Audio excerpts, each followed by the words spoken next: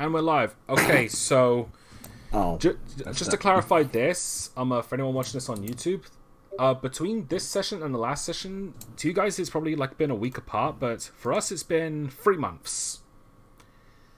And what happens when somebody has a really shit schedule, Sam? Okay, it's not my fault. I know. Jeez, friggin' cold out. But yeah, so we're going to start with a massive recap and a couple of updates because we've had some time to think. You think I think? I don't. So first off, stupid. All right. So first off, I want to make a couple changes. First off is the teddy bear known as Alice. Originally, it was meant to be like a necro bomb that you throw it, but because it hasn't been used and doesn't seem to be much interest in being used, I decided to change it so that it's just a cursed teddy bear instead.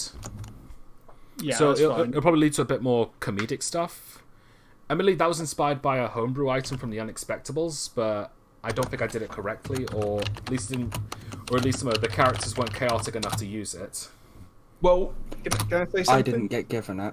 Sure. No, I've got it. The main problem is there's only a 20% chance that it actually works, and it's an action. So it's like, for me, I'm better off attacking or using Dissonant Whispers, which does the same damage. So there was no incentive for me to actually use it. Yeah. This is also going to be applying to the Harp of Dreadful Curse. Yes. Originally it would be a wild magic table, but it was all negative stuff, and one of the biggest ones is, I think it was 100 or 1. It would lower one random ability score permanently. So and this applies to everybody in the radius, which was 50 feet. Yeah, so right now I don't have a new idea for it yet. We'll worry about that next session. I'll write something down for it. So for now, that harp is going to be disabled, so to speak. That's fine. See, okay, can I just offer a suggestion? Sure. I think it should be you roll on the wild magic table. Just the normal one. Because it'd still be funny. But it's like, if I can target... Right, this is just a suggestion. You can completely ignore me. I can use it to target one person. But if I target myself, I can target 2 enemies. Alright, message me that on Discord later, and I'll see what I can do. Yeah, because the idea is if all 3 of us roll fucking fireball, it'll be hilarious. Yeah. Oh, we'll have a recount of the bloody poison incident. Oh yeah, Yes. from the Halloween campaign. I'm still salty about that. Oh well. Alright, so It's your fault for being near me. yeah, so I'm I also think I'm the furthest away from you. Let Thomas continue. Yeah. Okay, so I'm also going to be toning down the number of homebrew items as well, because to be fair, I'm still a new DM, and I think I might have been overdoing it a bit. So with the exception of the collapsible ladder and the things that were already introduced, I'm going to be removing all the others. That's fine. All right, so now for our massive recap of the previous session, because since it's been 3 months. So Karma went to get her owlbear checked and found out that it was potentially chain-bred with griffins to get flying owlbears. And because it hasn't been and because it hasn't been raised by its mother properly, it's been separated from its mother too soon, it doesn't know how to act like an owlbear. It doesn't have any hunting instincts or anything like that. So while it can be a potential powerful party member, you will need to train it, and it will carry its risks. So whether or not you want to take it with you on missions is up to you. But it's not my fault if it ends up dying. Well, it might be, but No, it won't be, because Karma will have the choice of leaving it behind. Yeah. Caitlin went to get her license renewed for crematories, was it? It's a mortuary license. Mortuary license, that's it. You won't get that back until a few days, and they said that it'll be either delivered to your guild, or you'll have to come and pick it up at the office. All right. Okay. Next up, Bard has met Professor Sid with an S, and I'm finding out. Sorry, I'm trying to locate the 5 dragon masks of Tiamat, or at least 2 of them. Only to practically shit himself to find out that Sid has one of them to begin with, but he won't surrender it because he's still studying it. And he also brought up the legend of the knight who defeated Tiamat with Excalibur, and also brought up the Liar Orb, which will be used for court trials that's still in development. I also got a spell scroll for Arcanus Magic Aura. Yep. And nope. Oh, we lost someone. Man down, man down. Woman down. Fuck's sake, Lewis. I'm glad you said it. Alright, let's wait for Caitlin. I wish I could stab you through the screen. I wish you could too. Technically, Lewis is playing as a girl, so... Silence. I couldn't think of a good bard insult, and then the word horny came too late to me. The idea. Shut up, Matchstick. Not gonna lie, like oh hey, Amber's back. All right, when Lewis was talking about stabbing him through the screen, it just reminds me of that one Family Guy skit where Peter Smith punches Peter through the monitor because he got an email. Oh yeah. All right. Back, Caitlin. Yeah. Sorry, my Discord was being a bitch and wasn't opening back up, so I had to close it down by force. All right. I thought Lewis was the bitch. Shut up, Ned. All right. So Continue. So after all that, you ended up meeting the insane coin hoarder, who brought up the theory that the reason why the other continents are in a Great Depression is because someone is stealing all of it and bringing it to Moradon. And the laughs you all had from that was brilliant. Oh, boy. And after that, you ended up meeting the spirit of Fordro, the dwarf, who attacked you before. And Wilfred Solomon, who has asked you to find the stolen artifact known as the Necronomicon, and he will help you find the other the other 10 diamonds that are missing throughout the world. With Sid's knowledge, you found out that if all 12 sacred diamonds are gathered, it could either bring great prosperity or it'll destroy the world. And right now, Christoph Mammoth has one which which Sid believes is the most trusted person to have it, but the other one has been taken by Emperor Rofanal, who has already given himself a bit of a bad reputation to you people. I'm gonna kick his ass. All right. So, He's a knob. finally, finding out in the fight pits that Lexrus has been defeated by someone called the Grand Bull, a Minotaur. They tried to pick a fight with him, and My mum's screaming for me. all right. And Bard and Karma teamed up and won. So And Bard, yeah, And I forgot to add an item. I've got his horn. yeah, because he cut his horn off. So he's got a horn, a champion's belt, and the gold from winning. And I don't know. I think Austral betted against you. And lost. He lost. So I think I can't remember how much gold I said you would get if you win a fight. I think it was 100. Yeah, I've already added it. Okay. So we'll just leave it at that. And when Sam gets back, we'll show off the character artwork because we've got Sid, Coinholder, and Wilfred Solomon to show off. Sounds like he's back. You're back, Sam? No, he's muted. All right. That was me putting my pot noodle down. Okay. I was gonna mute myself, then I realised no one could actually hear me having the pot noodle because my ring wasn't. The green ring on Discord wasn't showing up. Yeah. All right. Eventually we will start, but I knew that there was going to be a massive recap. And Sam being called away. As Yeah. usual. It's going about as smooth as sandstone. Oh yeah, there It's is good as sandpaper, but one more thing I forgot to mention. Austral and Karma have taken a longsword and a crowbar to the blacksmith to have them improved. They won't be able to pick them up today. But in a few days they'll see if whether or not they've been improved.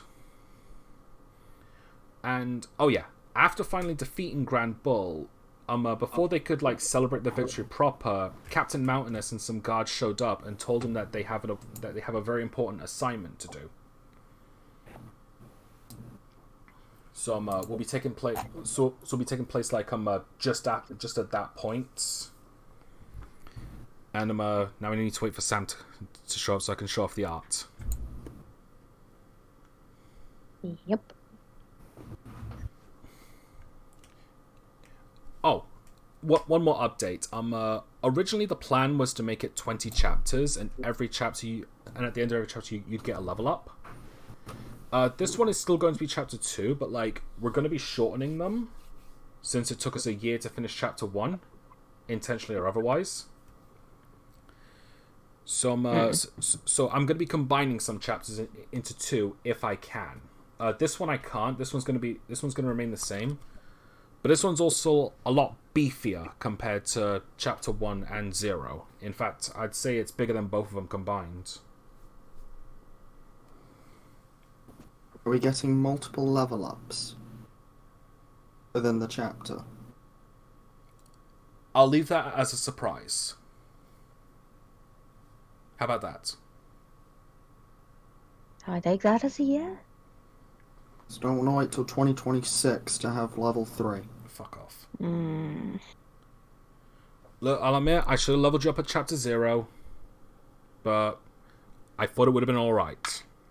You could have leveled up. You can level us up now. We did. Me and Karma beat the Minotaur. No, because you cheated. No, we didn't No. cheat.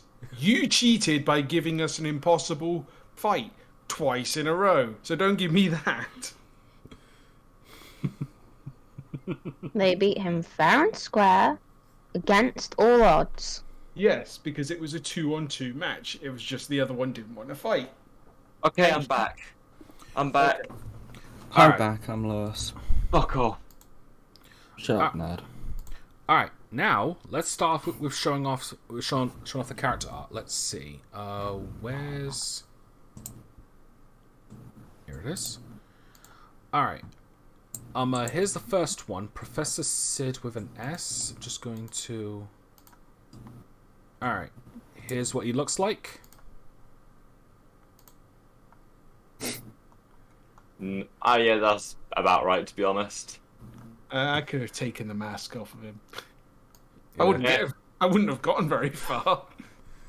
Nah. I'm just looking at his shoes. That can't be comfortable. One of those is platforms, one of those isn't. That's not even accounting for the fact that that's either a ballet shoe or a high heel.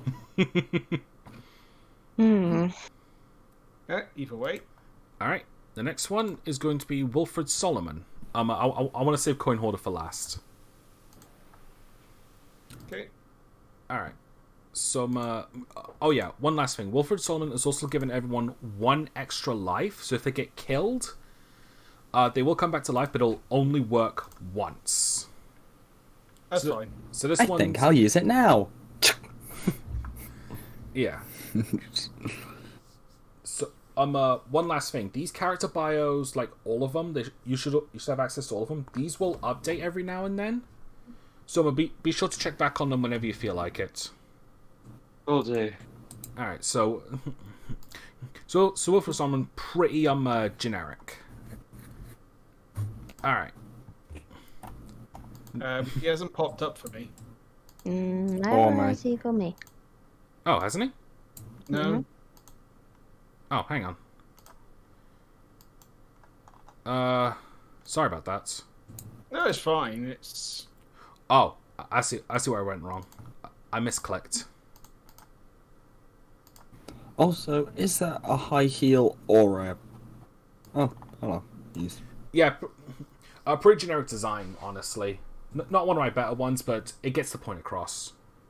There's Yeah. not much you can do with mind flayers unless you made them a gnome mind flayer, because they take on the height and they look adorable.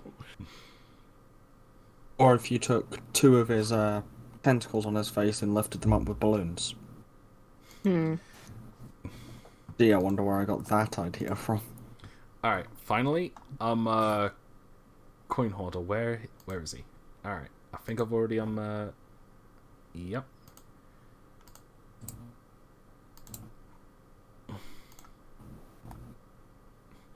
Can you see him?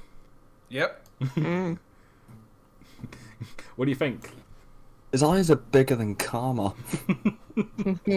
It's mostly the glasses that makes his eyes look a lot bigger. But like I said before, Yeah. in the previous session, he was inspired by Mol from Atlantis.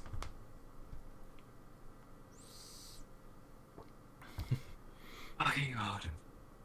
Why is if the after missing my house? What's wrong? Nothing. Things go missing that have been found. Yeah, could be worse. Could have been not found. Yeah, I know, but I don't fancy forking out like 50 quid, so yeah, thank God I found it. Alright. So, let me just get the, yep, here it is. Where is it? Alright, here it is. Alright, now we're finally going to get on with the story. So, Bard and Karma are in the arena. Caitlin is just outside it. Austral is dreading over the fact that he just bet a lot of his money on Grand Bull and lost All of it all. it. All of it. I'm now skint. Yeah. And just a few seconds after they celebrated their victory, Captain Mountainous and some of the guards shown up and told him that they have an important assignment to do and have been asked to come see him at the at the main office. The station. Okay. Alright. As you're making your way there, Carly's with you and apparently getting a piggyback from Austral. Oh, that bloody image. Yeah, you know what? Fine. Fine. I'll do it myself. It was more going to be the joke of sick him, but Thomas was still talking. Alright. As you make your way back to the station, in the capital district, I believe I've said where that is. Yes. You go to his office, he sits down and he speaks to you. Alright. I apologize for sending you this so soon. I understand that your guild hasn't been built yet, but we're sort of short on staff, and seeing as how you're our official mercenaries now. And arena champions as I hold up the belt. I've seen. Oh dear God. Oh yeah, Karma, can you turn this Minotaur horn into a bird whistle or something? Into a what? Bird whistle. I'm gonna make it into something nice and give it back to the champion. Can we focus That on isn't- Can we focus That on the isn't- mission? Yeah. Maybe later, Goliath, man. No, he's got a point. He's got but an we idea. He's got an idea that will get him killed, so let's just focus on this for now. Exactly. Alright. So since you're our new mercenaries, we should inform you of two important details first. The first off is Cosmos, the murderous changeling cults. You've already dealt with one of them in the past before. Yep, and then he stabbed himself through the head. Yes. He shows a shows a picture that has the image of the mask on it. If you see anyone with this mask, you are to apprehend them immediately. You're not restricted to you're not restricted to just apprehending them. If you have to kill them, do it. But you will receive a 500 gold reward for every Cosmos member you bring back alive. Is that 500 each or Each. 500? Ooh. Oh shit! I need that. I need that thanks to some people. Well, maybe He's just gonna be staring daggers at You should have a little bit more faith in your friends then. Yeah, shut up, broke ass. How was I supposed to know the man that one-tapped me would... You would lose to a bard and an artificer. Yeah. Well, to be Well, honest, maybe you should karma just can suck fly. less. All right. As for any other potential threats, like we're also dealing with the magic smugglers. People who have been smuggling magic items in and out. Now, the reason they're forbidden to be traded or sold around here is because we've had some devastations in the past because of an overabundance of them. This applies to every town in Moradon. Some some may offer exceptions based on their permissions and such, but regardless, anyone who's been smuggling them in and out, if you happen to find anything relating to them, like, let me know and we'll investigate them. Because we've been trying to find the ringleader for years. We thought we found them, but it turns out it was a red herring. Fish spoke. Wasn't gonna say it. I wanted to, but I wasn't gonna. And finally, this is our most prominent threat, as he takes out a bit of paper and he shows an image of a sword pointing downwards with a crown on the front of it. This symbol belongs to the Blade Lords. They're the rebellious group who are trying to take down Rofanel. Now, I know he gave you some trouble in the past, and frankly, he's not our most popular emperor. I will admit that. I'm going to hold my tongue. But the truth is that he keeps the peace, and and the Blade Lords, while they're rebellious and while they always consider themselves to be righteous, they're not afraid to kill innocents, just on the offense that they're Rofanel supporters. These bastards. these supporters can range from just visiting the town. And these supporters can range from just visiting Everest once, and that's it. Punishable by death, according to them. And So stab them. you will also receive a 500 gold reward for any you bring back alive. But again, you're not restricted to keeping them alive. If you have to kill them, do it. We still get money if we bring them back dead. No. But if you happen to bring back any of their armor or weapons, you could probably sell them for a bit of gold. Sorry. Fair enough. Well, that works. But Well, yeah. for us. All Kill right. him and loot him. All right. Now, as for your assignment, we've actually got a couple of Blade Lord members and a Cosmos member in our prison right now. While you were gone from your previous mission, we managed to apprehend them, and they are to be escorted to the city of Portlow, where the Iron Castle prison resides. Crystal Mammoth has funded that place, and it's the maximum security prison for the most offensive of criminals, especially them. The only problem is that we're a little short on men, due to being like the training seasons and all that. So we'd like you to help the guards escort them to Portlow. How far away is it? It'll be about 7 days there and back. So 2 weeks. Yeah. Exactly how strong are these prisoners? For now, Just in case. They don't have their armor or weapons, and the Cosmos members, they're changelings. They can take on the form of whoever they see, but without their masks or weapons, they can't replicate their powers. So they'll be shackled. They'll be completely unarmed. In addition to you being alongside some guards who will help you, we've also sent forth another mercenary group to ensure that they stay where they are. Of course, this is not taking into account our potential Blade Lord members coming in to try and liberate them. course, that I wouldn't be surprised if they did. So we'd have to be on our toes. Well, Yeah. quite. Would we be able to get a rest? I kind of got the shit kicked out of me by a Minotaur.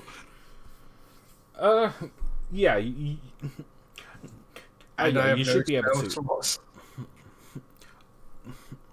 We will be departing them tomorrow. Good. So so take as much time as you need to prepare yourselves. In fact, hang on. He goes into his drawer and he takes out two things. One is a sending stone, and the other is a badge which has the Everest emblem on it. This emblem here is to prove that you're mercenaries under the trusted guidance of Rofanel. So other authorities will cut you a bit of slack if necessary. And finally, the sending stone. I want you to use it to inform me when you've made it to Portlo and the prisoners have been escorted there successfully. Would it be best if we had a badge each? Because if we only have one badge and one of us gets lost. Yes, of course. Mugged. Instantly starts looking at Karma. I was thinking of me. For some reason, I've got a funny feeling I'm going to be So the you first think? one. So you think I might lose stuff? How much gold do you have? Oh, I'm on about getting lost, not losing items. I am very bad at keeping track of items. Yeah. But keeping track of where I As am. you've proven. Man, I'm talking about getting lost. I'm Shut up, broke ass. Mountainous digs into his drawer and takes out 4 more. And and one for your baby Albert if you do plan to take it with you. Now, you never know. Stranger things have happened. And Okay. she's not exactly trained, but I don't know who to leave her with. You can leave her with Captain Mountainous. He's very good.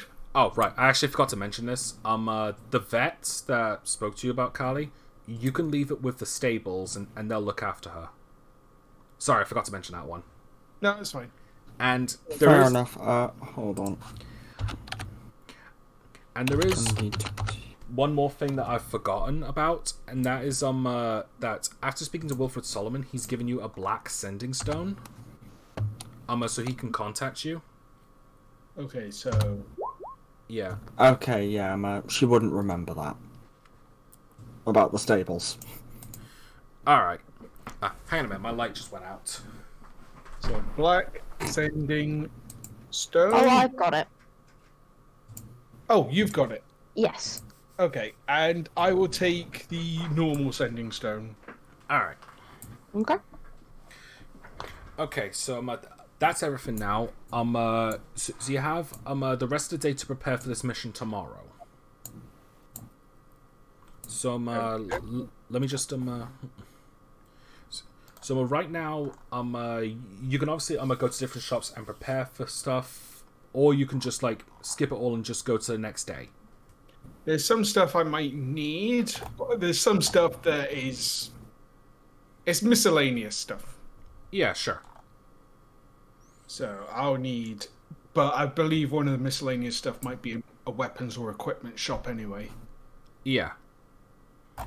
So that's where I want to go first. I also, in character, since you have lost a lot of gold, Austral, I will pay you 100 gold to try and teach me how to use a shield.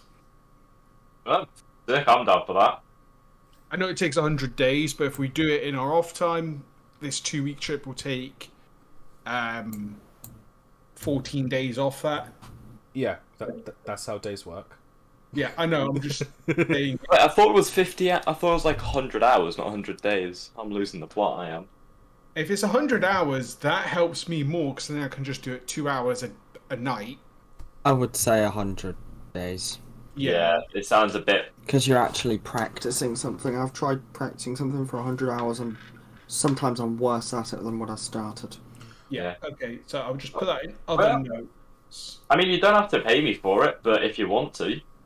Well, I thought since you've got no money, this helps you as well. So Exactly. Yeah, it's helping the homeless. Let me just.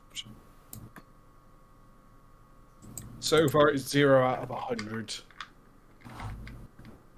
Okay, so I'll take 100 gold off my thing now, so you can add it to yours. Oop. Yeah, hand Alright. Stocks. Now don't spend it all in one place. or bet against us. Oh, trust me, I'll learn. At That least now helps me, bet I'll smart make now. sure you lose Bet the for all money. parties to win. So at least you could break, and if you do it smart enough, you can break even. Okay. I'm just looking at everyone's equipment that I've got on a spreadsheet. You do have a bag of holding.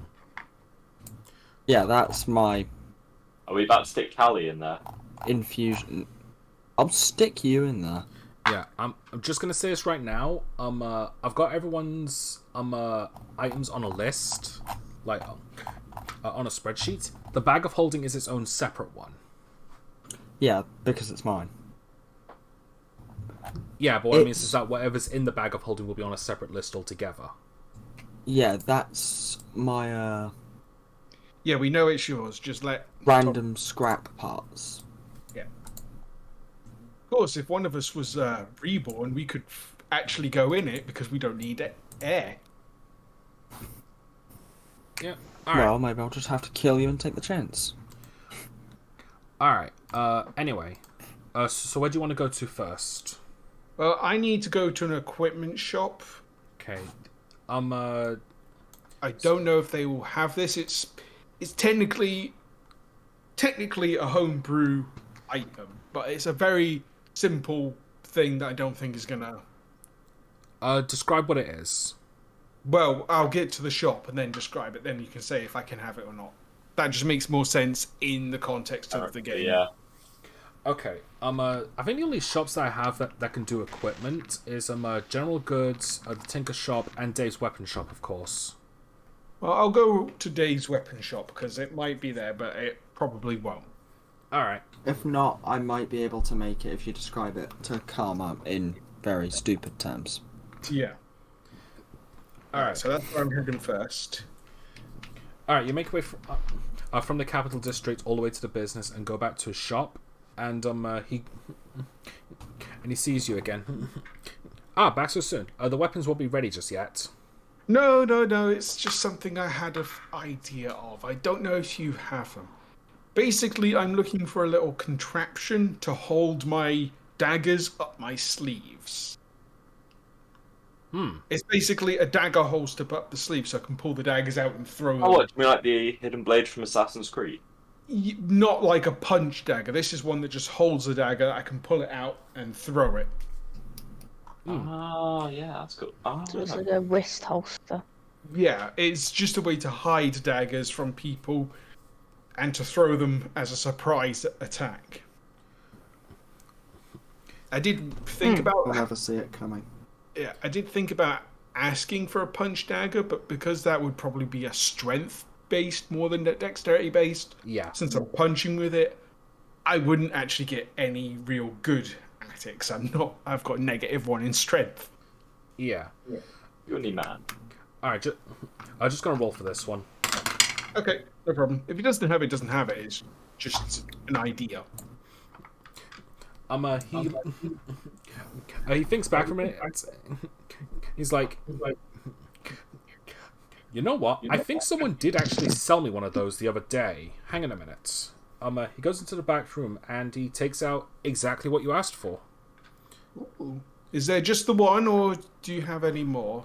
Just the one. 20 gold. Would you be able to make one of these? I doubt it. But I think the guy who owns the Tinker Shop might. Okay, I'll buy one for 20 gold. Certainly. Or there are people in your party. I know. I just want to... To be fair, I've got a lot of gold. I'm trying to spend it as well. So... I want to break the economy and all. I would appreciate it. Mm-hmm. Okay, and I strap it to my wrist, stick a dagger in it. This is on my left wrist. So that way I can hold my sunblade in my right. All right. Anything else? I'll buy an extra 2 daggers. That way I've got some. Okay. That is 2 gold each. Yep, 4 gold. So I'll add 2 daggers to my inventory, and I believe that'll be it. Oh, I'll buy a shield as well. I won't be able to use it, but this is for like training purposes. So hang on, weapon. Alright, I'm just updating the inventory on my side as well. Yeah, no problem. Okay, so dagger +4, dagger holder. I'll just put it as that. I don't. It's just easier for me. Alright, and a shield. Yeah, this would be for training, so I won't be using it in combat. Alright, a shield is 10 gold. Okay, not proficient, common. Yep. And I'll add that to my backpack. So now I'm down to exactly 500. Alright, yeah, I'm definitely going to need to update these for the backpacks and all that as well. Dang it. Alright, another time. It's fine. Okay. That's it for me. So now I've got 4 daggers with 1 loaded for a surprise row. Alright, does anyone else want to do anything? Yeah. You wouldn't happen to know where I can get a brass bowl, do you? Brass bowl? Yes, or with future plans, I might need it. I think the general goods shop might have what you need. Good. I'll If, go to the general goods shop once we're done here, then. I am done. Yeah. I do want to go to the tinker shop to see if they have another one of these dagger things, so I can, or able to make one for tomorrow, so I can have 2 surprise daggers. I just like the idea of having literal daggers up my sleeves.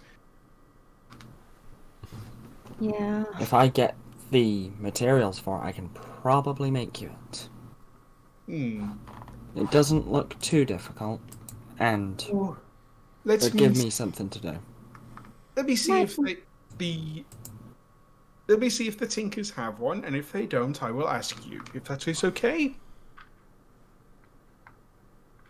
'Cause I don't know how much you will charge me.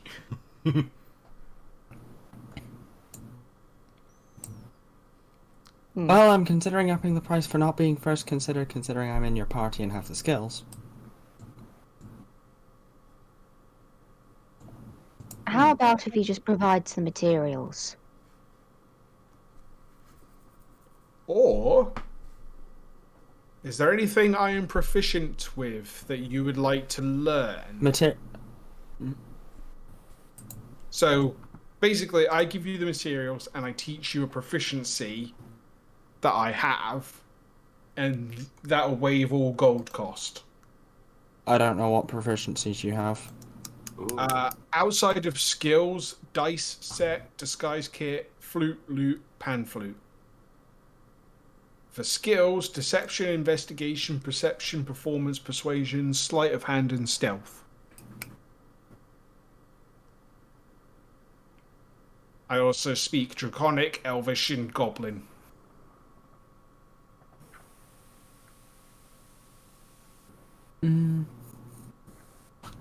I think I'd rather just have payment and we just start teaching each other stuff later down the line. Okay, so... Okay. For this, I will let Karma... To make things simple, if Karma buys the materials and then makes it, and then I will pay her back for the cost of the materials and the amount of work she's put into it. Well, I have a few items on its own.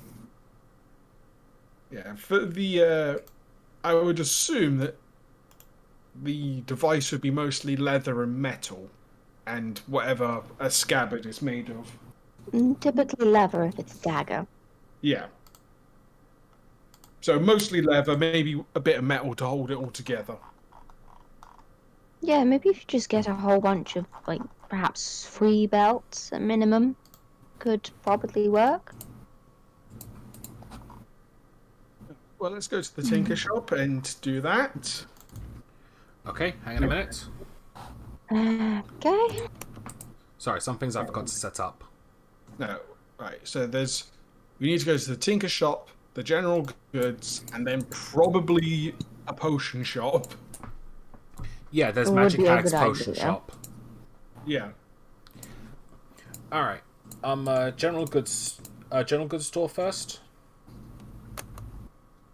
Yeah, because we'll Shouldn't go. take too long. Yeah. All right. You make your way over to there, and it has all sorts. I'm just gonna roll to see if you can actually find one on the shelves. Was it again a brass bowl? Well, she called it a brass bowl, but it's in the spell components it says brass brazier, which is essentially just a brass bowl that you burn coals in. Ah, okay. Okay, that makes more sense.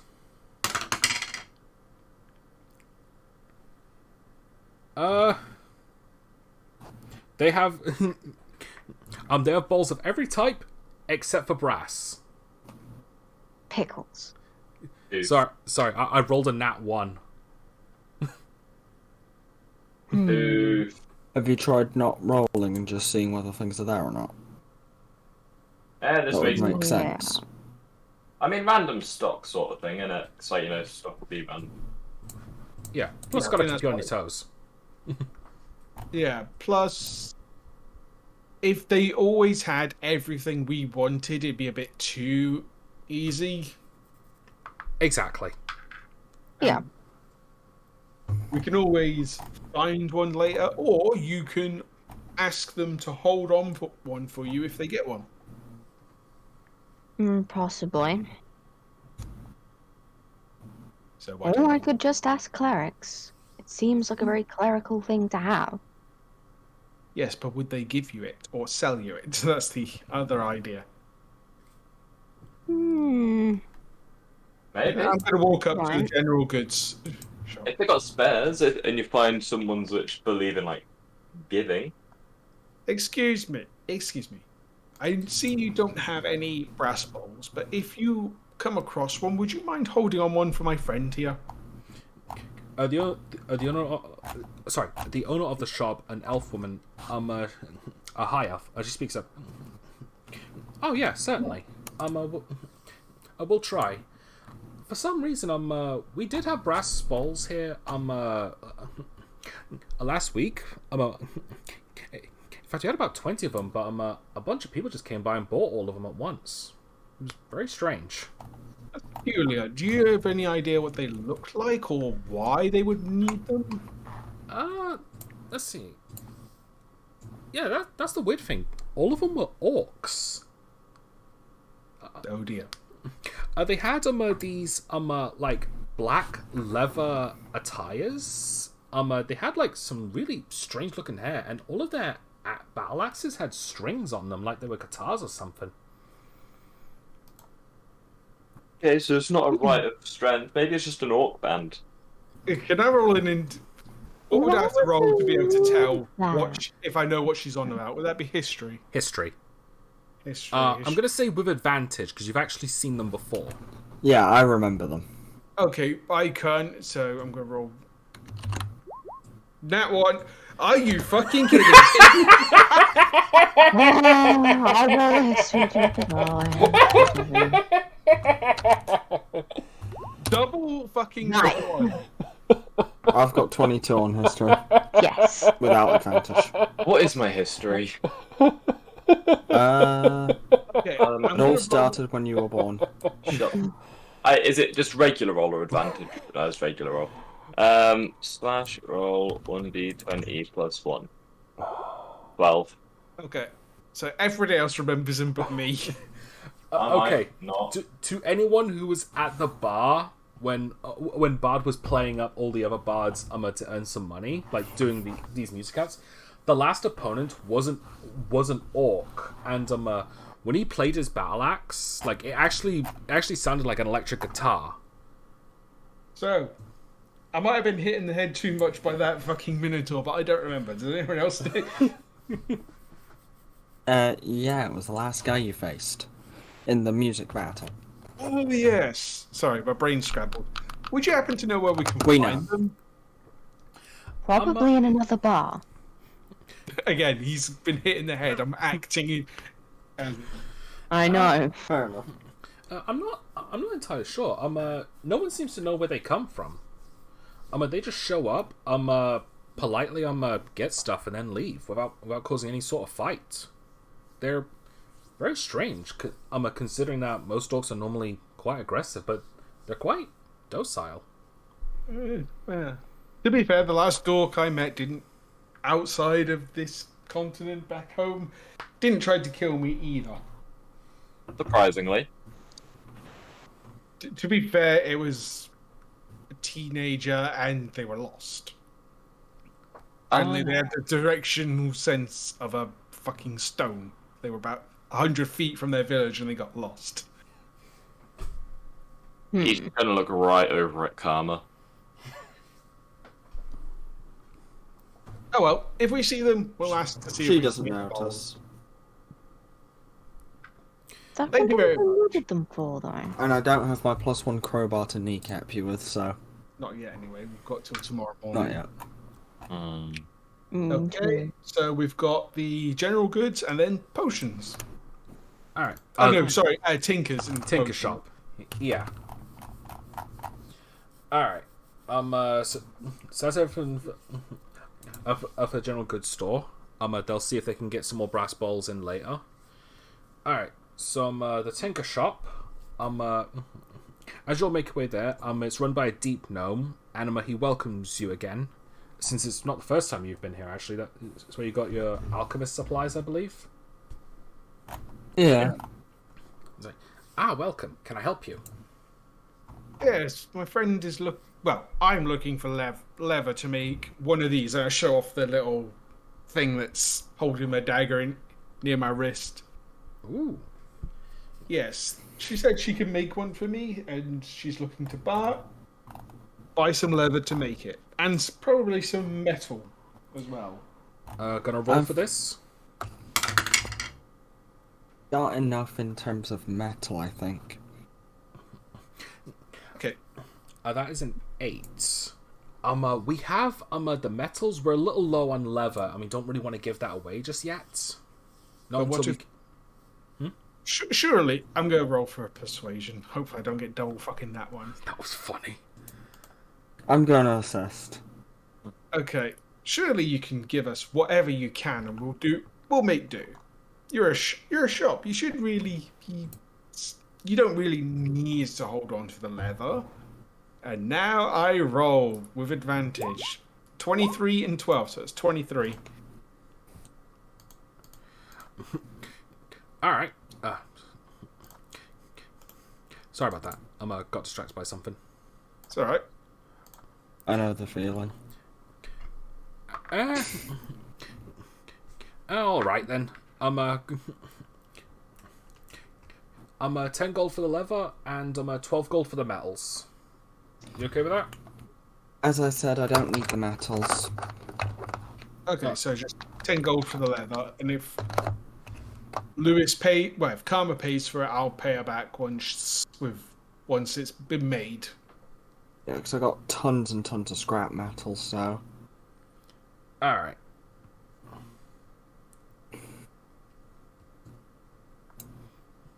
Okay, so so you got your leather. You didn't get the brass balls, unfortunately.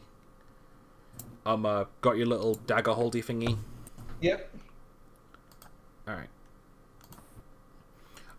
So real quick, who's taking the leather? Is that Karma? Yeah. Yeah. All right, and is it going on your possessions or in your bag of holding? It's going in my possessions. Okay. Okay, just making sure. Well, actually, no, it should go in the bag of holding, because the bag of holding... I know it says it has nothing in it, but it has all of the, stuff that I sent you in it. Hang on a minute. Apart from now the gun. Let me just check.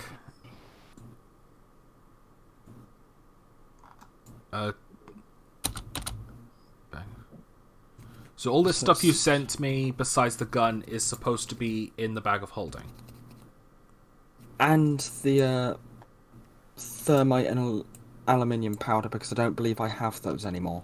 No, you used the last of it during the Minotaur fight.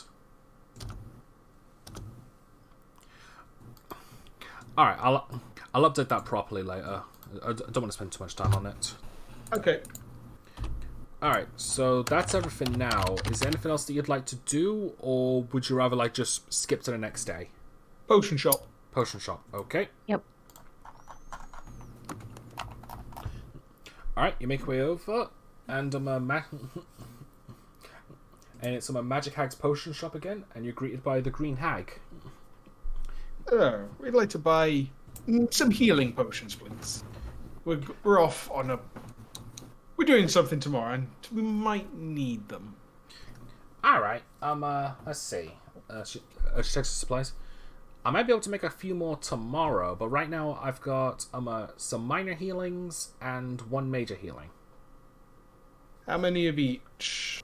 I'm a 5 for the 2d4 plus 2, and I'm a 1 8d4 plus 8. Alright, sorry. They're in other, aren't they, for potions? Maybe? I'm pretty sure they're item cards. Like, I believe the 2d4 is minor healing. Okay, so how much with the lot? For all 6 together, that would be 100 gold. So it's 10 gold for the 5 small ones and 50 for the big one.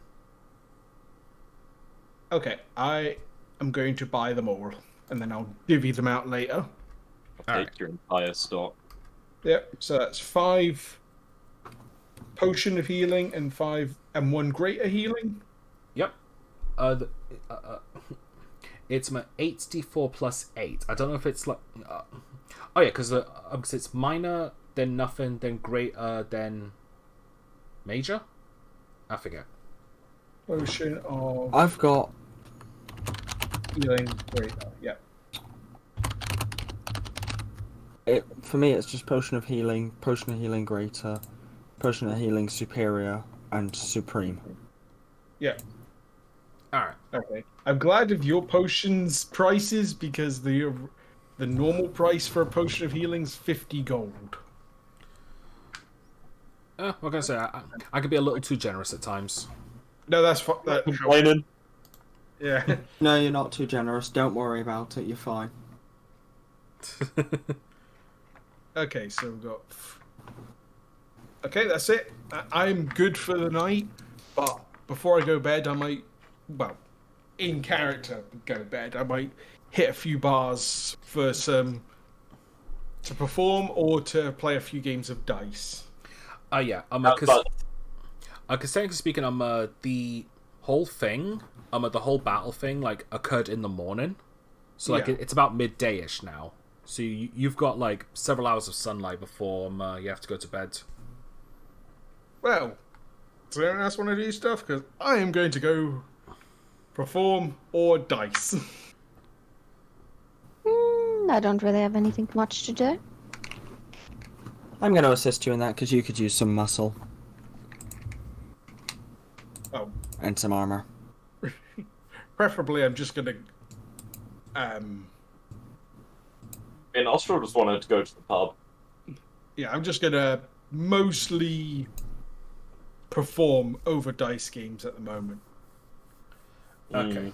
I thought As you were I about did, to not say, trying to I'm going to scam people. preferably go alone. I was going to say, not without me, you're not. Okay, so... So yeah, that's what I'm going to do. I'm going to see what I can get out of as many bars as possible, or just one bar for a long time. Alright. As you're making your way to the bar, Wait. Sure. Okay, what I should actually do is look for a bar that has the most patrons at the moment. That way I'd get the most gold out of it. So what would I have to roll to do that? that would either be investigation or perception. I'm gonna I'll look let you in- pick. Investigation because it's higher. I'm gonna roll investigation as well to help him. Okay. It could go wrong because I don't tend to roll well. 14. Exactly the same. That's impressive. Not as impressive as double nat ones. Yeah, That's that was. a 1 in 400. Yeah, that was funny. Yeah. I did that a couple days ago, rolling with advantage for an attack. All right. You find one bar that is just packed to the brim. So I'm like, so you likely get double, if not triple, the usual amount if you're good. Okay, so I'm going to go in and talk to the bar, keep and say, is there any barkeep? Is there any place I can perform for these people and hopefully get you more money because they'll happy people spend more on drinks. Sure. I just head your way over to that stage right there. Every Okay. bar has one. Just had to make sure. It's always polite to ask. Yeah, that's fair. Here's something I will say. Since I can tell you're new here, Moradon's pretty well known for its bards and musical performances. So don't be too surprised if you don't be too surprised if even the most odd places have stages. Fair enough. In fact, even the church that we've got down in the residential area has a stage. Gospel. Go in there during a funeral. Please don't. Staying alive. No. You're Well, I going- mean, it heavily depends on what the family wants. If he was hired to do so, Yeah. it'd bring some life into it as a very sorrowful time. Sounds fun. Deaky deaky oh. Just as long as he's not You're dancing with the you're corpse. going to hell, Martin. Yeah. Okay, so I'm gonna go Hilarious. perform, and that is a Yeah. +6. Yeah, go for it. Okay. I'm gonna. Are you fucking kidding me? All right, rolling severity. Okay. Oh, Can I try one more time? Go Because for that's- it. Go for it. That's 3 nat 1. Now, if this was me rolling an actual dice, I'd be fine with it. But the fact that it's 3 nat 1s within the space of an hour and 2 of them back to back, I call horseshit on this automatic roller. Oh, all right. Well, one more try. Okay. By the way, I will not do this in combat. If it's a nat 1 in combat, I will take it. Yeah. There you go, 21. All right. You perform quite well. I always Yeah, forget during this- the coin multiplier for this.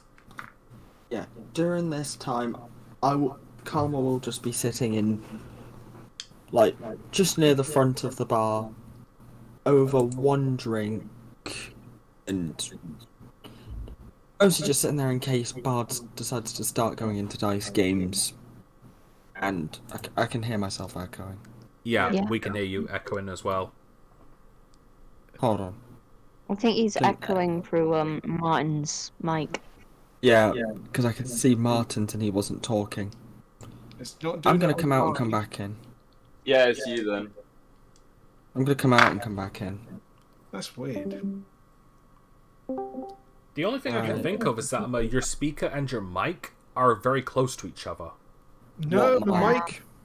mic's pretty far away from my What? speaker.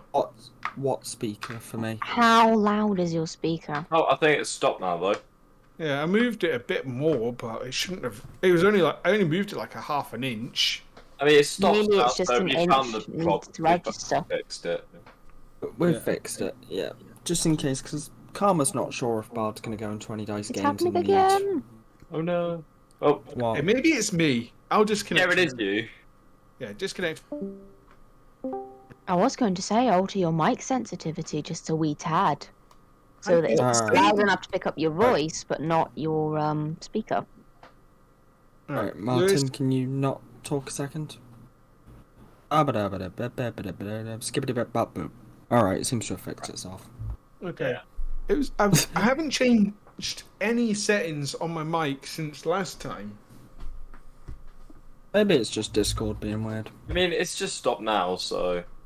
Okay. Yeah. Yeah, So, I did notice it was echoing on my end as well, like when I was talking, but I thought no one else was hearing it, so I was just trying to ignore it. Okay. Anyway, so yeah. Yeah, For the mate. multiplier, I will leave that up to you since I asked Alright. for a re-roll because I was being childish.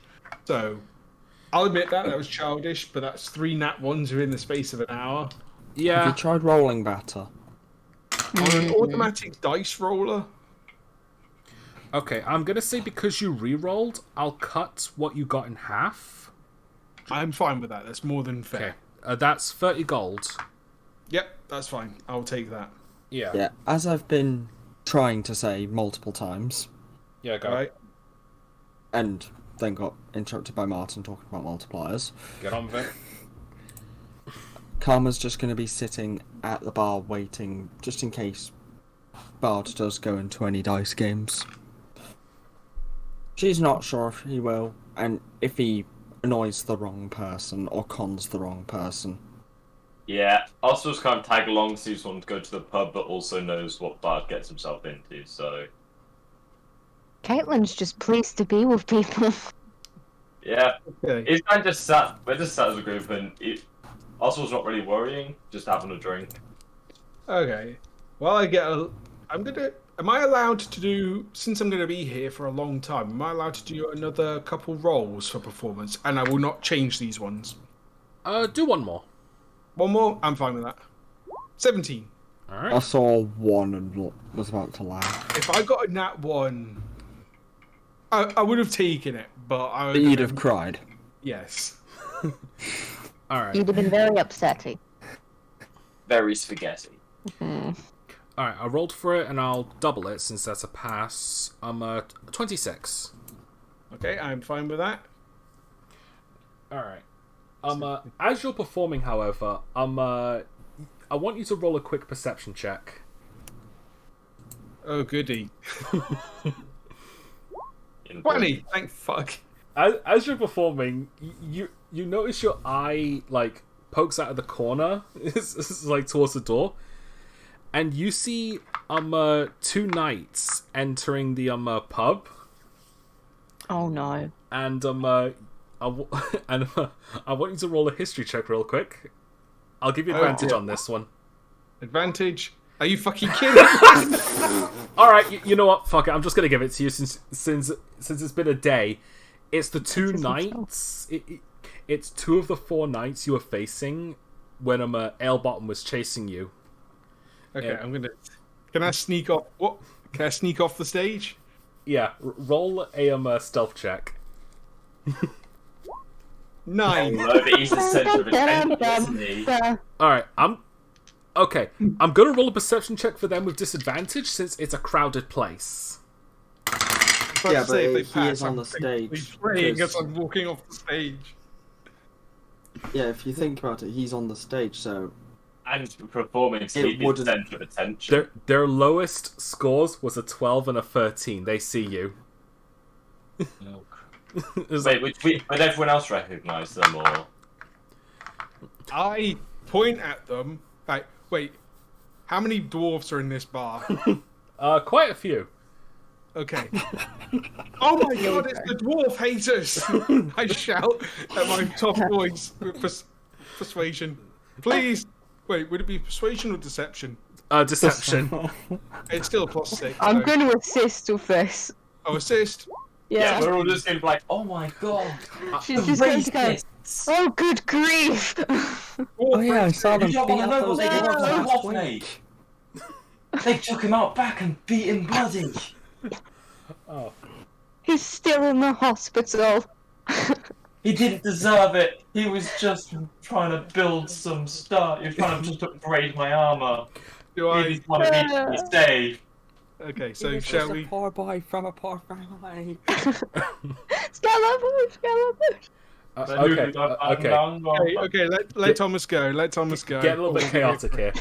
As you shout that, the 2 knights notice you and were about to call you out, but then you called them out real quick. All of the dwarves immediately turn to face them. And there's like, oh shit. And I want everyone to roll a dex saving throw. Okay. Oh dear Like Christ. Bart in Alright, what's my Bart's dex? Barkeep. I've just got to do a straight d20. I'm gonna die. 16. All right, 16. Nat 20, baby! Nat 20. Nice. 12. Let's go! Oh dear. 6. Oh no! All right. All Well, right. Here's what Dorf happens. says The moment that happens, a bar fight immediately breaks out. Like it's almost like a 1 second frame of when it happens. Bard, you Alright, like looks like I'm jump doing off a the bar fight. stage and like and like avoid the crowd. Like you get a little roughed up, but you're able to get out of the bar while it's fighting. Austral, you just acrobatically jump around. It's like I'm easily dodging all of them Neo style, all with a keg of beer in your hand. It's like without spilling a drop. Arthur does not lose his drinks. Caitlin, you get a bit roughed up. You lose your hat, but you find it real quick, and you're able to like squeeze out of there. Karma, yeah, you're they still don't in there fighting them. And you know what? Wait. She's fighting to the bitter end. Yeah. Hey, so what I'm hearing right now is we have got the ultimate crossover of The Matrix, Indiana Jones, and The Expendables. Yeah. Yes. I was also thinking of the bar fight scene from at World's End. Yes! Yeah. As I said, Which I've not. It's like the only one of those I've not seen. it's the most ambitious crossover since Smash Bros. Yeah. But yeah, everyone besides Karma managed to escape the bar, while Karma's still like fighting everyone. I'm gonna just I'm go gonna see if back I in can- after her, because I don't... I'm gonna see if I can find the knights. All right. Perception check. I'm gonna say with disadvantage because there's a lot of chaos happening. Well, Yeah, there's a perception check with disadvantage. I was just going to look for the largest pile of dwarves.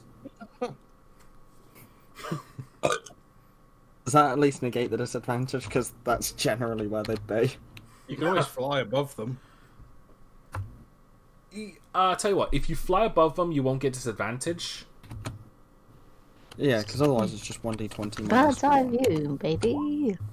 11. There are multiple piles of them at angry dwarfs. It's kind of hard to see what's going on. Like chairs are flying.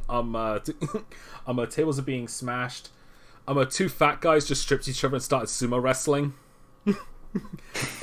2E Hondas. Since I know Karma's not here, I'm gonna pop my head back in just round the door to see if I can see the knights as well as her. So is that a perception? Yeah, perception. 19. You see, Make it if Karma did take flight, I did. yep, you can see her on the ceiling. Yep. Near the ceiling. There's just like so much dust clouds, like so many dwarf piles, just like just so much screaming. It's hard to see the knights. But with a 19, would I still see them? You see one hand sticking out of a pile that looks knightish. Okay. Can I roll a perception check to see if I can see where Bard's looking? Go. And triangulate.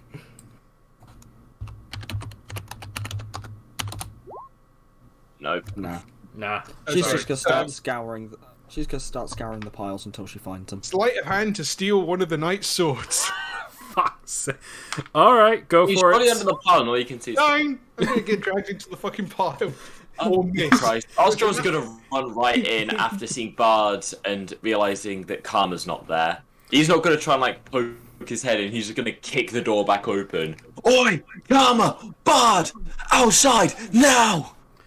All right. Caitlin is sat at the window, watching this, grinning. Just Okay, so what do I get from a 9? You manage to like, just as you're trying to sneak in, you feel 7 hands grab your arms and you get pulled in. Oh shit. Oh, Christ. And all right, Okay, so this is Scout. gonna... Wait. all right, I'm gonna scour the piles until I find the knights. all right. One more perception check then. Well, I'm going between all of them. I will eventually find them. Yeah. Okay, I'm trying to look for my items to see what I've got. All I right, think we're looping again. yeah. I'm starting to hear that a little bit as well. I don't know why it can't be something on my end. Just try and It like seems to be lower only the reacting with yours. sensitivity on your voice. Don't change the sensitivity anymore. I'm just Okay. saying, try lowering might be the too low. sensitivity. Go Okay, on to one Discord second. and have a look. One Alright. second. No, I'm saying lower. It might be too high. Pick up Sound. everything.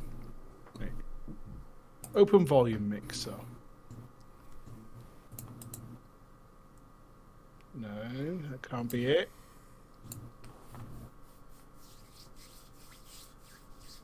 Alright, well if it can't be me because otherwise everybody would be echoing on me, not just Lewis. But it's you not might me have this some time. people set up louder. There we go, it's happened to me. Okay, And it was happening with Thomas earlier. user Okay, so you setting. can hear that then. Okay, Yeah. 1 second then. No, everyone's set for the same volume. All right. If it keeps up, we'll just have to try and ignore it. Okay. Because, yeah, I have no idea what to do. It's like, I don't know how to change my microphone sensitivity. It's in the Discord voice settings. If you Okay, click the It's that user little settings yellow and green wheel bar. so output. and then voice and video, So, the input sensitivity in the yellow and green bar, you just move it to the right slightly. is it voice settings, input and output? No. Is it further down? Right, in voice and video, Yeah, I'm in there. there's a yellow and green bar that has a slight Yes. greyish bar that keeps adjusting with people's volume. Yeah, it says, the if input this indicator is sensitivity. solid green, then Discord is transmitting your beautiful voice. No, underneath that. Input sensitivity. It should be right under it. Yeah. Right. Look at the grey bar that shows up when people's voice comes up. Yeah. And adjust the white bar on it to above where it goes when people talk. So, if it's picking up on your end of someone's voice, just adjust accordingly. Does everyone want to take a short break while we get this sorted? Like, just take our break a little early. Yeah, I'm Yeah. going to say this. I'm in voice and video, right? I don't have that setting you're on about. I have Hold input on. device, output device, input volume, mic test, input mode. Then I have input sensitivity, but there is no... I've sent a screenshot that should help. Wait. It's the little bit at the bottom Oh, by Discord on the okay. screenshot. It's that. I had automatically determine input sensitivity on.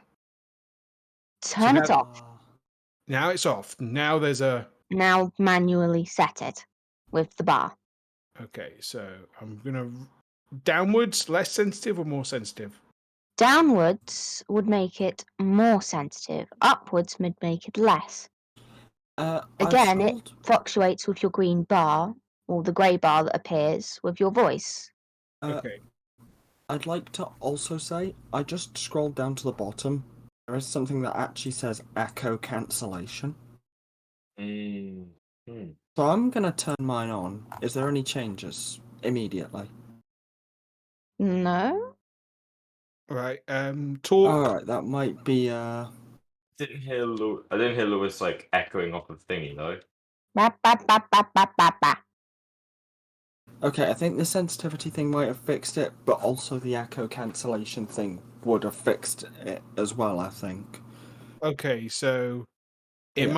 might have been something on your end that was echoing mine, but it might have also been that, because I'll say this, I have not really played around with the settings, that's why I didn't know what I was doing. To Yeah, be that's honest, in both times, every single time it has happened, your mic has been picking up stuff. It's the only Oh, what was the word? It's the Insane. only The only reoccurring cause. thing. It doesn't Yeah. happen with any of our mics, but you keep being picked up when it's looping. Okay, I'm gonna grab a drink quick. Okay, so I set the thing, and Lewis has turned off the echo. It appears to be working. So okay. Right, let's take a quick break. And then we'll get back to it. Yeah. I don't know why technology does this. Something similar happened to my capture card. It just erased all the settings and then it wouldn't work again, so it seems technology keeps changing its settings when I do nothing.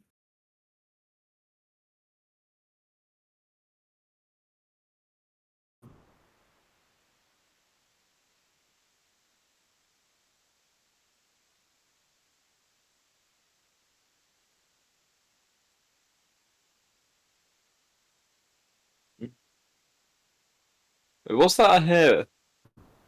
Yo, Lewis. It's paused. Beep. Duke.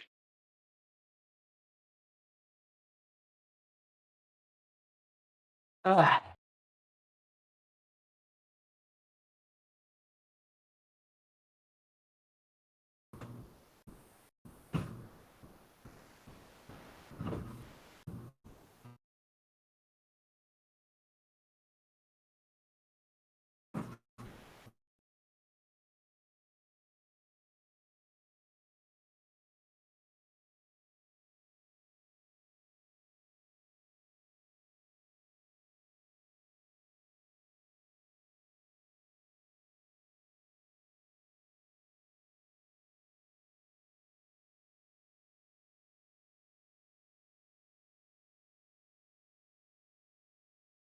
So who's still here? I am, and I'm pretty sure Spider-Man's just killed someone. Who? Spider-Man. All right. Yeah, I'm How? just playing PS4 game, and you know how you've got web gadgets. Yeah. Oh yeah. Um, Yeah, so I did the what do you call it, the suspension matrix to lift a bunch of guys up.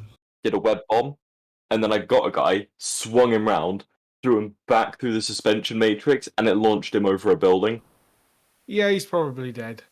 Yeah, and then I quickly swung around, and yeah, he wasn't moving. He was not moving. He was just laid on the thing. So, Spider-Man doesn't kill? No, Spider-Man didn't kill. Well, to be fair, in The comic Endgame- is done some. yeah, in Endgame, he was killing those monsters that were after him. When he had the Infinity Gauntlet, he turned on instant kill mode. Sorry, yeah. Oh, and then you look at the comics. Doc Ock in his body managed to punch the Scorpion's jaw off. He ripped Kraven the Hunter's face off. To be fair, that was Doc Ock in Spider-Man's body, so Yeah, but Spider-Man. the Kraven the Hunter one, though. Just a heads up, you're not talking about No Way Home spoilers, are you? No. No, Okay. we're mentioning comics and Endgame. Because Endgame... Oh, it's just because I'm quickly, just while 5 minutes happening, I'm just doing the playing PS4 Spider-Man. Alright. And I just basically used the suspension matrix, lifted like 5 guys up, web bombed someone, so they were covered, then took them out the suspension matrix, threw them back through the matrix, and then he went over a building and landed on the other side, and his body wasn't moving. Even though they say he's unconscious, I'm pretty sure he's dead. Alright, I was mostly saying that because I don't He's just mute your unconscious mics during breaks. Lewis, he went over let's count how many stories there are. So 1, 2, 3, 4, 5, 6, 7, 8, 9, 10-story building. I'm pretty sure he's dead after being punched a few times by Spider-Man as well. I was making a joke. I said unconscious forever. That's I dead. didn't hear that. I thought he said, "Oh no, he's unconscious." Is No, he? Is unconscious it one of the forever. enemies in armor? Nope. Just a regular thug in trackies. He dead. Oh, the trackies. Oh, without so a he's fine. doubt. Unless they're magic trackies. No, they're just Russian trackies. Have you played the Miles Morales game yet? Oh no! Funny story about it though. My mate was going to lend it to me. He gave me the box. No I disc. check inside, and and the inside was Return of Spider-Man. No, Return of Superman. That old film. Oh god. That's a troll. Oh no, it was a complete accident because honestly, like, I really wanted to play it. Still funny. Oh, absolutely hilarious. I would say this. I enjoyed the Miles Morales game, even though it was shorter. I enjoyed it more than the main game. And I'm also looking forward to Spider-Man 2. Oh, have you heard? Apparently, there are rumors that apparently it's going to be a symbiote version of every single Spider-Man suit. Ooh, that'd be good. Like, it's just a rumor, but like, if they do that, think about how much effort that'll take. Yeah. Yeah, I kind of just swinging around in the Last Stand suit. God, that was a good story. That was a good story. See, Spider-Man. my favorite one. Oh, I can't remember what it is. It's a Miles Morales suit, but he's got a hood and his eyes are smoking, so it looks like there's white mist coming off of it. I think that's the best one. Nice. Yeah. One of my favorites though is always the what's the word? The 60s animated one. But no, Oh right, yeah. style. Yeah, it goes bam, baff. Yeah, and he's got like the quips ability. Yeah. Anyway, so if we're all ready to start now, Yeah, has the mic issue been sorted? it looks like it. All right. Well, if it persists, we'll just ignore it and we'll sort it out later because we can't like dawdle too much. Yeah, that's fine. All But right. yeah, I've just been pulled into the fight. Yeah. Right now, you've been pulled into the fight. Karma's above the fight. Austral and Caitlin are are outside the bar, just looking in. Oh no, Austral kicked open the door to try and get him out. Yeah. Karma's Caitlin's not not going listening. in She's there. looking She's for the not dumb. guys. Okay, right. She's looking for the guys or Bard. All right. Roll a perception check. Well, I'm going through every pile, so I should eventually find them. Well, Just you've got to brains roll a up perception quickly. check, and then I've got to roll something to get out. That's -1. All right. Yeah, For not you, just on the Bard. dice roller. For you, Bard, I'd like you to roll just a straight d20 normally, and if it beats, and if it's higher or less than 6, actually, if it's higher than 6, you'll reveal yourself. How dare you? I would never do that. Roll a damn die. He really wants this to happen, doesn't he? All right. 11. You briefly see Bard's head get poke out of the crowd before getting dragged back in, screaming. Ah, He's like, ah! You know what? Alright. That's probably needed. fuck this shit. Firebolt. Uh-oh. All right, where are you aiming? If I can see the nearest knight, I am throwing it at him in this pile. All right, perception check with disadvantage because there's a big pile. Wait. Hang on. Actually, I might have something else I can do. Sorry about this. Hey. Do you know what you could have used? What? Thunderwave. No, I couldn't because I've got no spell slots. All right. I was thinking of that, but I used all my spell slots, so... Plus you've That exchanged makes it for no shield, difference. so What? plus I you. could if you gave me a level up.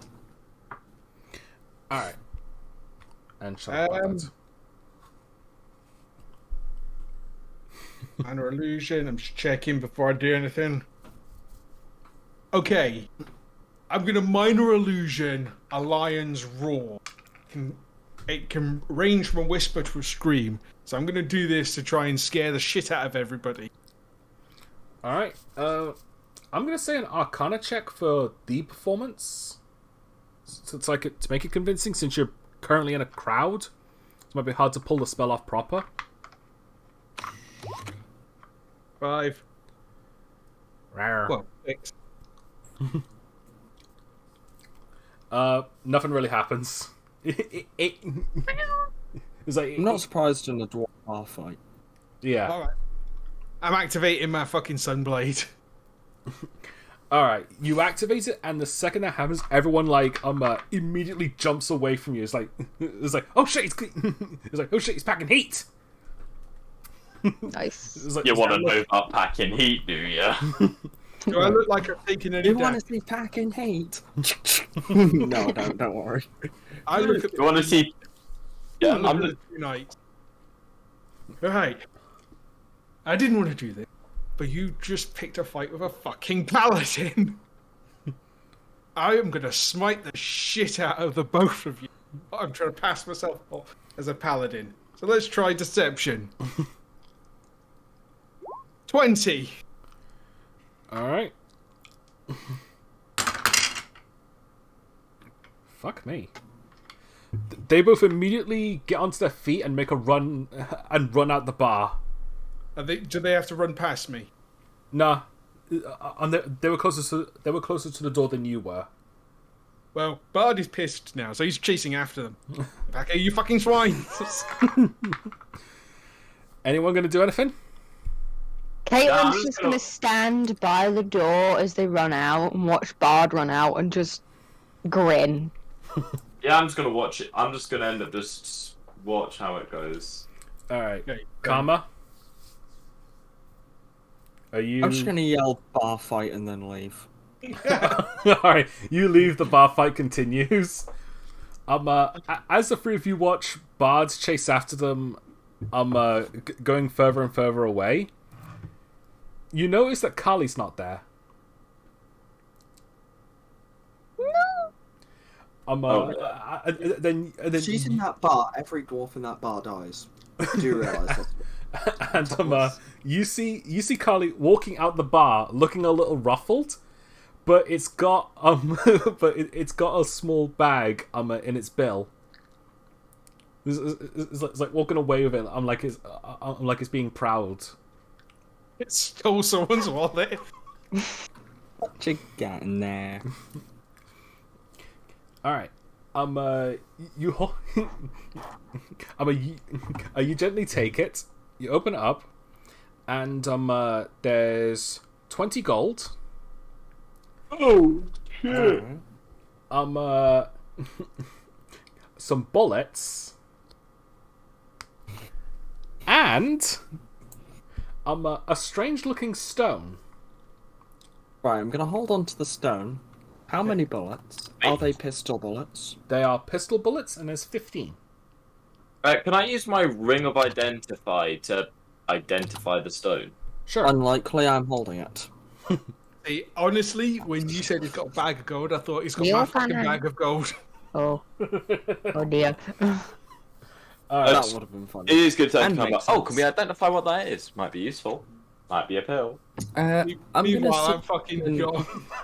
I'm gonna see if I can identify it without it, just to see. Oh, so that'd be an Arcana check. Yeah, I'm pretty sure most of us have a ring of identify now. Yeah, I think everyone does. Yeah, Karma doesn't we all got care. one. All right. 22. From your studies back at home, from what little you've done, you recognize it as a luck stone. Oh. Luckstone. Yeah, Austral's got no clue what that is.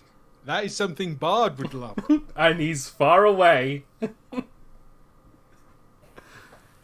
Meanwhile, back to Bard, who's giving chase to the 2 knights. I'm gonna throw a firebolt at the nearest one. Alright, I'm gonna say roll to hit, but with disadvantage since since you're running as you're trying to shoot it. What about if I stop and then throw the fire? Then that'd be straight. Go for it. 18. You launch it, it blasts him in the ass, and he starts running faster as his backside's on fire. He's like, Come back. And I walk back to the bar. As you I'm turn just gonna around, pocket the stone and good luck, the luck stone. as you turn around, I'm getting ready to head back to the others. You notice that cats have been staring at you again, Not again. and deep in the alleyway, you see another pair of golden eyes staring down at you through the alleyway before slowly disappearing. I stupidly follow with my sunblade ignited and held up high as a torch. Alright.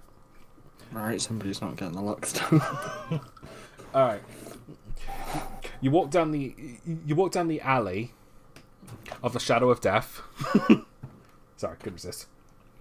You don't see any sign of those eyes. You just see more cats staring at you. Okay. Do you continue or do you leave? I'm going to roll an intelligence check. Oh boy. If it's higher than a 10, I leave. If it's lower, I'll continue. Oh boy. Oh boy, I'm continuing. Oh, I love What this is shit. my rolls today? I'm gonna start slowly following, not following Bard, but going in the direction he went. Yeah. As more of a, maybe we should catch up to the idiot. That isn't me. Maybe. Maybe the idiots and Caitlin should catch up to the idiot. Mm-hmm. Oh, and Callie. Fair Yeah. enough. Right, so I'm following. Alright. Yeah. alley. You find yourself at like you find yourself at a crossroad of sorts in this alleyway, like one going forward, left and right. The cast is still staring at you, and you can't see which way you went. Could I roll something to find? Perception, I'd say. Well, I was going to say investigation to see if there's any marks on the floor to see where someone has gone. I think that would also count as perception, honestly. Not if I'm investigating. That's an investigation. All right, roll for investigation. I'm only saying It's investigation. also survival, but it could Yeah, also but- be survival. But investigation's my higher 2. 6. Fuck's sake with these fucking rolls. Maybe you should roll this stuff. Get a nat 20 like me. You have no idea. I look at the cats. So do you know which way they went? They just stare at you. You're talking to a cat. I was hoping they'd be intelligent enough to guide. You had hope. Okay, I'm going to try perception this time to listen to see if I can hear anyone in any of the alley. Okay. 12. Not bad. I don't think I'll get anything with it, but at least it's not shite. Yeah. Nah, sorry, you don't hear anything. Okay, how many forks on the road did you say there were? 3. I'm Three. not counting the one you came from. There's one going forward, one going left, one going right. Okay, I'm going to trust the dice. 1 and 2 for left, 3 and 4 for right, and 5 and 6. So 1d6. 6. All right. Ooh, you got a really good roll with that dice. Yeah, so I'm going straight on. All right. You continue on, and so far nothing. Like the cats are still staring at you. You look behind you, and you notice that all the cats are following you. So I'm either going the right way, or they think I've got food. Well, in for a penny, in for a pounding. Oh. As you, Yeah. as you proceed, you end up in like this open area where there's lots like crates and barrels and such. All of them are like dusted, like unattended and all that sort of stuff. Right in the middle of this is a single barrel with a lone black cat just sitting on it. I'm going to walk up to the black cat and the barrel. Alright, this cat has a small like leather pouch in its mouth. I hold my hand out to see if it will give me it. It drops it into your hand. Okay, and what's inside? Alright, you open it, and there's 2 things. A cat. a green pendant with a cat's eye on it, like a necklace-like pendant, and Okay. a note. Okay, I'm going to read the note first. The note says, "Alebottom is recruiting mercenaries." I'll look at the cat. Thank you. And now I'm going to use my... Actually, I'm going to roll for an Arcana check to see if I know what this thing is, this pendant. All right, go for it. 19. It's definitely one thing you can definitely tell is that this is not a common magic item. You're not able to tell what it is, but you are able to tell that it's definitely not something that's normal. Like, this is something exceptionally rare. Okay, I'm going to use my ring of identifier. It is the Pendant of Cat. This is actually a homebrew item, but you'll see. When you wear it, you can activate it and polymorph into a house cat. Okay, I'm going to stick it on. Okay, thank you very much. And if anybody... Wait. Look at the black cat. Are you someone that's polymorphed into a cat? Cat's just staying perfectly still, not saying anything. Well, I'm going to check the other barrels to see if there's anything in them.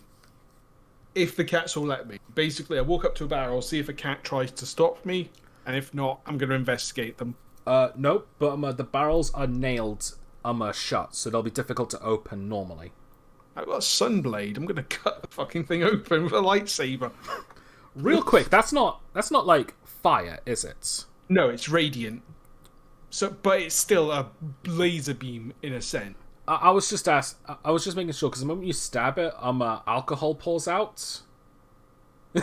So if that had been fire, It wouldn't pour out. It's basically, I'm cutting around the top. oh right, fair enough. But yeah, you open up and there's like nothing but like old alcohol in it. I'm going to check a couple more barrels, see if it's the same thing. Couple more, they're the same. One of them is empty.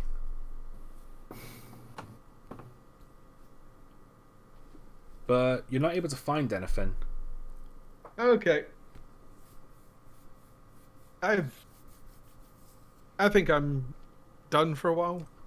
By the way, this pendant, is it multi-use or is it just once per rest?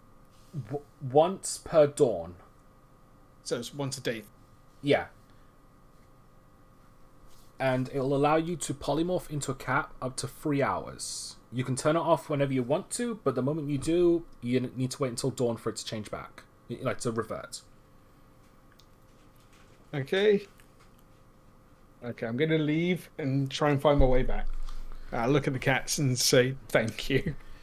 The moment you turn to look at the cats, they're all gone. Okay. And so's the one on the barrel. Okay. Either these are all druids. This place has a large amount of streak.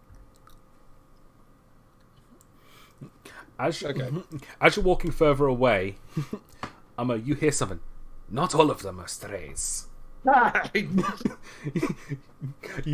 You turn around, you see nothing. This is not my day. It really isn't. Alright. So, how long would it be before Karma, and I assume if the others, if they're following Karma, comes up to a path? Alright, you do eventually meet back up. Like, once Bard gets out of the alleyways, you lot just happen to see him come out of there. Hi. So, how was your day? Oh, past 5 minutes. Not bad. Burned one of their asses.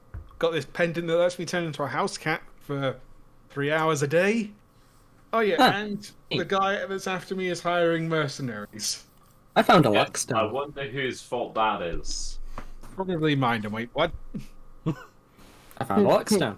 Callie found it in the bar fight. Is there? I don't know if it... Is there anything I can do to get it off of you?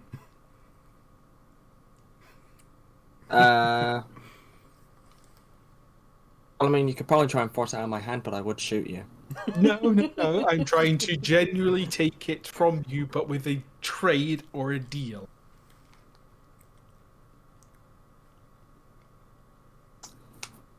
I have this champion's belt. Yeah, but what does it do?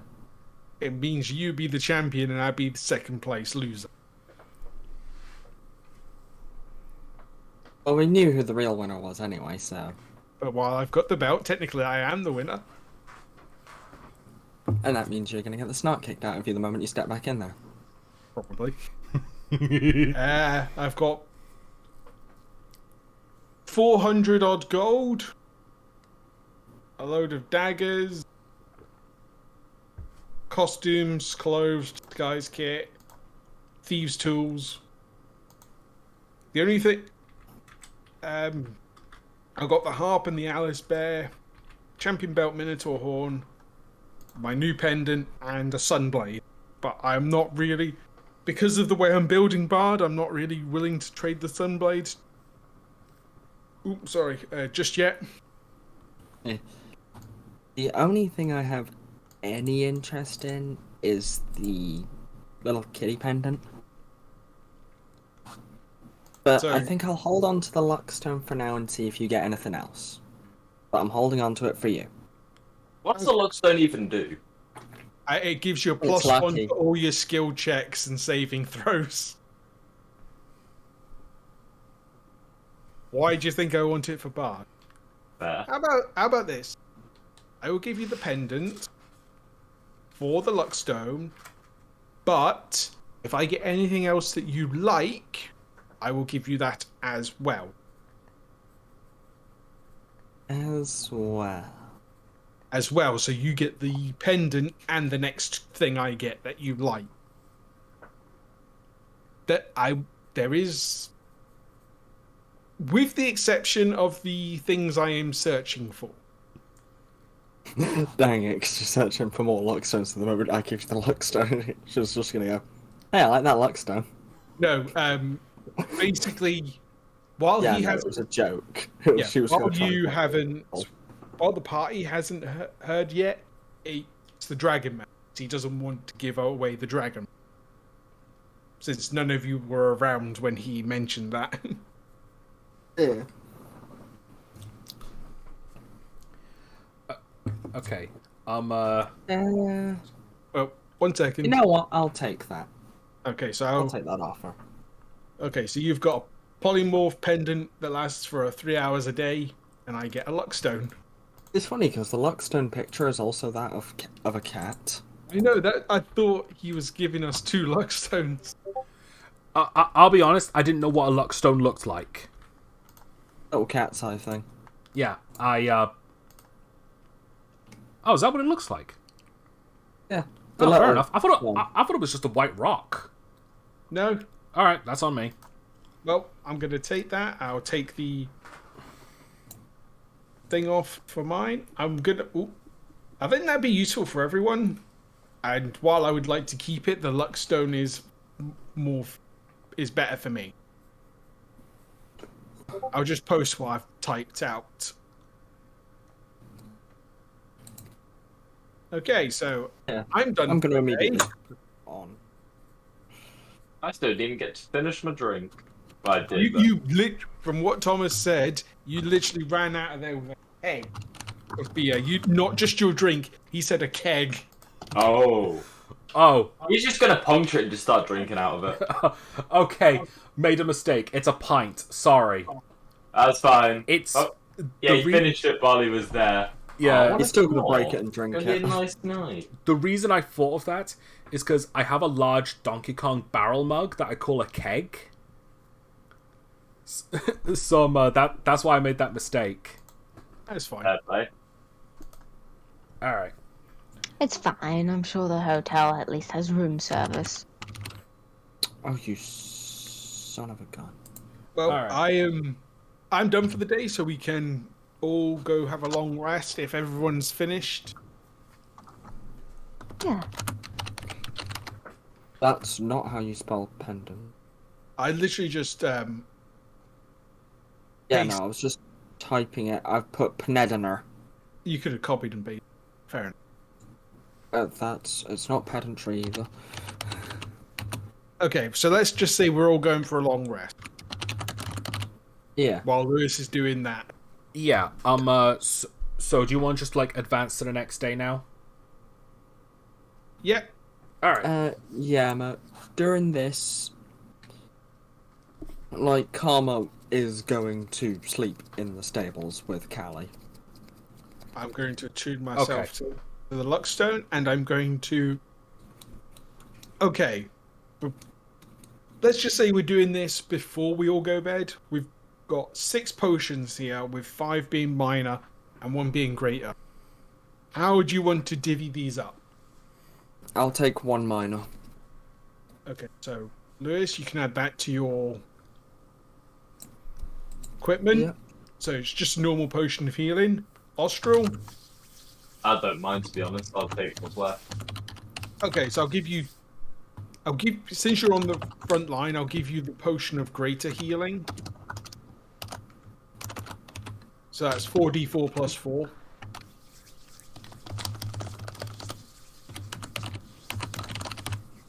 Okay, I'm going to take that out of my inventory, and I'm going to hand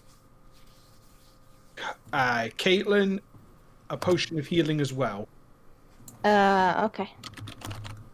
So that way we've all got 1 of something. I've still got 3 potions left, but I'll keep a hold of one for me and then 2 for emergencies. Alright, so just quickly, it's being developed. So it's a minor to Karma, and why is it not working? Come on, there we are. What was mine? Greater, since you'll be on the front line, you'll probably need the bigger healing potion. And then I gave another one to Caitlin, and I've kept 3 total minor ones for myself. The bigger one's called Potion of Healing Greater. It's greater healing. Yeah. 44 plus 4. Okay. And that's it. I just wanted to get that out of the way so we're all done.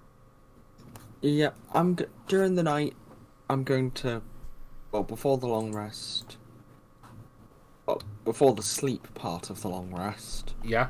I'm going to try working on Martin's thing. Okay, so that'll require your Tinker's tools, so I would say a d20 plus your proficiency. And plus intelligence. Okay. Yeah. It is an intelligence-based one. Yeah, I wasn't sure if it was one of those things that it was just proficiency with the tools, or if it was a skill check with proficiency with tools. All tools use a skill use an ability check plus if you're proficient with it, you use your proficiency.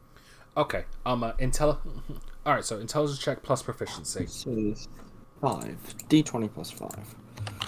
Let's see how well this goes.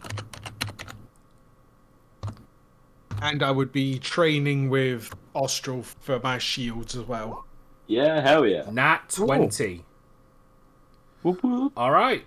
You man thanks to your brilliant engineering and your and probably gotten something from the Luckstone just from touching it for a little bit, or Kali's luck, you've made 2. You managed to make it. You managed to have enough resources to make 2 of those.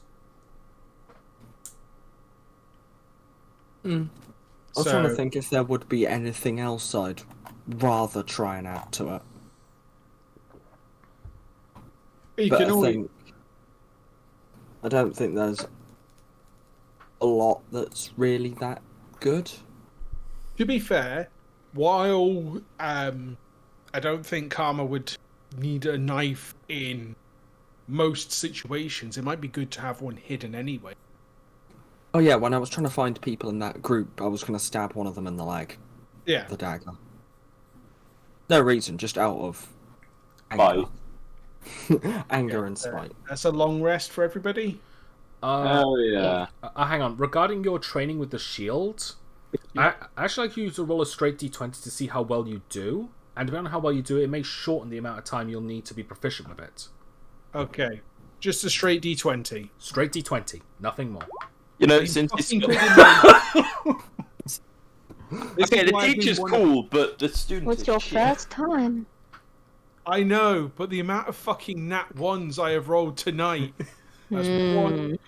Feel my pain. To be We all fair, have things Lewis like that. to be fair, Lewis rolled a shit ton of nat ones in previous sessions. I know. Unless we forget the Halloween one.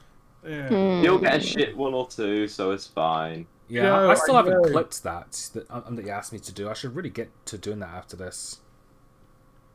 Oh, Okay. yeah. Can I still get a progression? Because how it Yeah. Yeah. Basically the way it works is that the higher the score, the better the progression will be. So, like, if you get like enough high scores, you could probably reduce it down to like 50 days. Alright. So, like, What I thought you were going to do is you roll a d20, then you add that to the training. So if I was lucky, it would take shorter. Unlucky with every nat one, it'd still take 100 days. yeah, basically the better you do with the training, like the less days you'll take in order to be proficient with it. Okay, no, that's fine. Yeah, and that one isn't a fail. It's just Okay. bad. Okay, that's fine. It's So just It's the basic- worst option, but the options aren't bad. Yeah. Yeah, so basically, in the shield training, I got my ass kicked by my own shield, but at least I now can hold it better. Yeah. I'm You're usually learning! You Are never you- start well. I had a guy kick my ass enough before I... Yeah. Alright. Okay. Some benefits of a long rest. It's early morning, and as you're sleeping, both of you get a knock at the door. With guards showing up, asking if you're ready to go on your mission. Are these guys heavily armored like the knights? These are. Well, basically, he's going to be pretty. Bard's going to be pretty jumpy, so he's like, These are the Everest guards. You know what they look like. They're good. yeah, I come out with my sunblade, look around the corner. Hello? This is just my face illuminated by a sunblade. It's like, whoa, easy. Sorry. Sorry, he's just a little jumpy. Yeah. Oh yeah, Karma's at the stables. Oh yeah. Oh yeah, we should probably go pick her up. All right. We'll be waiting for you outside the main gate. Let us know when you're ready, but please do not dawdle. We have very valuable cargo. Yeah. Fair enough. All right. Right, I'm gonna start sorting out my prepared spells All right. because I prepare mine. All right. As you make your way to the stables, you see Karma and Callie in a separate one with the owner of the stables having a bit of a. It's difficult to explain what he's thinking. It's on one half annoyed, on the other half this is kind of wholesome. Oh. The fact that she slept in the stables without his permission. Yeah. Well, I take it you're friends of this little lady? Yep, we're friends with the gremlin. Alright. Entirely. I mean, walks out. He walks out and opens the cage, to let them out. Yeah. hi, no. Karma. Morning. Morning. Next to Callie is a pile of poo half the size of her. Oh, Jesus Christ. Oh. Prestigitation to remove it. Yeah, thanks. I did not feel like cleaning that up. Yeah, thankfully prestigitation is really handy. I should Yeah, really learn magic too. All right. Yeah, that one's useful. But I meant to ask. Do you think you could look after her? She's not good for missions, and we have to go on a mission. She's not good for missions yet. Shout, man. Sure. We will need a small payment to look after her for a while, but we'll worry about the payments after. Alright. I can keep her here and I'm a trainer for a little bit. I've dealt with owlbears in the past. Not ones with wings, mind you, but Yeah. first time for everything. She shouldn't Yes, fly. Callie is a very special girl. Just in case, keep a close eye on her, just in case she tries to fly after us. No problem. Right. And she's quite strong, so she starts to fly, and you've got her on a leash or something, and she carries you to us. We apologise in advance. Don't worry about it. I've dealt with griffins in the past. Baby ones as well. It's not exactly a griffin, but it's, I don't know, close enough. Yeah. See, now just imagine it like a weird balloon, like Winnie the Pooh. And he's just flying along. Yes! He's flying along with Callie. Holding on. Oh my god, that's perfect. Okay. Alright. So so you gonna head to you gonna head to the main gate now? Yep. Yeah. Alright. Yeah, can't do the one thing I wanted. What was that then? I didn't realise I didn't have any form of container that isn't the bag of holding. I've got some vials if you need them. How big? They're probably like potion-sized vials. Because it's for an infusion. I don't think it would work then. Depends on the size of the infusion. I'd say I'll wait and see if I can find anything. Yeah. Before we go, I think, would Austral's sword and Karma's Crowbar.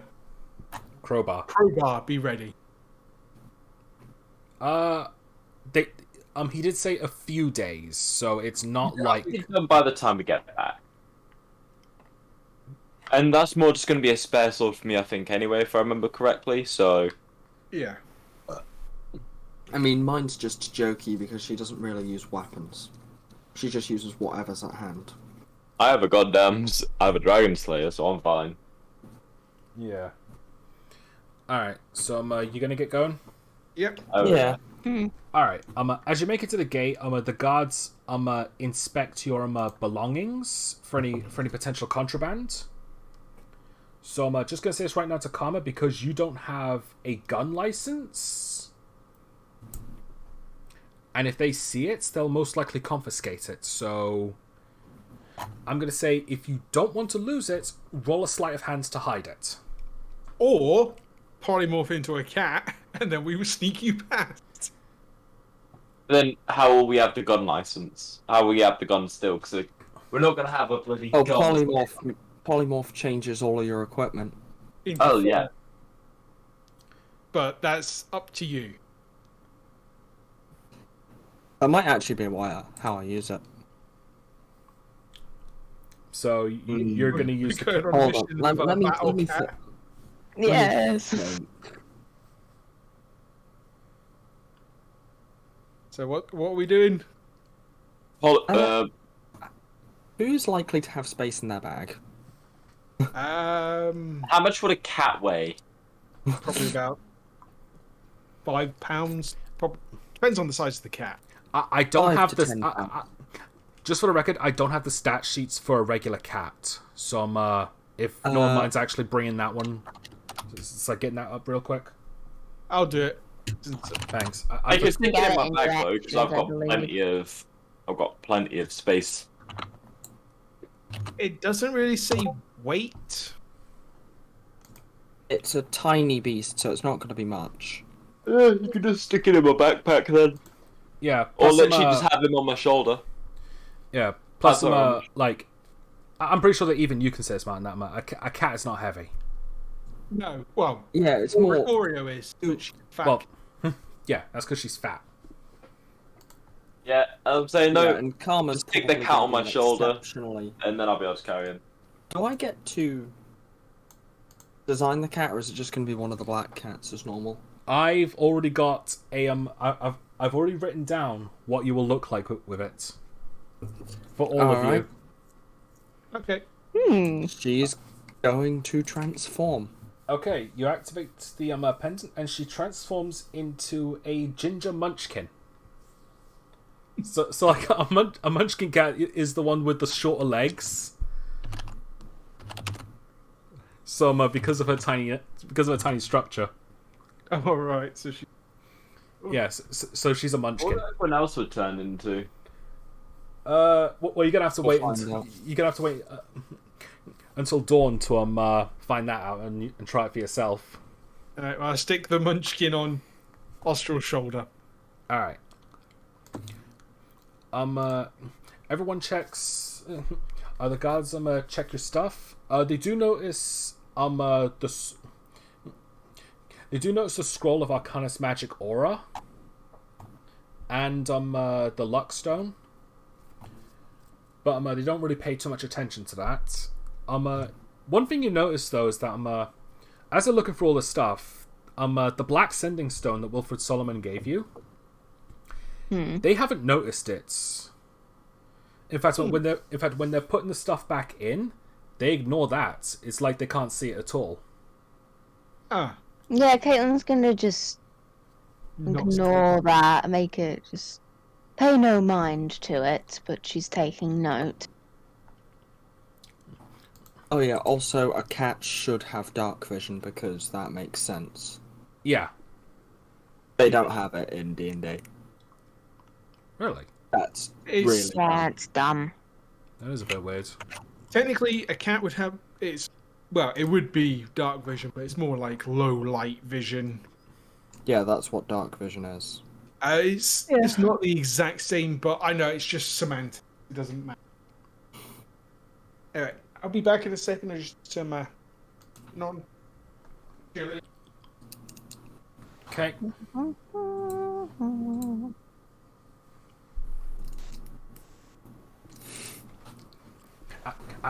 I need to go spit out my gum, so I'll be back in a minute. I feel like until I get the gun license, this is just gonna be how I use the Pendant of the Cat. Don't you have to pay for a gun license in this? Oh. It Okay. doesn't matter. I'm Because back. until Thomas is gone. He's just gone to spit out his gun. Okay. Yeah, I was saying, until I get the gun license, I'm pretty sure this is gonna be how I sort out the gun problem.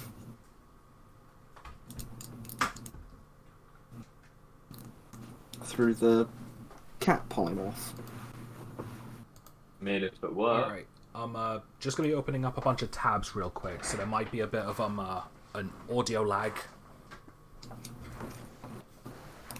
Alright. So maybe I should have gotten these prepared when I had the chance, but I forgot to. Not the end of the world.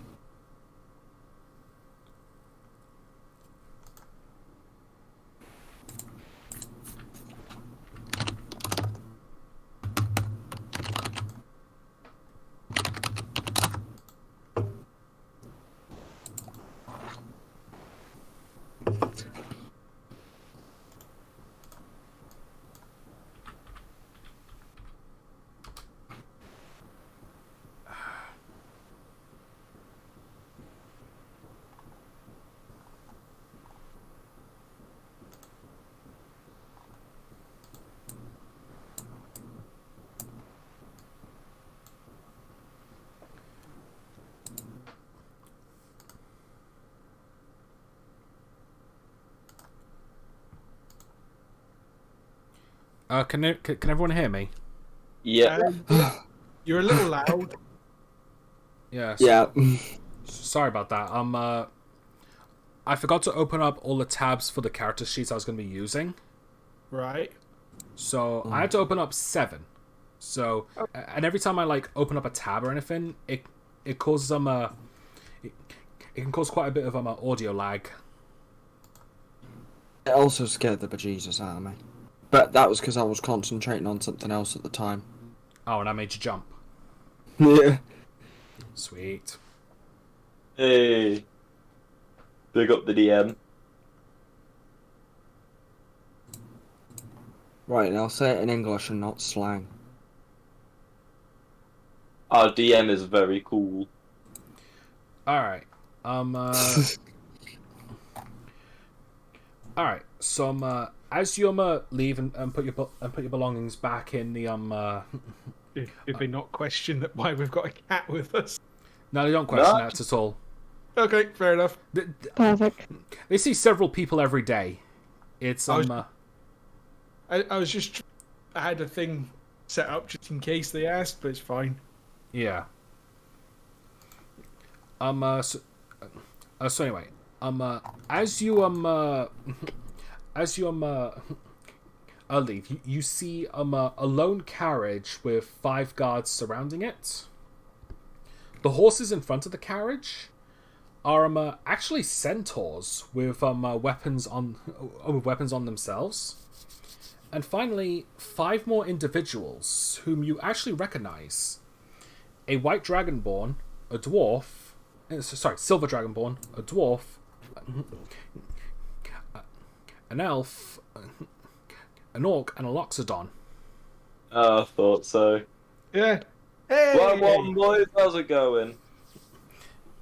At the moment they notice you, they definitely have a pleasant greeting to them. As the dragonborn walks up to you. I see we meet again. Yes. For the first time, for the last time.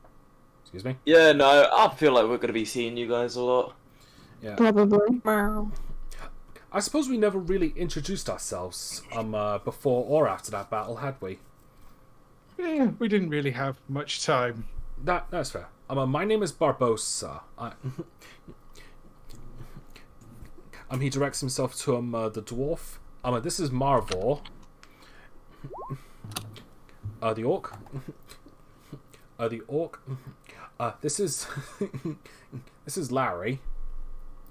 And he's like, hello. Harry? Yeah. I'm stuttering so much here. This is annoying. It's alright, don't worry about it. He directs himself to the Loxodon. This is Gromagok, our paladin. And I know.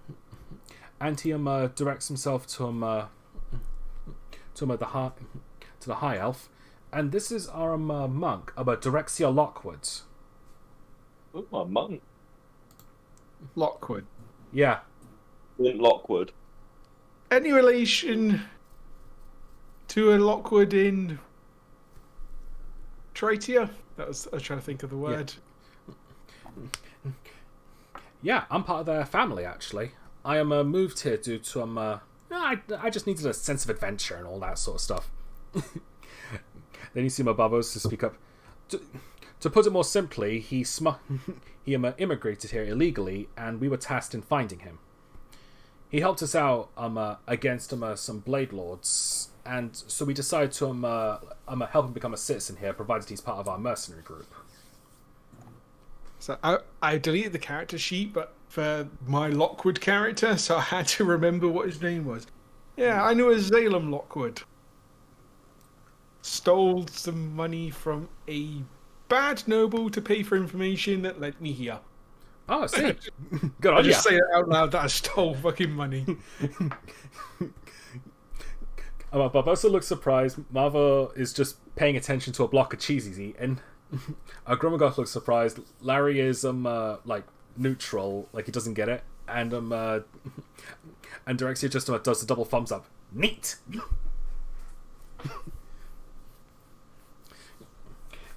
Oh, I'm Bard, Caitlin, Austral, as I pointed to them, and Hello there. Karma, the tiefling. I'm pointing at the cat.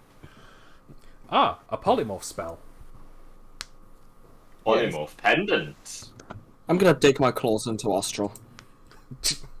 Ow. No reason.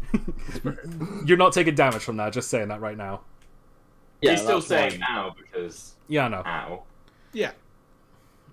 Yeah, she's playing with the new magic item she got.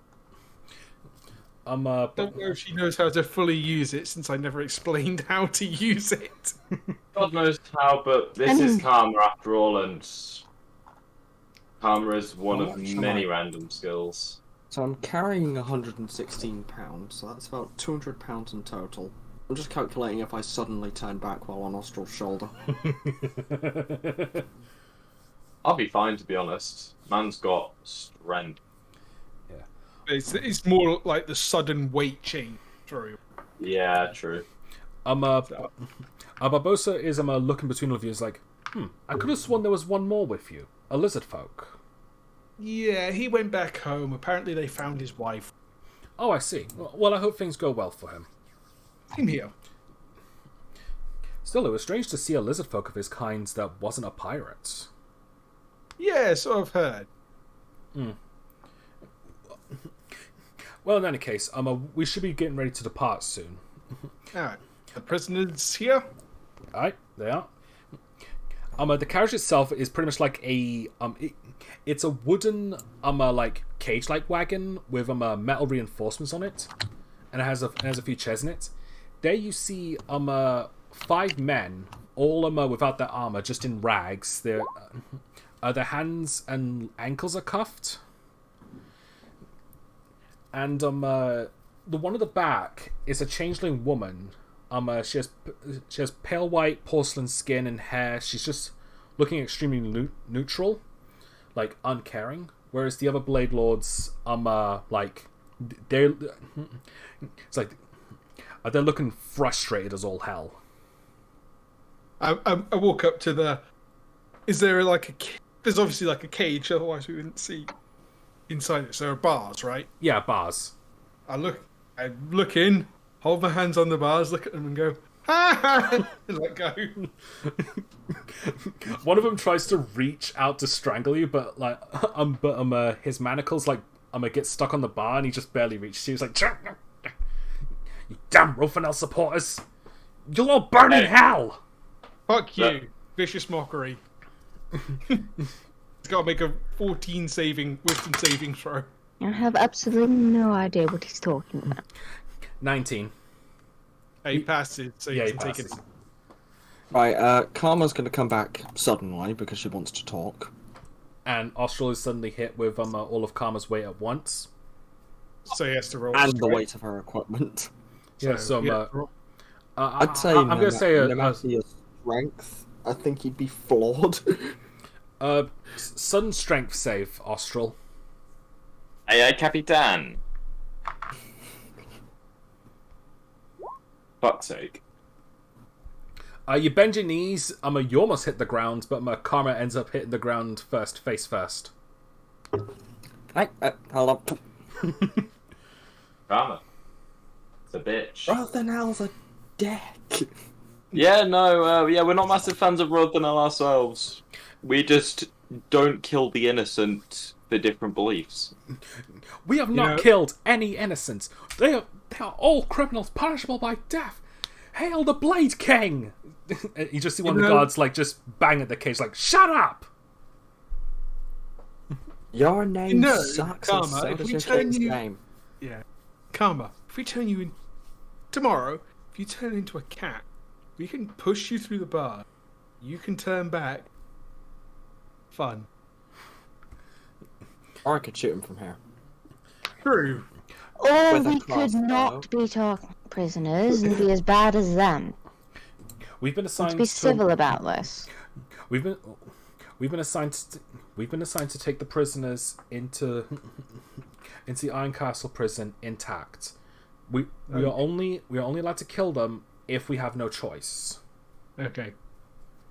Which one of the prisoners was the one that spoke and said? It was the one that tried. It was the one you used vicious mockery on. I used Mage Hand to put it in there and just honk his nose. Because it can't actually do damage. Yeah. Well, I say it can't do actual damage, but it can still probably hurt someone.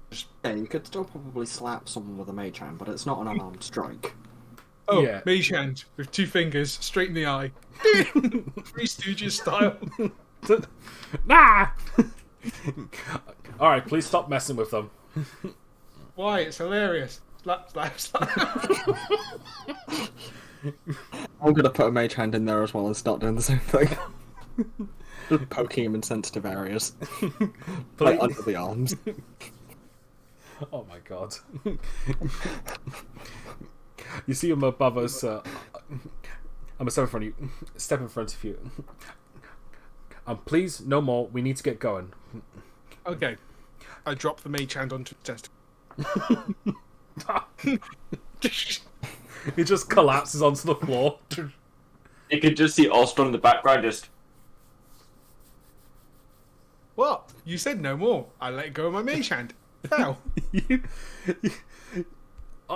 Sam, I don't know if you cut out at that point, but all I heard was you just see Austral go. So he's like completely silent. It's just like in the background, just... You know when just one guy gets kicked in the balls and you can almost feel the pain? Yeah. Yeah. He's just having a moment like that. He's just, oh, fucking... Yeah. Alright. Karma's just gonna lightly tap on the head with the mage hand, just there. And then poke him in the eye one more time. And then drop the mage hand. You said they had to be in one piece. Mage hand can't actually do damage. It can hurt. Indeed, but it's Okay, boys. very unprofessional. I'm not very professional. Hilarious. Oh boy. Alright. In any case, we should be ready to depart. It'll take us 7 days to get to Portlow. Do we have any extra rations? Don't worry. We've been supplied. Good, because I've only got 5 days worth of ration. Oh. Yeah. I've got 12. Yeah. In terms of rations and water skins, you're good. Okay, so we don't have to use any. You don't have to know. Yay. All right. As you start making your way, you're walking alongside the carriage. As it's trodden along, the two centaurs have their what have they got? Yeah. The two centaurs have their longbows prepared for any sort of like for any sort of attacks, like they're on guards. Same with the guards. And naturally, you're on one side of the carriage, and the Dawn battalions are on the other side, and they're just just making sure nothing bad happens. Okay, I'm using mage hand. Not offensively, but I'm making it look like it's a little guard inside the carriage that's just walking backwards and forwards on 2 fingers, like it's guarding them. The Blade Lords are annoyed. You notice though that the Changeling woman hasn't reacted at all. Oh no, I Is she know they're dead? emotionless. I'm That's a gonna little poke the racist. changeling woman in the face with a... Oh, we're not having another bit of racism from Bard, are we? No, he not changeling. It's the group. Remember, the last changeling was basically that was part of the Cosmos group. Was a uncaring, emotionless turd, basically. If this changeling's part of the same group, chances are she's probably going to be the same. Yeah, as I was just saying, Mhm. I'm gonna make a mage hand and start poking the changeling in the face to see if there's any response. Not in the eye. She doesn't react in the slightest. In fact, she doesn't even look in your direction. She's just looking straight ahead. I'm gonna poke her in the eye. You poke her in the eye. She doesn't flinch.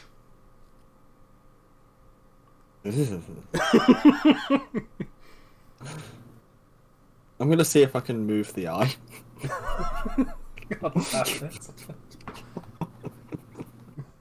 Just like rotate it in the eye socket. Yeah. This is making someone wince. I know it. It's it's making making me me wince, but it's more humorous. It's the idea. It's making me wince as well, but it's making Karma wince, but she's seeing if it works. Alright, let's stop fucking with them. Got a Alright. few days ahead. All right.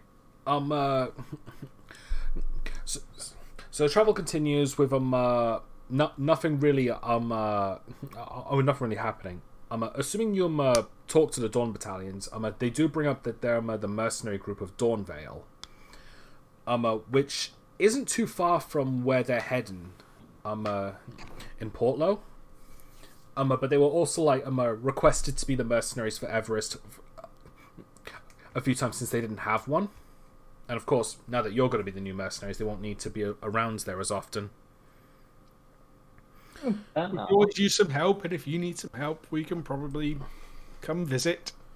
Likewise.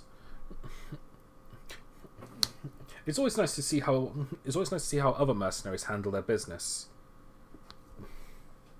Very chaotically, I have noticed. It's quite entertaining, really. I recommend you try it sometime. Please move the mage hand back to the angry one. Poke, poke, poke. She's going to annoy him the whole journey.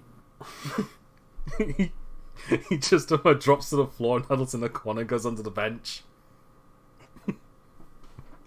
Poke him in the back. I make my mage hand in front of him dance. Da, da, da, da, da, da.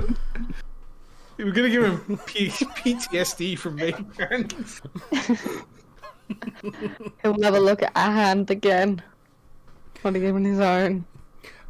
Okay. Later on during the travel, nothing really much happens. Like you see, some farmlands, like some various stuff. Not really anything that looks like other towns or villages. But then again, you also learned that Everest is a country, but it only has one town in it, which is also named Everest. So when you went to Dover. You essentially went to another country, on the very edge of one. Yeah. Yeah, so everything around Everest is mostly just farmlands or just barren mountains and such. Not really much to it. Yeah. During this time, assuming that days have passed, we're about to reach the sunset of the first day. I will be advancing a little bit quicker, but I just want to show this one off first. Alright. It would just be Karma would pass the pendant to other people to see what they look like. Oh, sick! Alright, He's also still annoying that one guy. Yeah. Wait for him to finish the first day. Yep. Okay, as the sun is starting to set, the guards are starting to pitch up the tents and such. One thing that you see is that the guards open the carriage to let them out while they're handcuffed. And they direct themselves to you.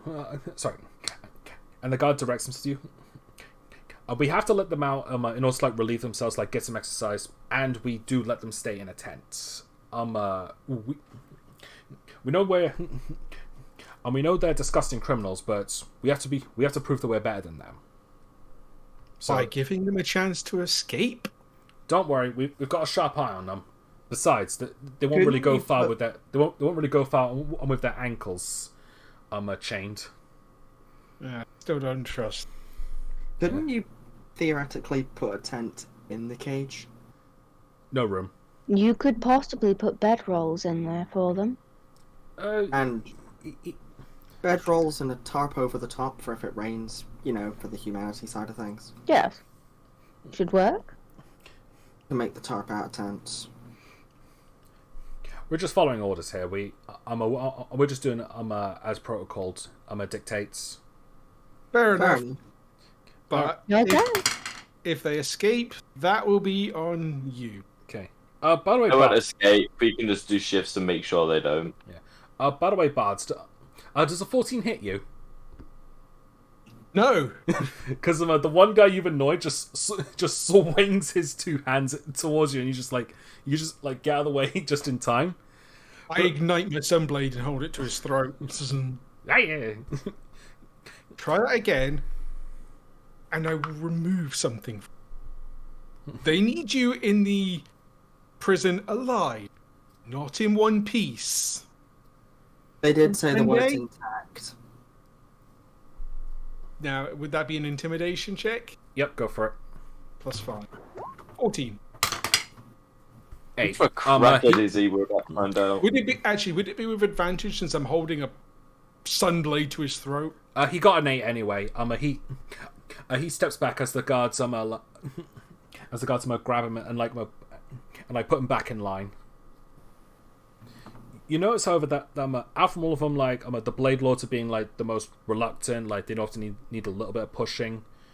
The Changeling is just being completely obedient. She's not doing anything. The only thing. I wonder what her deal is.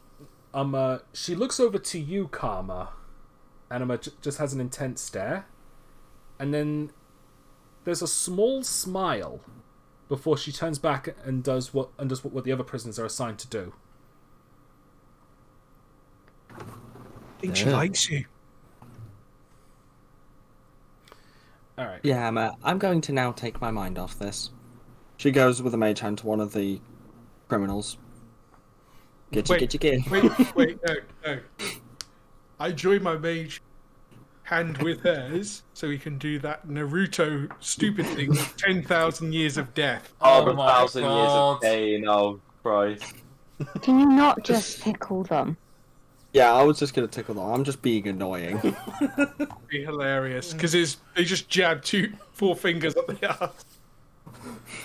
But fair enough. Yeah. Yeah. I'd do that to a teammate.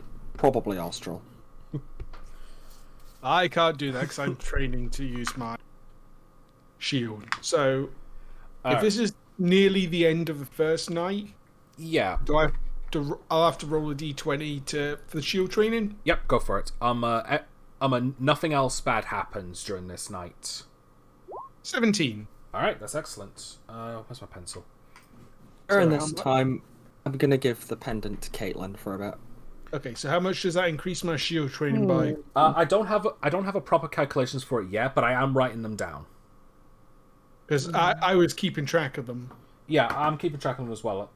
I'd probably say above 10 is 2 days worth, and 3 days if you get an at 20.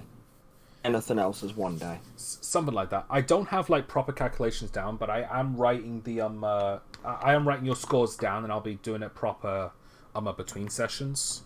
Okay, so I'm just going to put what my calculations are for the moment. So, but obviously I will change that when you have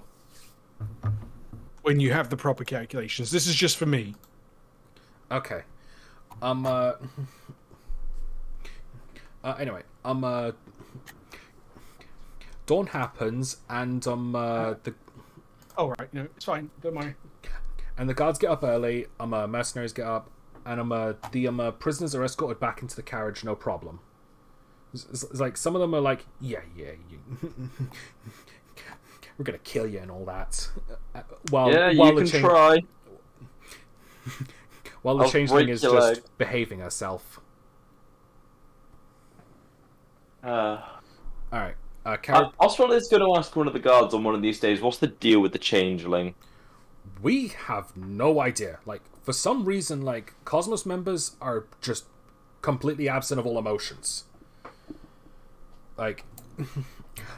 Honestly, if it wasn't for the fact that she's weaponless, she probably would have killed herself before we captured her. We got really lucky that we just happened to have apprehended her before she could. Or he, I don't know. If her changing ability has been negated, they usually change back to the gender they associate. At least that's from my experience. Wrong? That's the thing. Actually, I'm going to roll a history check to see if he says that. I should have done that. Yeah, So, go. 10. Yep, give or take. Yeah, it's an approximation. I'm probably wrong, but I've got some bits right. Yeah. I take it you don't know too much about changelings, do you? Not a clue. Yeah. They're not exactly common I'm a really country content. bumpkin. Yeah. Changelings can still transform without the mask or the staffs that that they often wield. They just can't use any of the abilities of the appearance that they take on. It's for Okay, example, so if you just see me without fiery hair, then it ain't me. yeah, the fiery hair will still be there, but it probably won't produce any heat. And if she was to shapeshift into the tiefling lady there, she'd have the wings, but she won't be able to fly. And I don't think she can even transform into Gromagrak over there. I'm pointing at the Loxodon, since he's a bit big. A bit. He's a Wait, unit. let's not take the mick out of people's sizes. Oh no, I wasn't. I was saying he's I muscular. don't take the mick out of you for being a tiny person. You can if you want. I mean, you are, but I'm better than you. Gromagrak speaks up. I'm actually pretty small for my age. I was made fun of a lot in school. Well, you're bigger than Well, me. you're beautiful, so who cares? Thanks. Well, now you're being made fun of for entirely separate reasons, which could well be a confidence boost for you. Also, Ostral, if you were better than me, you would have beaten the Minotaur and had money. There's the one who needed the bloody Karma's help. Yeah. And I can use a shield. I will be able to eventually. I'm gonna shield Shield's there bash in the leg. Shield back. The shield's for later on. I still need to get a few things first, but yeah. All right. Everyone sets off again, and I'm so far quiet as always. But now you're getting into like some of the more mountainous areas. Like you're going. It's just like. At this point, you're actually like going in between two mountains on this long, narrow, winding path. At this point, you notice everyone else, is looking up at the mountains, like they're being a bit more alert. And you notice, Marvos, directs himself to you. Keep your guard up. This is an excellent place for an ambush. Right. Now you've just jinxed it. I know I did, but that's the thing. Expect an ambush then. Is it broad daylight? Is it broad daylight? It's broad daylight. Okay, I'm going to ignite my sunblades then, because it takes a bonus action to activate, so I need to activate it now. Yeah. Alright, I'm just gonna have to rely on Gunther. And she pulls out the pistol. Why? The guards Not look boom. over to you, Not Karma. boom to. Oh yeah. It's like they all look over to you, just like, "Where's your license?"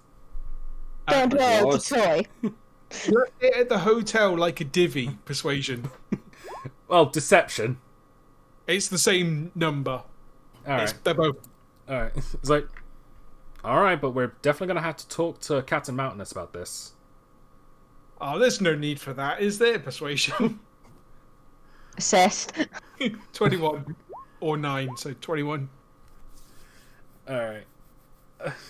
All They're right. dealing with a I very mean, it'd dangerous just be a job. waste of your time, and his time, and our time, and under my breath, jail time.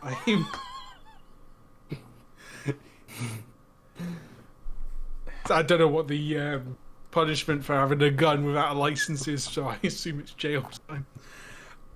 Probably confiscation and a fine. And possibly jail time. All right. Very likely jail time.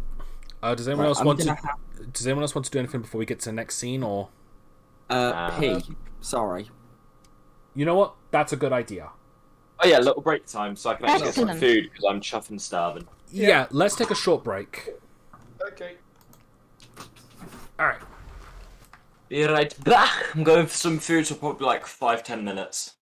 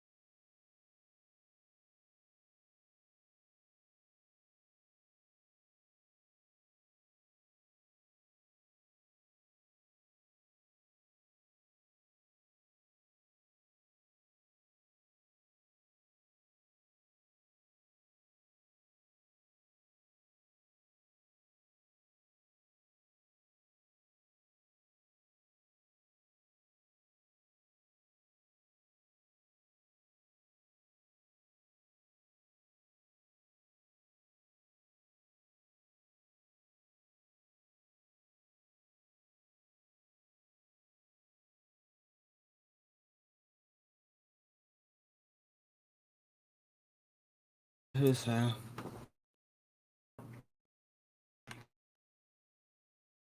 That answers that question. Question. Oh, I said, who's here? And nobody answers. I am now. Alright, I'm just gonna get up and close the door. I am so happy I got that luck stone. That is incredible at this point in the game. Alright, I'm back properly.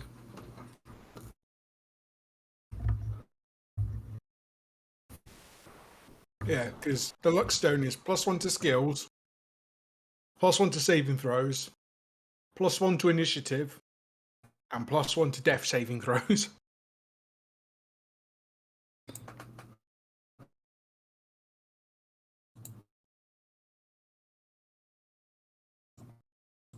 Very. Yeah.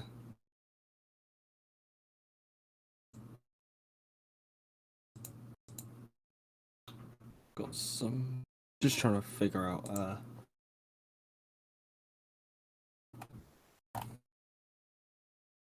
Right, I'm just looking at my spells. Oh, for God's sake, how do I remove stuff?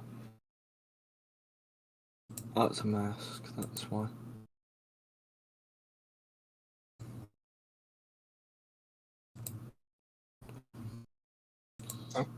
Right now, I need to be more conservative with my spells and rely on cantrips and my Sunblade. Yeah. Keep running out.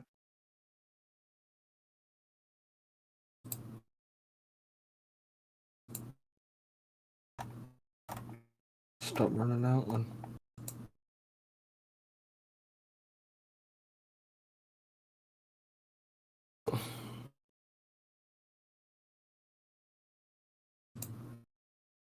Oh, well, that doesn't help.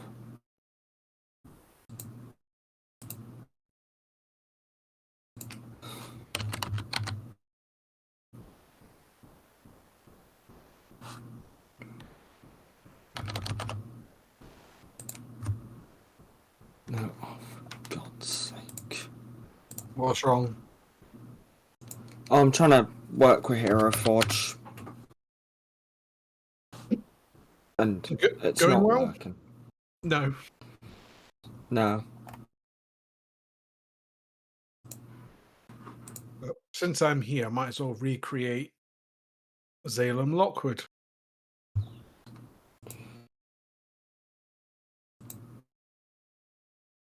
As a backup character.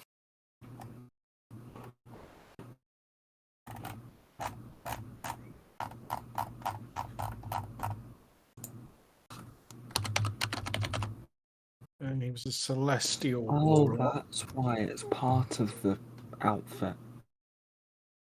That's why it wasn't going well.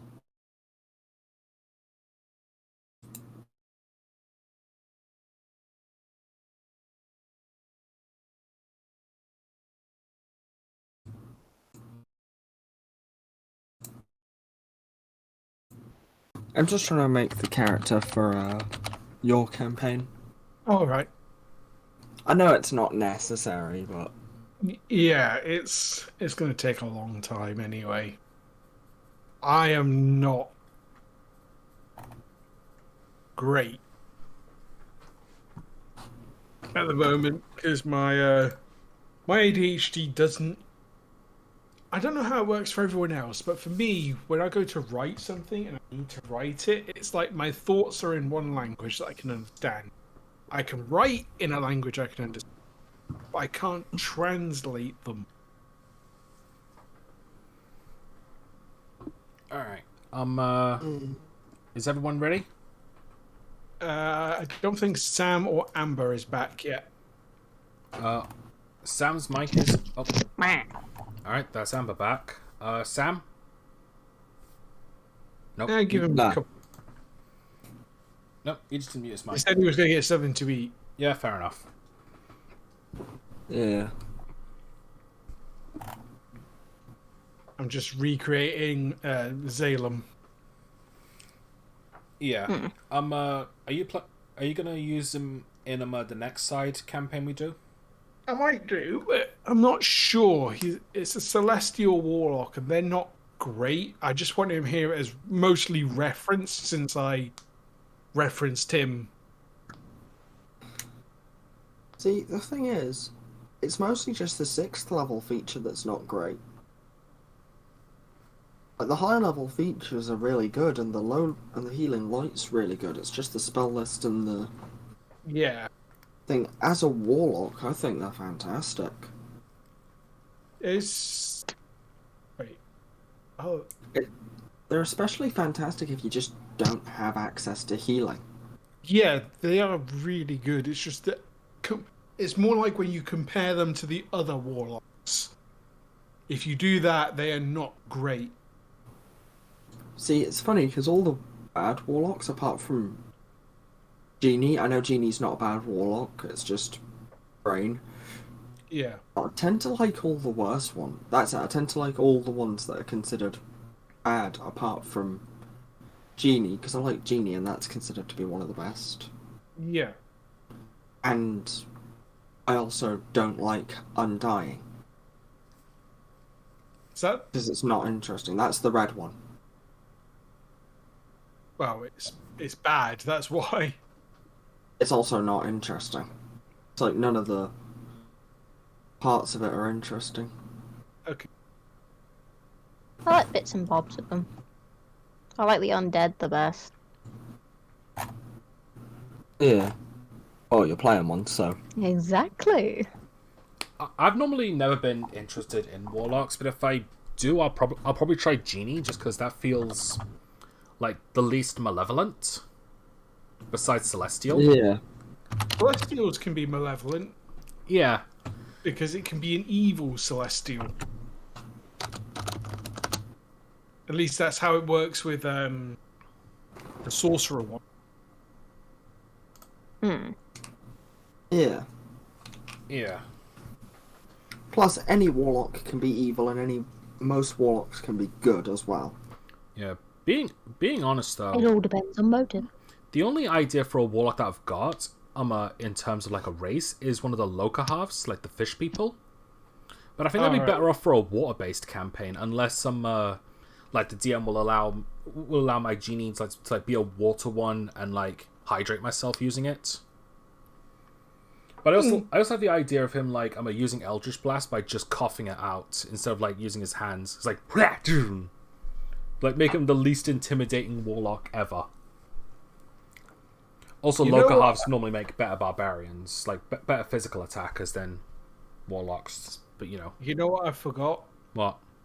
I was going to...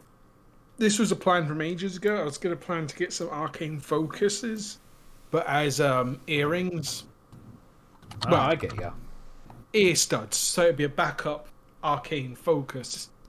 While bards can use musical instruments as it, if they're taken, they can also use normal arcane focus.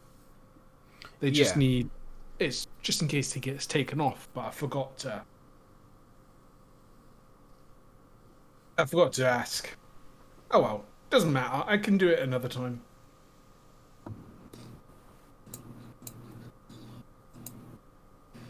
Alright, clothing, head.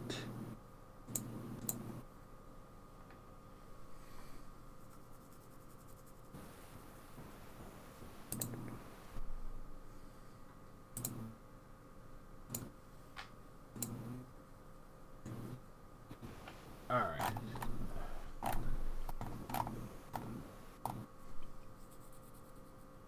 Sam's still not back. Doesn't look like it. Give him a moment. He's probably been caught by one of his family members.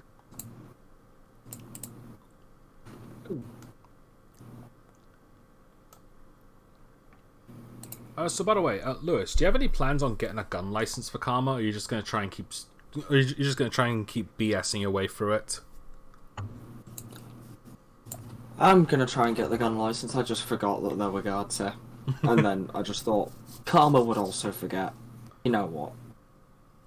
Yeah. And yes, its name is Gunther. Not Gunter. Gunther.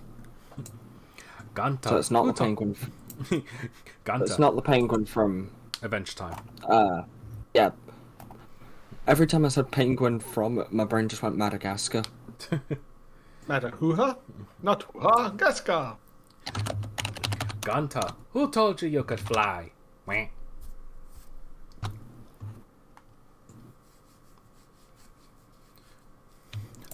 I will admit, I actually hated Adventure Time at first because I thought like because of its art style, it couldn't do anything good, and I thought it was like really stupid and ridiculous. But like after like my friend Dan spoke to me about it and realized like just how good it is at telling stories and characterizations, I was like, yeah, I've really got to not judge a cartoon on its surface. It's the same with everything. I mean, it's not for me, but I'm not gonna. Yeah, it's not for me either. One thing I will say is that I did like that in Futurama there was an Adventure Time reference where Bender's just walking through a dungeon and he sees Finn and Jake like chained to the wall, and and Jake goes, well, what time is it? And Bender goes, time for you to shut the hell up. Which I think doubly works because Jake's voice actor is the same as Bender's. Yeah, so he told himself to shut up. Which I imagine they only put in that reference just because of the shared voice actors. Yeah.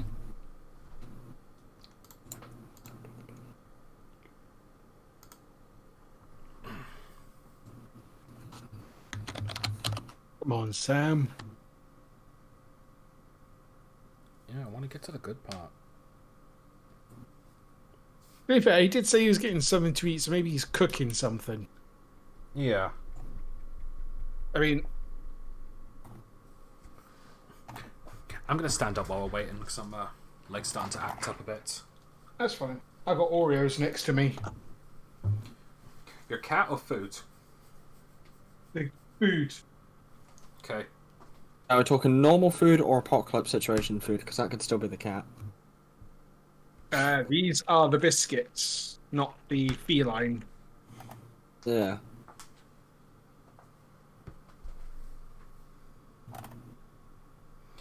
Do you have cooking Oh yeah, I next to you as forgot well? you can have bunny slippers in Hero Forge.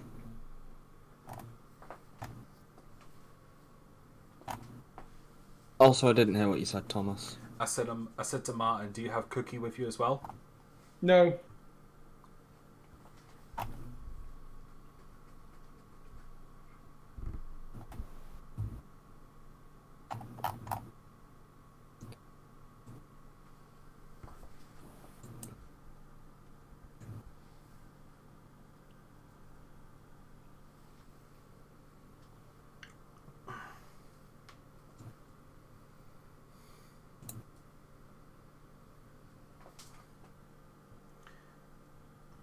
So anyway, might as well talk about this. We're most likely going to be sticking to Thursdays for these sessions and only going for like 3 hours. Yeah. I think it doubly works. Like, A, we're not doing this as long, so it gives you more time to like write more stuff up, and there's less opportunities for awkward breaks like these. Although, definitely going to need to adjust battles to make sure they don't take too long. Well, you can always set 3 hours as the minimum, and then if we go over, we go over. Yeah. Yeah, I've also decided that I'm not going to be splitting this apart into like 3 sections. I'm just going to upload the whole thing as one video. Okay. Okay. Yeah. So if people don't really have time to like watch a 6-hour video, like that's not really good. But at the same time, I don't have a decent editor to like split these apart, especially when we like take breaks at different times. Yeah. So I've seen people upload like 10-hour long videos of their sessions raw without splitting it apart. So That's really dumb, yeah. in my opinion. I wonder how I wonder why. Oh, look, he's back. And smoked like 10 pound crack and said some racial slurs. Welcome back, Matchstick. That's pretty good. Hey guys. Alright, so is everyone ready? Before we start, Paul Rudd calling Thor's hammer Jonathan is the greatest thing I've seen in my life. Alright, I'm ready. I'm guessing he couldn't remember the name. Yeah, it's everyone who's just like Milner, Milgeneer, Jill here, Jonathan. To be fair, its spelling is weird. Like I get the meaning behind it, but it's like that's hard to like pronounce without actually hearing it. Yeah, and then to be honest, it was Darcy in the Thor movies kept calling it Mew Mew. Yeah. Look, Mew Mew. I wonder if that was intentional by the writers, or if she just stopped being able to pronounce it. Probably the latter. Both. Yeah, she couldn't pronounce it, so she pronounced it wrong, and then they thought that's hilarious. Let's keep it in. Alright. So is everyone ready? Yep. Okay. Yep. Does anyone want to do anything like joke wise, talk wise, anything like other sort of stuff before we move on to the next scene? Would like to try the cat pendant. Has it been dawn? Yeah. Yeah. Because I gave her. It's my morning now. So about 10 a.m. I'd say. I'm gonna try and speak to the emotionless one and see what I can get out of her. I was just gonna sit in front. Our Bard will probably go with Austral, but before that, let's see what Caitlin looks like as a cat. Right, so Karma's still sleeping, yes? Oh no, you're all moving right now. You're all walking. Aww. Yeah, this is the next day. I think we just glossed over the night, so you didn't get to do that. Yeah, fair enough. Sorry about that. We're also on the road. We're walking up the mountain, if everyone remembers. Yeah, right now you're in a pathway between two mountains, and the guards and mercenaries are a bit more on edge because it's a prime spot for an ambush if there is one. Yeah, I don't... So what would have happened in the night, because Yeah. you skipped over that bit before Amber could do anything? Well, nothing happened. It was peaceful. Oh. That was kind of the idea. It was, Caitlin was going to wake Karma up as a cat. Oh, it wouldn't have worked at night. It reactivates. Yes, but Karma sleeps in. And also, it reactivates at dawn. She could have used it at dawn to wake her up. Right. Sorry. Yeah. It's all right. It's Well done it. Sometimes you just have to wait for people. how about And sometimes you just miss it. how about we do one of those flashback sequences where you just see that, and then we can move on. All right. Go on. Just quickly. Okay. Right, so Caitlin's gonna just come out of her trance-like state very, very quietly. And activate the pendant as discreetly as she can. Okay. You take on the appearance of a black Siamese cat. Ooh. So, She's gonna... So Makama... So Kama's a ginger munchkin, you're a black Siamese. Okay. She's gonna slowly move on to Karma's chest and start battling at her nose. Meow. Is there? I'm gonna get my revenge when it's my turn. Ever seen a cat get punted? So, meow. Meow. She does get up slowly. Caitlin hops off as she gets up. Just sits there. Can almost see a little grin on the cat's face. Just for reference's sake, the cat still has the hat on. Yeah. That for some reason glorious. didn't change back. Yeah, I'm assuming it's within reach because Astra will be watching this. Well, we'd be in different tents. Would you hear the meow? Is the Oh question. wait, being punted to be punted. Oh, I thought we were like roughing it outside. No, Karma was going to punt you as a cat. Because you said you were going to get your revenge. Oh, trust me, you'll never see it coming. Meow. You're not getting the pendant. Meow, meow, meow, meow, meow, meow, meow, meow. Meow. That cat pendant was the best and worst thing I've ever included in this campaign. Meow. Whenever we're ready, let's flash back forward. All right. So Wait for them to say they're ready, Thomas. sure. So yes, We're ready. that Okay. of a top hat. Okay. Hi. So as they're walking along the path, Austral, you want to? Thomas, Speak to the. they I want to did speak to just- the person. That, Thomas. Oh, sorry. Thomas, we did just say wait. I didn't hear you, so I assumed that was my bad. I didn't hear you either. No, I meant Martin said wait for people, and then you didn't wait for people. No, because I thought you were finished, and then I said go, so you might not have heard. Oh, me. I didn't hear the No, go. I was not. What we have No, here is a that failure was to communicate. my fault. That was my fault, not Thomas's. But I did I think the main fault is the fact that we have to do this online. yeah. But it's Yeah. also better in some cases. Okay. It makes it easier to actually. Anyway, Meow. since we're getting off topic, let Caitlin and Karma finish theirs as quick as possible. Then we'll move. Okay. Meow. Yeah. Mm. Meow. Oh, yeah.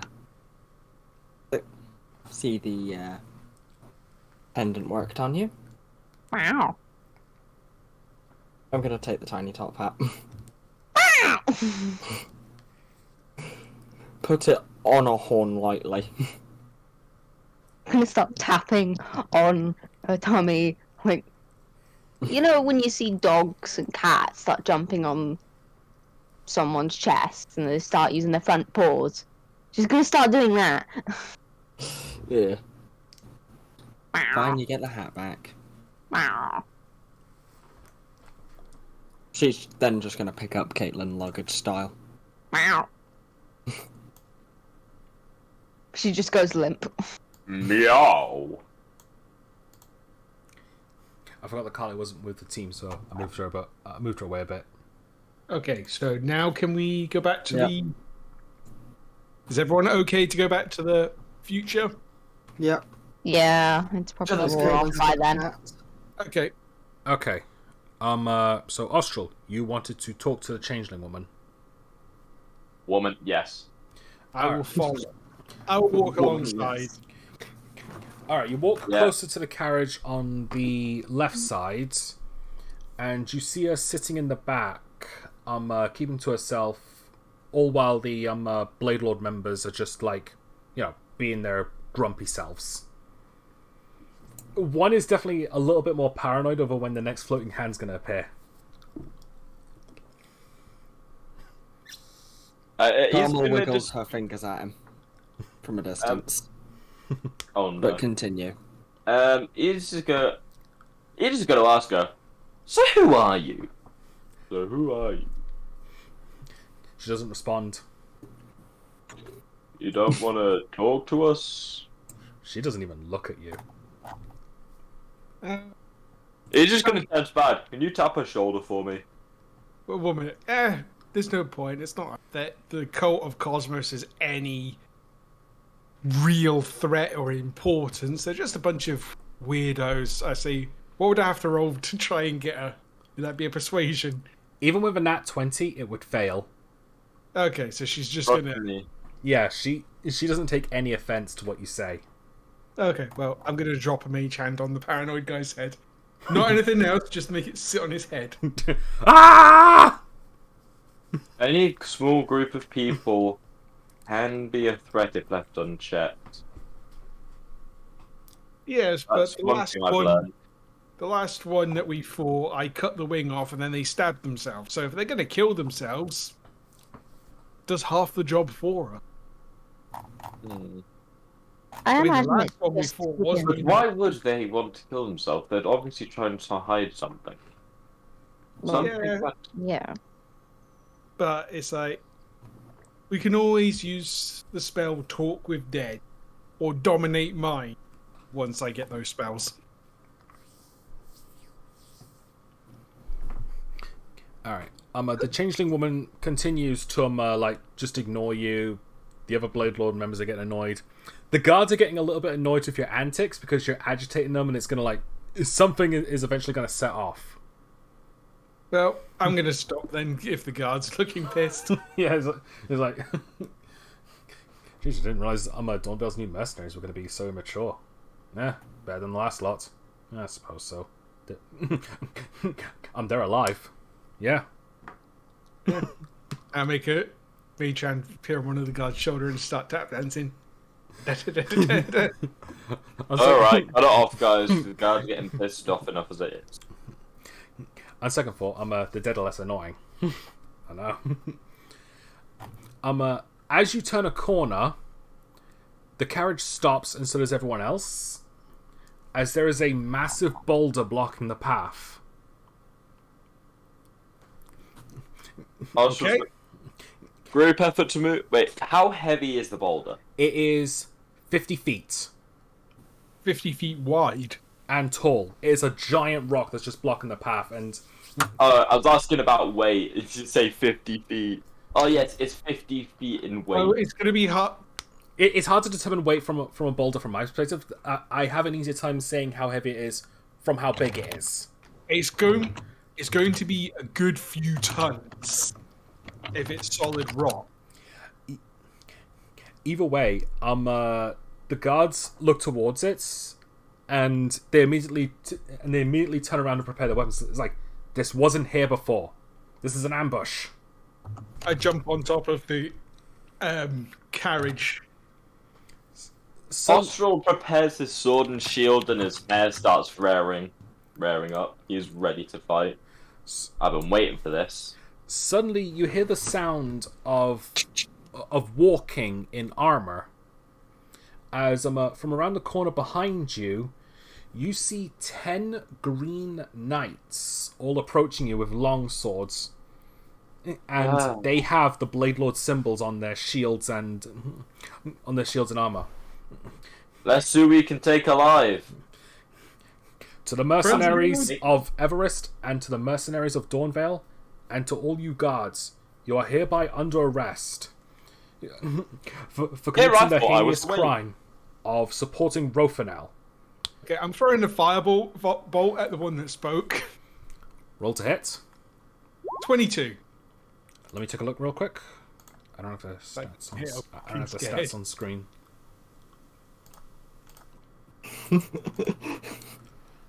That hits. Roll for damage. Alright, so fire damage straight to the face. 4. 4 damage. Does he We're continue speaking? You can arrest these nuts! Daddy! They prepare their weapons. Alright. For the Blade King, destroy the supporters. And I am going to direct you to the map.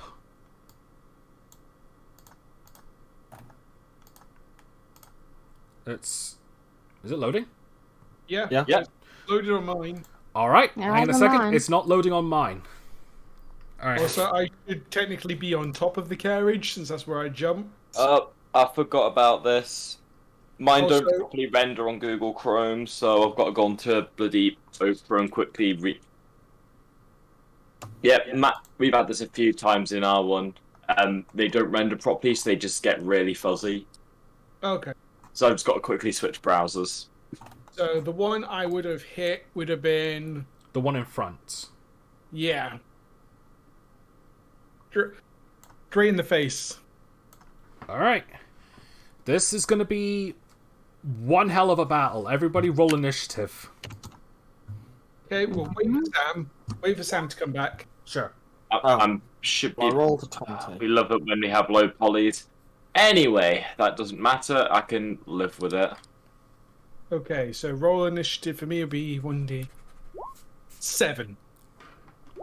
Oh, What? you had an attack first, so... Yeah. 19, baby! Okay, so Karma got 20, Bard got 7, Caitlin got 14, Oscar got 19, so... Karma... You guys remember the rules. Try and take them alive. Austral... One problem with that I doubt we'll be able to fit them all in the carriage. Alright, let's try and take one alive. I would not mind 500 gold. Alright, now for the mercenaries. Okay, Barbosa got a 6. There's bound to be at least one person here that gets higher than me. Alright, Henry. Me? This is actually like a little bit more complicated than I expected. got 20. Oh shit, that's just behind the roll 20 thing. Thank you. 14, 7. Okay, so I've got a 10. There are 26 people fighting. Yeah.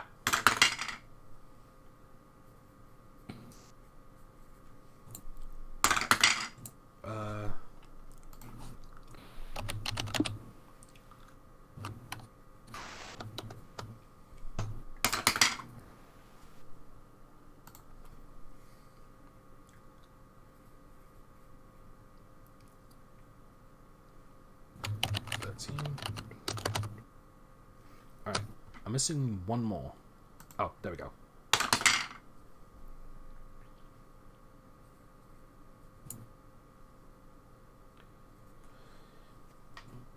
Alright,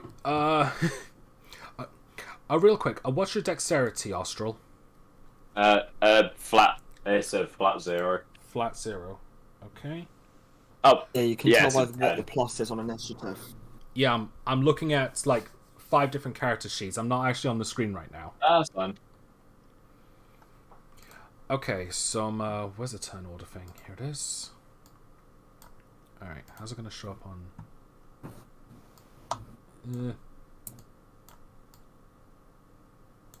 I'll have to do. Alright. Okay, so Karma is first. Larry, Oh wow, I'm actually first in initiative. Larry is second. Austral is third. Caitlin is fourth.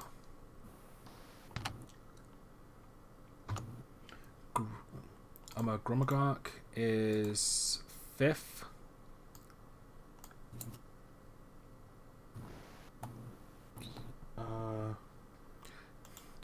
Oh yeah, forget you do initiative this way. Yeah. Where you let all the allies and then all the enemies have one. I still think it should have been mixed up, like... Yeah, Well- mixed up would be a lot better. That's what it is. That's a lot better for anyone that has healing spells, which is not me. I did not prepare one. It's also better for someone that's squishy, because if all the enemies have their turn at the same time, it... Yeah, it doesn't go well. Alright. So, while it's probably too late to change it, Thomas, I think next time they should all be mixed up. Unless they are, and I'm talking out my... Yeah, they are mixed up. Karma's going first, then it's Larry. No, I meant for the enemies and allies, because from... what I it looks would, but there's too many. Well, again, that means any enemy on the front line can all gang up on one person, and vice versa. I know there's a lot, but that's your own fault, really. Yeah. Okay. I know this is just a bit of criticism for this moment, but it's also a bit of advice. If you have to roll like dozens at the time, instead set them out like this one automatically rolls a 20, 19, 18, and then mix them up that way. Alright, You don't have to roll for everyone, but Alright. anyway, Sorry. back to the game. Yeah. Karma, you're up. Right, I never thought I'd be first. Alright. So first of all, I'm gonna fly 30 feet into the air. Alright. That's my movement. Alright, take flight. I'll just give you the wing icon. Oops, wrong one. Well, I'm gonna move also over to here.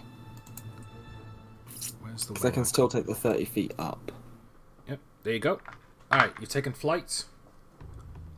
Right, now to read...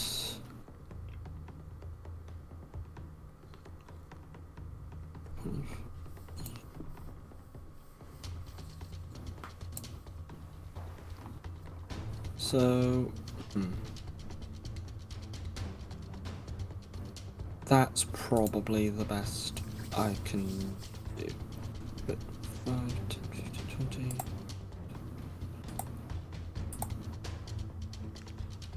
Can get. Because I'm going to cast Fairy Fire. Alright, they all have to make saving throws. Yeah, well, technically a 20 foot by 20 foot is probably that. So you'd get 2 of them. No, I mean I'd get... All of the ones in that cube. Alright. Yeah, everything within this space, including the So ones it'd I've be gone about through. 6.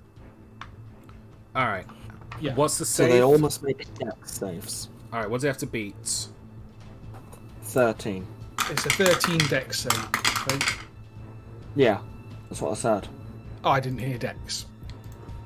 Okay. Are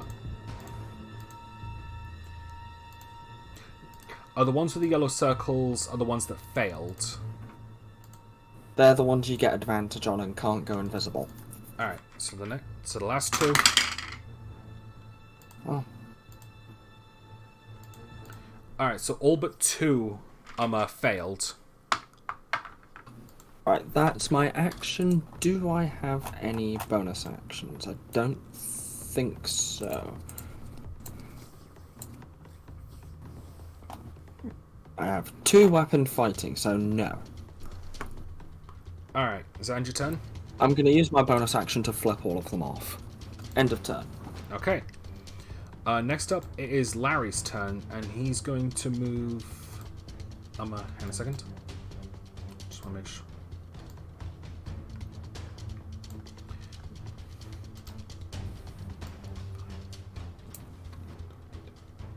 And he's going to run forwards and get one of his javelins out, and he's going to throw it at the one in front. So that's a d20 plus 5 to hit.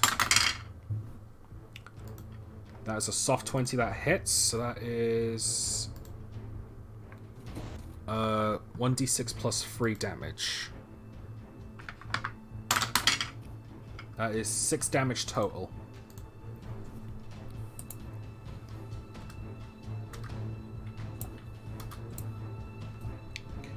Alright, that's gonna end his turn. Austral, you're up. Alrighty then. So Austral is going to... how much movement is there? There's not really enough for me to make it all at once. He's going to go up next to Larry, here, and then I'm gonna, if this is allowed, point my head forward and cast Produce Flame. Alright, what's the range on it? Produce Flame range is... should flame. And then I hurl the flame at a creature within 30 feet. Literally 30 feet away. Perfect. And Alright. you get advantage. Yeah, you have advantage. Don't forget, non-lethal. Throws fire. Alright, roll to hit. That's plus. Oh, right, sorry. That's an advantage. So that's 9. That doesn't hit. Nah, I kind of guessed it didn't. Blocks with a shield. Well, the advantage can't get removed until I break concentration. So, bites and bacon bites. Well, or after a minute, but there's no way this combat lasts a minute. Alright, does that end your turn? Yep. Alright, Caitlin, you're up. Now I miss having a plus 13. Yay! What to do? Eldritch Blast. This one. Yeah. Yeah. Alright, roll to hit. Yeah.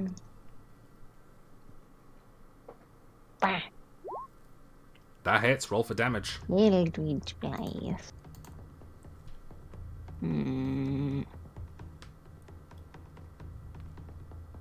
Bah!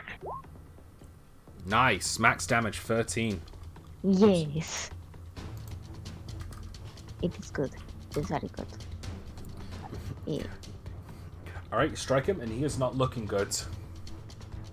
Good. Now kill him. Good. The hate flow through you. Alright. I'll end.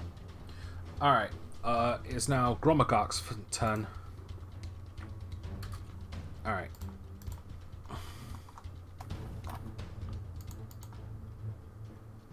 You can't hear my music. No. Good.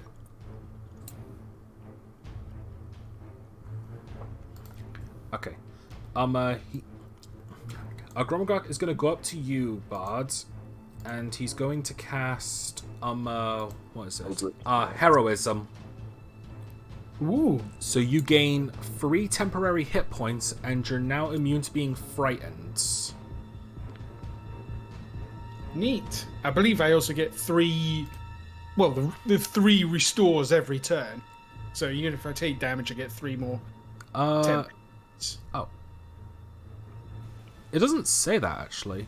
At least I don't find it. Let me look it up. Yeah, sure. Anyway, if that's his turn, let him end and I'll let you know. Alright. Yeah, that's the end of his turn. And it is now Marvis's turn. And he's Yeah, it says gains temporary hit points equal to your spellcasting modifier at the start of each of its turn. Oh. Alright. Marvor moves forward and prepares his longbow, aiming for that one that has fairy fire, and so that's D20 plus 6 of advantage. Nat 20. Oh yeah. Alright, so that's 2d8 plus 2.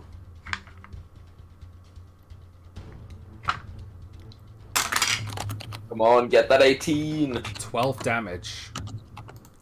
Still pretty good. Yeah, goes right through his neck, killing him. I said don't kill him, you daft bastard. We don't have enough room for the carriage. It's either them or us. We can take one of them. 500. I'll literally carry him if I have to. Just thin them down a little bit. Alright, That one can die. That's fine. and for his bonus action, he's going to cast Hunter's Mark on this one in the front. So I'll put a blue mark there. And that's going to end his turn. It's now Barbossa's turn. Alright. Alright, just checking his stuff.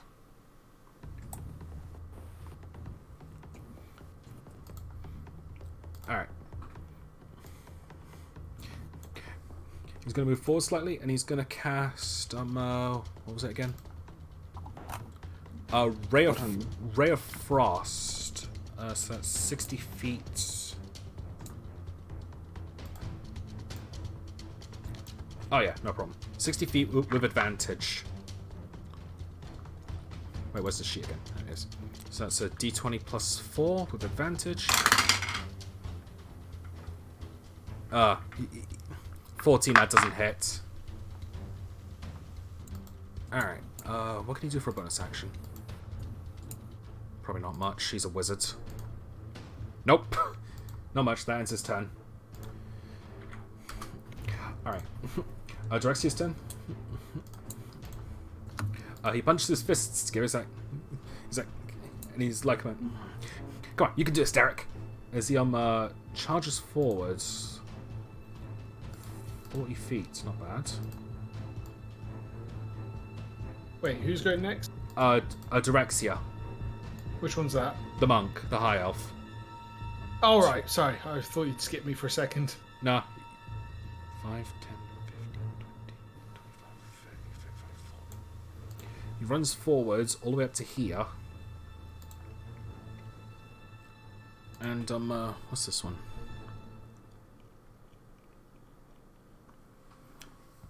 All right.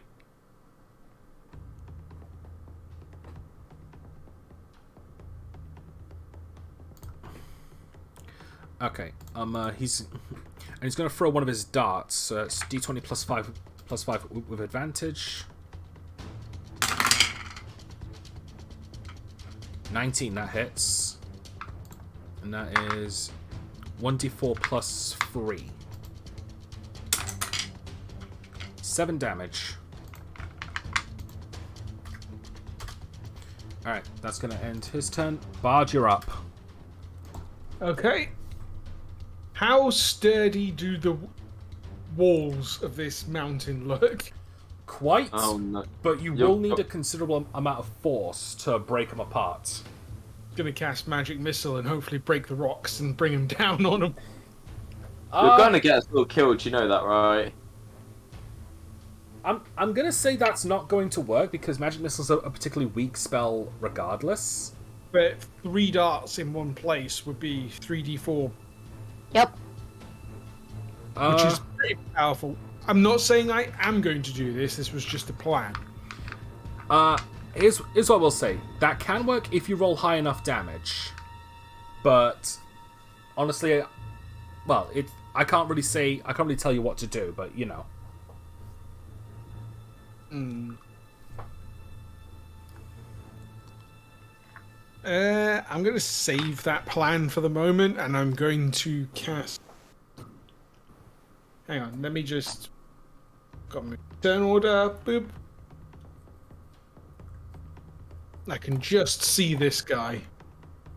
So I'm going to throw a firebolt at him. Alright, that's with advantage. Okay, so 1d20 plus 6. Yep. I'm going to roll twice. 21 and 17. Alright, that hits. Roll for damage. 1d10 straight. 1. 6. Okay. Not bad. He's not looking too good. Okay, now for bonus actions. I'm going to save off on Bardic Inspiration for the moment, That's fair, we can deal with these guys. but I'm going to move. How much is 30 feet? In between Karma and... Wait. Yeah. In between Karma and the Dragon. Sorry. Apart from the fact that I'm 30 feet in the air. In terms of tokens. In the spot. In the spot Yeah. between them.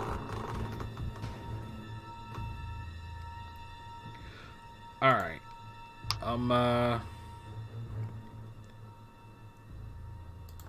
Sorry, I'm just checking something. Okay. Is that end your turn? Yeah, sorry. Alright, it's now the guards' turns. Oh, wait. Can I quickly do my bonus action? Sure. I tell the guards to keep an eye on the prisoners. The mercenaries will take care of the soldiers. If I need to roll persuasion to do it, I will. Go for it. Roll persuasion. 1d20 plus 7. 15. They nod in agreement. It'll be a tougher fight for us, but better than them getting away. Alright. All of them at least ready action with their longbows. Oh, if they've got longbows, that's fine. But as long as they don't move. Alright, it's now the Blade Lord's turns. Okay. That poor monk. 1 second real quick. This is one of the reasons why I think they should have been mixed up.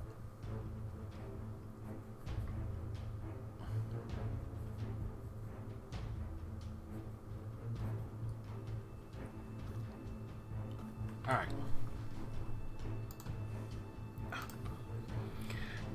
Alright, this one runs forward towards Derek and swings his longsword. Big up my man Derek. That's some D20 plus 3 to hit. And that is a 5. He misses. I'm just gonna take him his reactions. Nothing. Okay. Alright, so that's a miss. The two down here, they both prepare their longbows. For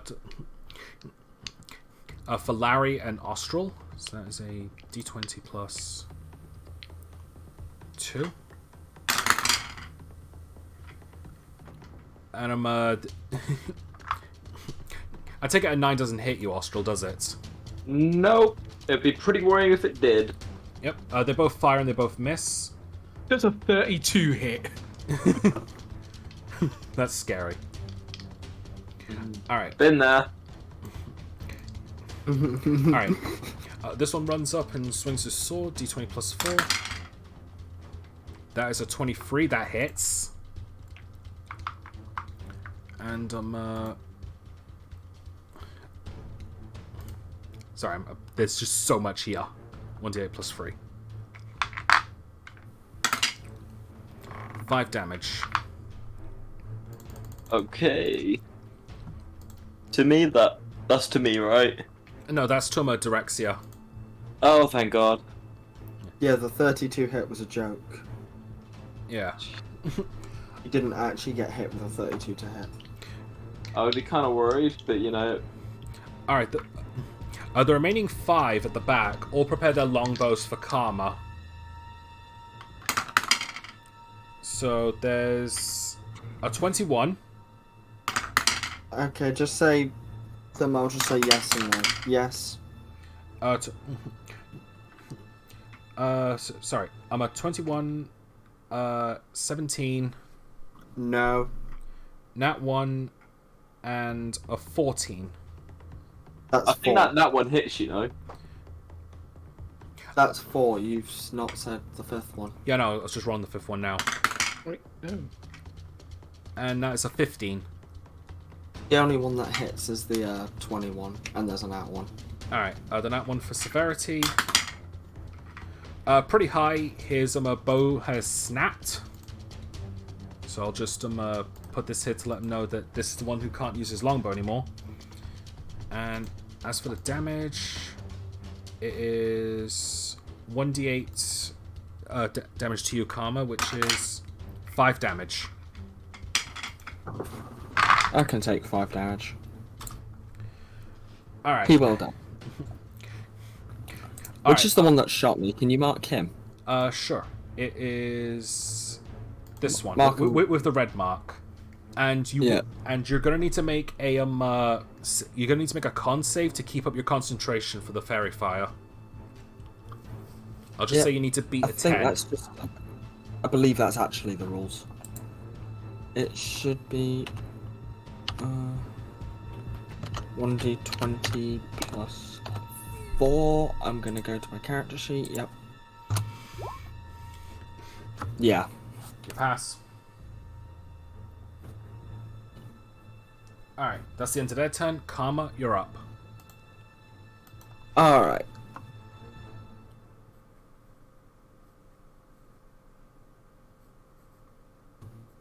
As much as I do want to absolutely murder someone that just shot me,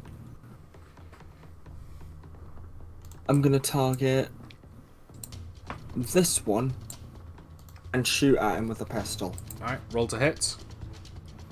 Right, I believe that's a little...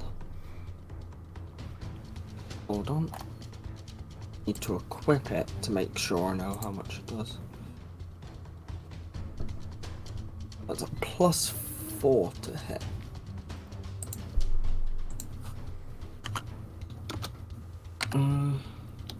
So 1d20 plus 4. Huh. And that's a misfire. Yep.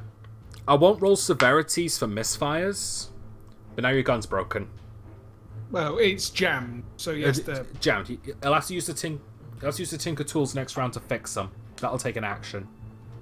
I'm just gonna put the gun away and be sad. Alright. Wait, no, hold on. I don't have that.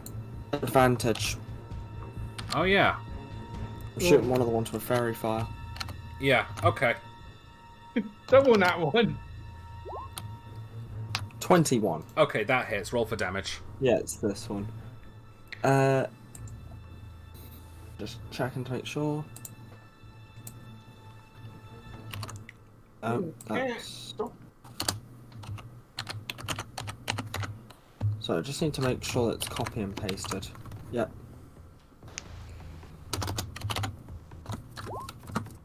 $12 damage. Okay, lethal or non-lethal? I'll get him in the groin. Lethal. Alright, so you're knocking him out. Yeah. Alright, you shoot him in the groin. Thankfully his armor protected most of it, but it was still like getting hit in the nuts. He collapses to the ground, bangs his head on the floor, and it knocks him out. So I'll just flip the ones upside down to imply that they're unconscious. But I'm also going to be removing the fairy fire. Well, he's still glowing. Yeah, but he's also out for the... Oh, you know what, fine, I'll put it back on. Alright. That's fine. Alright, does that end your turn? That's gonna end my... Yep. Thank goodness for remembering my advantage. Alright, it's now Larry's turn, and he's gonna charge forward here, and he's gonna swing his great axe at the one that attacked Direxia with advantage, so that's 2d20 plus 5. 15, that doesn't hit. He's just like, oh. Alright, that ends his turn. Austral, you're up. Right then, I'm going to use the rest of my movement, and I'm going to go 25. Go back here, and then attack him. It's Which one are you attacking? plus the one that would be flanked. Okay, so that's with advantage. Well, no, it's plus 2. Yeah, we changed rules on that, so it plus doesn't just get too broken. Yeah, plus 2 right. with advantage. Because he's So, fairy yeah. fired. Oh! Nat 20. Okay. Roll double damage. Smacking time. Plus 3. Making up for last round.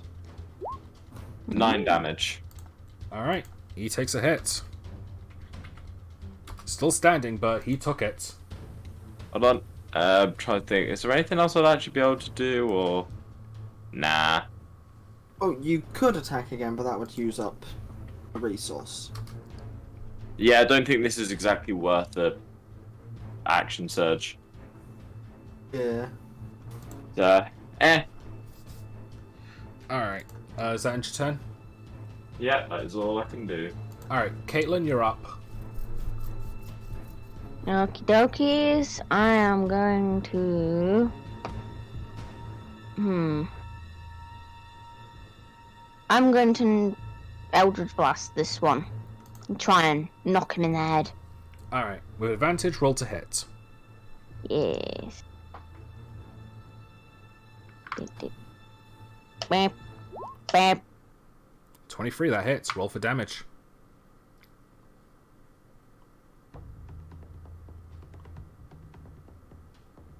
Mm. 11 damage, not bad. Twitch place. Yeah, I'll leave it there. Alright. Alright, so it's now Gromagot's turn. And so what's his speed? 30. Like everyone else's. He runs forward and he prepares a javelin. Sorry, spear. So it's d20 plus 5. And that's a 16, that doesn't hit. Throws it and misses. Is he hitting? Who's he hitting? Alright, yeah. The one It has Very fine. advantage.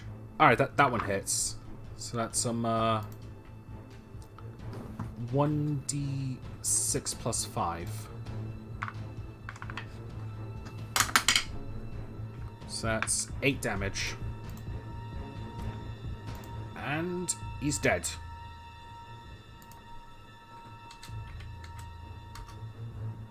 Alright. And that's going to end his turn. Yeah, if we keep 3 alive, that's probably the best we can do if Ulstral carries one himself. Yeah, I'm done for that. Alright, it's Marva's turn, and he is going to use his longbow on the one he's marked with Hunter's Mark. So that's d20 plus 6. That is 25. So that is 1d8 plus 2. Plus whatever Hunter's Mark gives him. An extra 1d6. That's 1d8 and 1d6.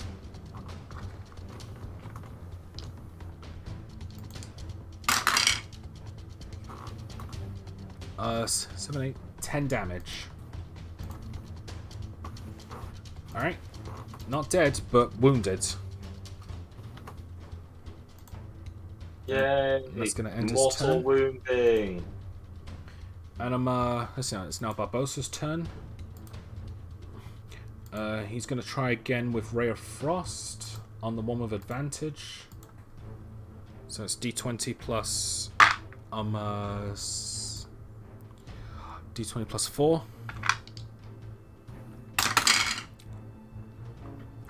Misses. Is it advantage? Yeah, it was a 16. So he's useless. Alright. Direxia's turn.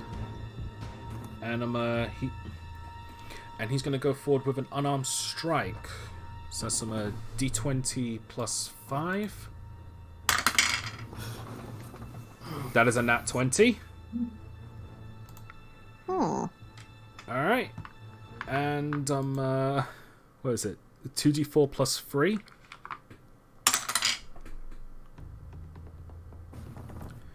That is max damage. What you see is this is actually a bit of a reference to my first campaign, since this is a reused character. He punches the Blade Lord so hard, he goes flying off screen. A One Punch Man style. Oh! And, Memories. and you just look at him, Drexia, and he has Saitama's pie face. Okay. Either way, he is very dead.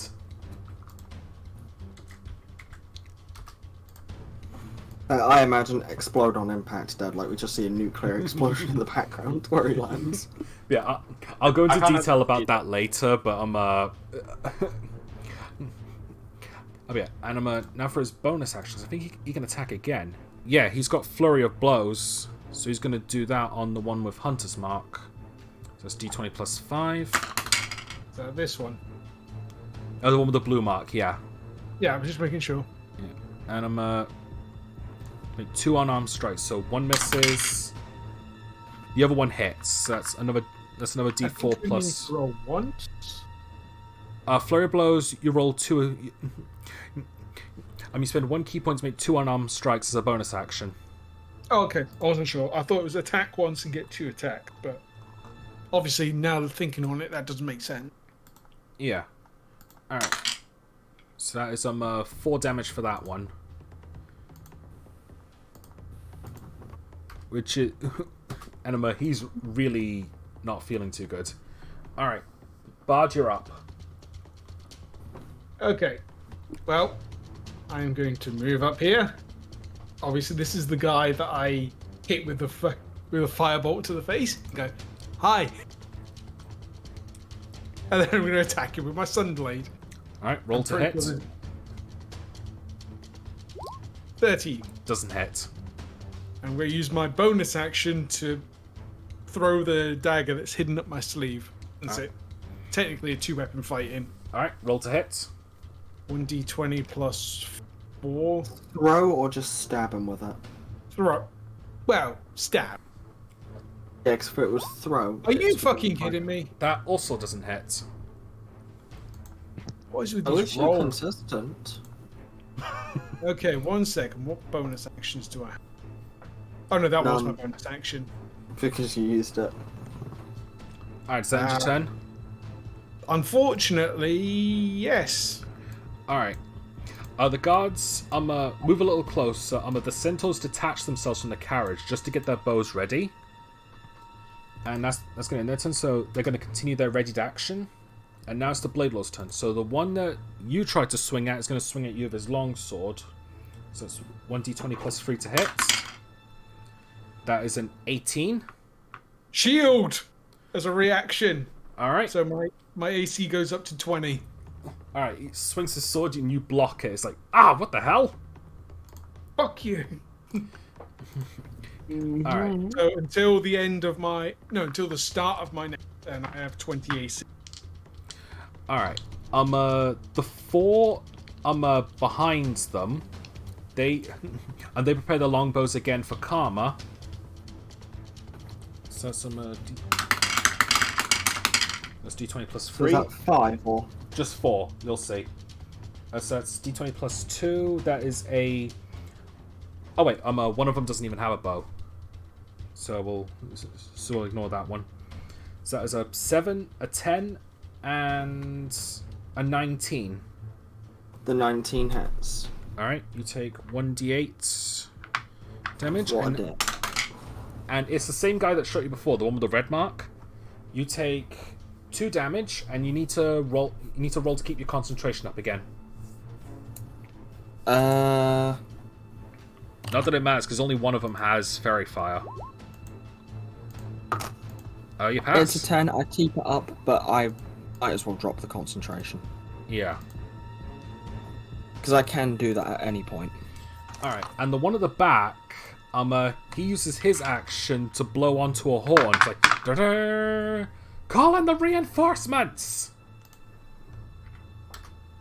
and that's going to end their turn. God, if only we were level 3 and had silence. Shut up. No goddamn people. We don't hear anything. Karma, you're up. Right.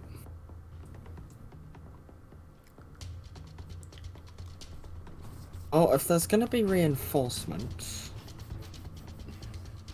I'm gonna make things interesting. Now, is this wise? No. Do I have the spell slots? Oh, do I need my spell slots? Maybe. Am I going to do this anyway? Yes. I love chaos. I'm going to cast Grease. Alright, how does that work? I'm not going to cast Grease. Okay, I'm going to move forwards. and then cast it? And then cast it. So, I'm going to place it...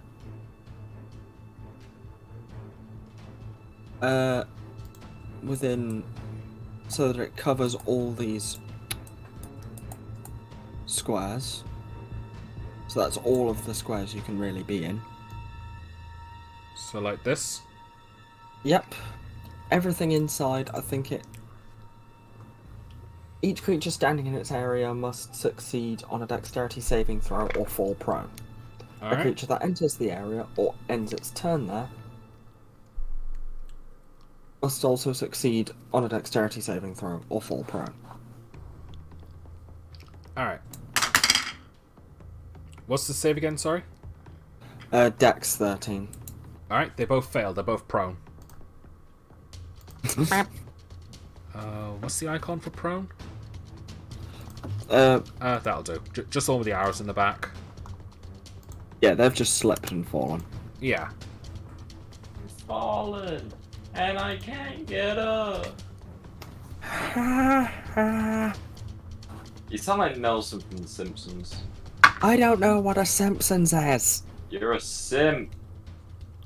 Shut up, now. Done. Alright. Does that end your turn, Karma? Hold on, how far did I move? 20, well, I was here, but 20 feet. No, I was here. Was I? I don't know where I was, but I moved You 20 moved feet. 20 feet. I'm gonna move 10 feet further up into the air. Alright. So now I'm 40 feet off the ground. Alright, is that end your turn? Yep. Alright, Larry's up, and he's gonna swing his great axe on him, the one in front of him. That is a 7. He misses. No. Alright, Austral, you're up. Alright then. Oh. You got one. You got one. You have the chance of flanking, but you've also got 5 to the left of you. I'm going straight for the ones on to the left of me. So okay. He's just going to go here, and he is going to roll to hit. All right, roll to hit. Dirty 20. That hits. Roll for damage. A 5. I thought you were about to say that misses. No. And then what I'm going to do. Yeah, I can burn my action surge. Oh, you're gonna swing again. Yes. All right, roll to hit again. 16. That doesn't hit. Damn. I think you wasted your action surge. You think? Also, something I forgot to say on my turn, and it's only a comment, so I'm just gonna shout to save that one for her. Yeah, the one with the red mark has been marked by karma. That's fine. That's a death mark. All right, so end your turn.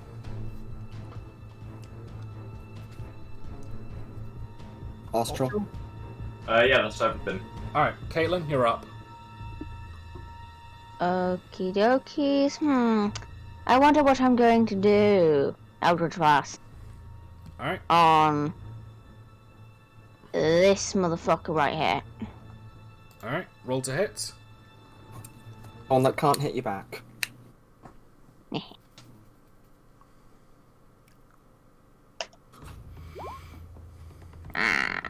Rolling severity. Well, I imagine she'd have to aim up, so that might hit me. It might hit me, but I've got shield. Okay. Let's see I now. have human shields. Karma, Larry, Bard, Direxia, and Austral. So I'm gonna roll a d6. 1 is Karma, 2 is Bard, 3 is Larry, 4 is Direxia, 5 is Austral, 6 is Miss. 3, Larry. He takes the hit, so... Larry, no! do you mind rolling the damage for me? 12 damage. Oops. Caitlin's just gonna yell over, just sorry, I slipped slightly. Oh, it's okay. Happens all the time. Okay, And we it just just to dies. save Larry. Hey, Harry's not my favorite character. Alright, does that end your turn? I get spell slots after a short, back after a short rest, right? Yeah. Yeah.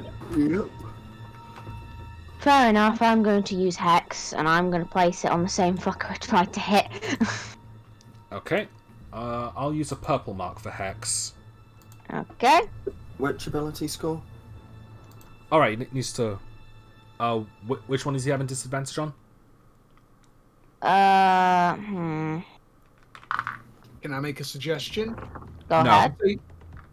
Dex would be best because of most of our abilities do rely on. Yeah, I was thinking Dex, because of if I may Grease. make a separate suggestion, What? Eldritch Blast. Going off of selfishness, you have Toll the Dead. And I have no spell slots. Good point. It's up to you. It's your move. I was just making a tiny suggestion. I was making a suggestion that was better for Yeah, I'll just give him disadvantage on Wisdom for now. I have a feeling I'm going to have to cut down a lot of people. Alright, so he has disadvantage on Wisdom now. Yes. Alright, does that end your turn? Yes. Alright, Gromagot's turn. He's gonna move forward 5, 10, 30. And he's gonna swing at this one with his long sword. So it's d20 plus 5. This Blade Lord's not. That is a nat 1. I am rolling severity. 7. He just misses. Phew. Alright. Marva's turn. He's gonna hit with his longbow. So it's d20 plus 6. 19, that hits. Alright, so it's 1d8 plus 2. 8. And he's dead. Alright. That ends his turn. Barbosa's turn. He's gonna move forward a bit, but I'm taking into what the Blade Lord did with the horn to call for reinforcements.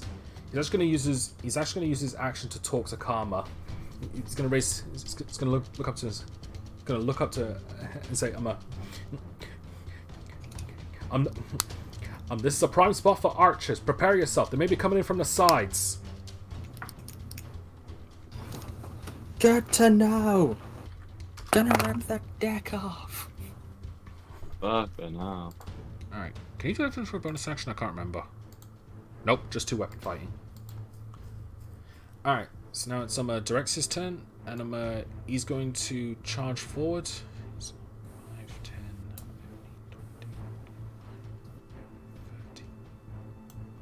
And he's going to run forward and flank this one, so that's d20 plus 2 and his attack, which is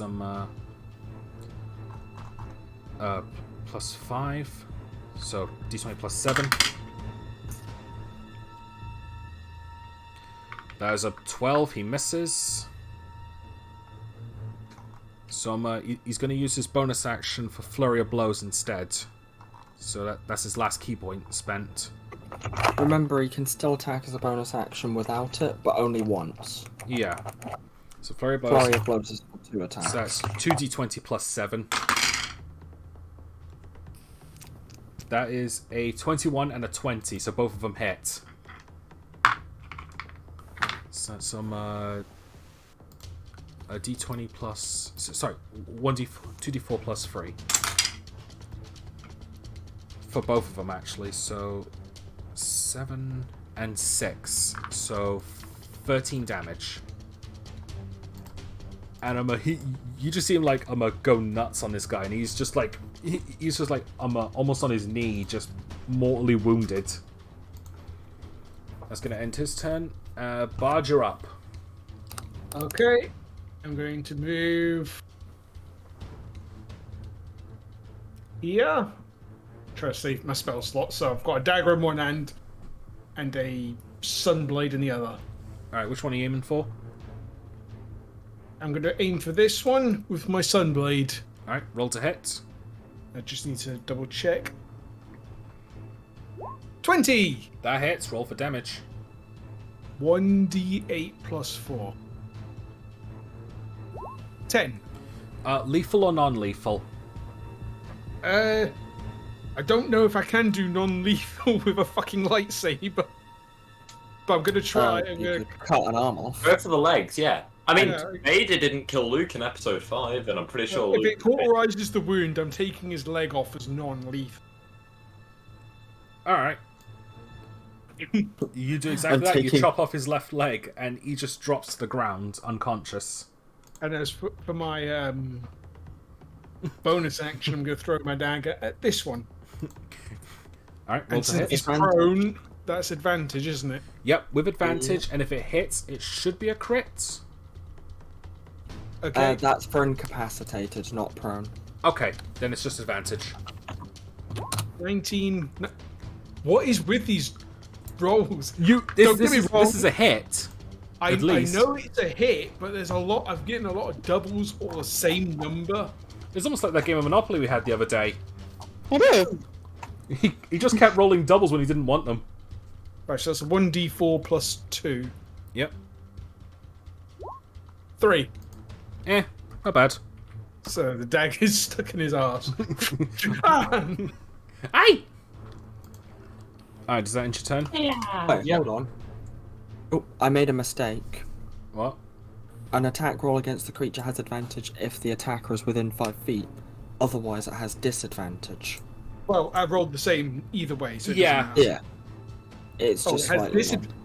Oh wait, yeah, I rolled the same both times, either way. Yeah, so. it doesn't matter, but Yeah. that's actually really annoying. Yeah. Alright. It'll be really useful for the melees. So it's the guard's turn, and they're once again like preparing the bows. They don't have a good shot at the ones at the back here, but now that they know that the reinforcements are coming, and they overheard Barbosa saying they might be coming in from the sides, they're preparing themselves.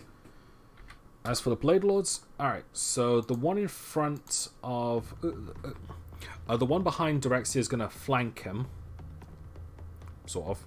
Well, he's supposed to have got him from behind, so I guess it doesn't count as a flank. D20 plus 3. 18, that hits. So it's 1d8 plus 3. Where are they? Here it is. 10 damage.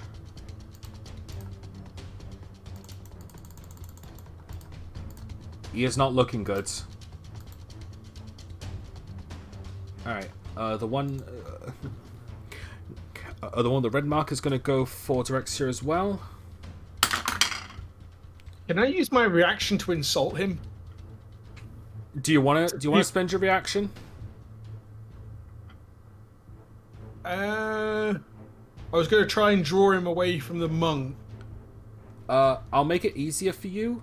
He rolled an 11, so he misses. Okay.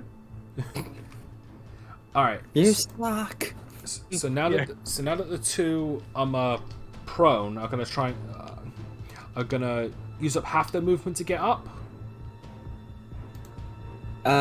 Yes. Do they still have to make a dex save, or is that not a problem anymore? They have to. I'm pretty sure they have to. But Hold on. yeah, it's Lewis's spell. I should shut up. A creature that enters the area or ends its turn there must also succeed. Alright, so both of them are gonna move back and prepare their bows for Bard. So that's 2d20 plus 2. One got an 8, one got a 19. Shield! Alright, so you block them. Alright. But now, I'm just going to reveal a bit of the map. The reinforcements have arrived. Oh no.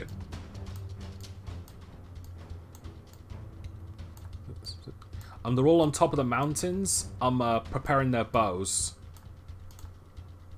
And that's going to end their turn, but they're prepared to attack. Karma, you're up.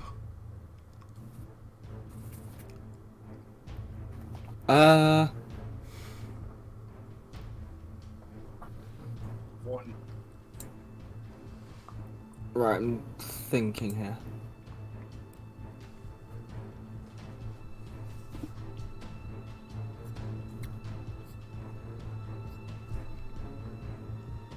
Are they all on the same elevation? Pretty much, yeah. Damn.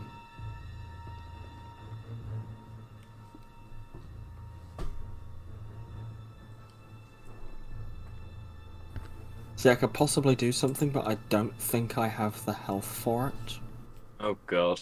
Oh boy. Because it takes 2 turns.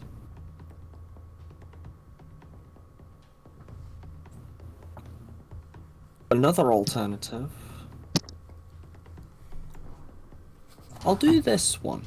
This could be dangerous. For me. That's I'm gonna fly to here, making sure I'm on the same elevation as them. Yep. I'm gonna use my Javelin of Lightning on this one. Oh. Shit. Roll to hit. Right. This is gonna be annoying if it misses. But everything else has to still make the save.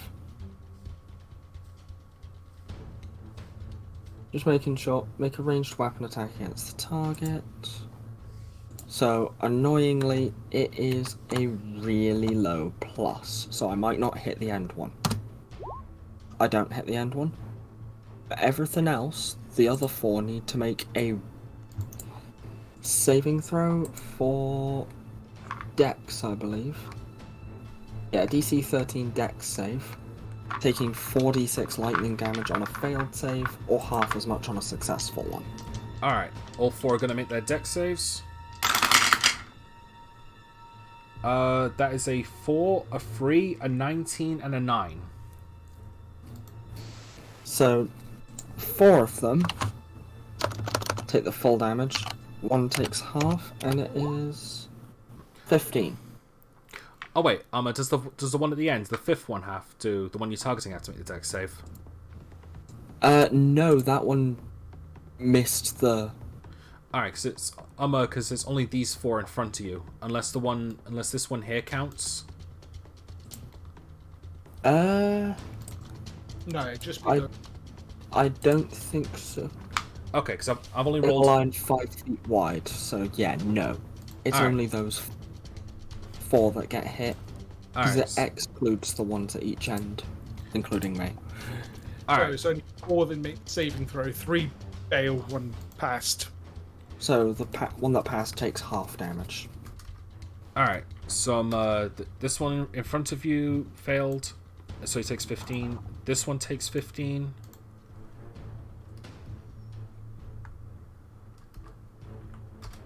The 3rd one here passed, so he only takes half. That's... I'm going to say 7.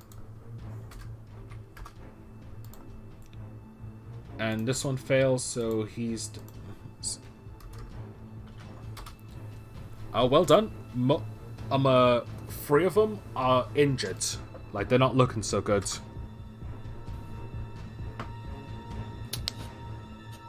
Yeah, neither am I. Alright, does that end your turn? Does that end your turn? Yeah, I'm thinking, Thomas. Sorry. Wasn't sure if you heard me. Yeah. You're in my ears, Thomas. Although I know we can't trust technology. No, we can't.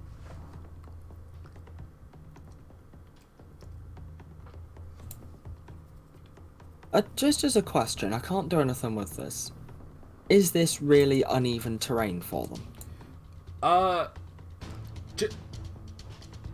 are they on like a plateaued part? They're on a plateaued part. I know it doesn't look like it on the map, but they are. Alright. It doesn't matter anyway, but if they were perched on different parts, the grease spell would have been a bit funny here. Yeah. Ah! Alright. I'm gonna... die. Alright. Yeah.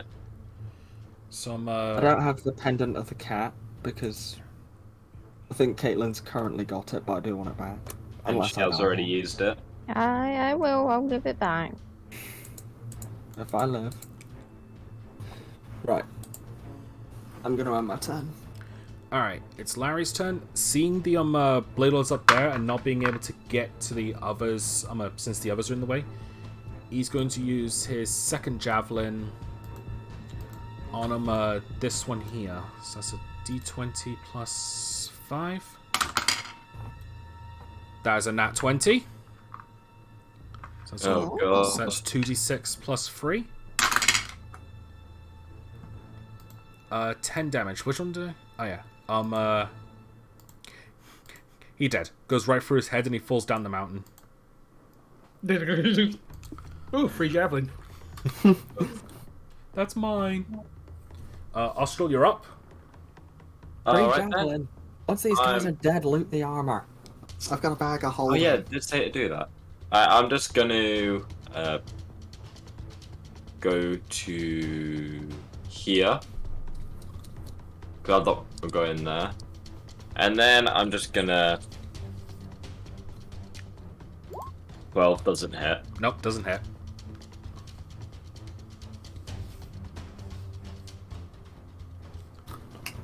Anything else, or is that it? That's it. Alright, Caitlin, you're up.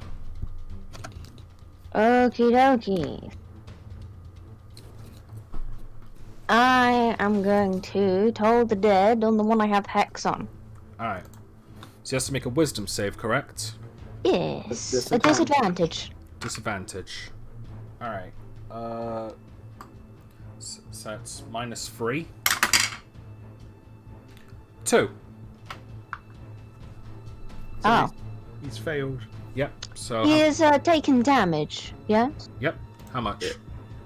Glorious. No, he has taken damage before, hasn't he? That's what she asked.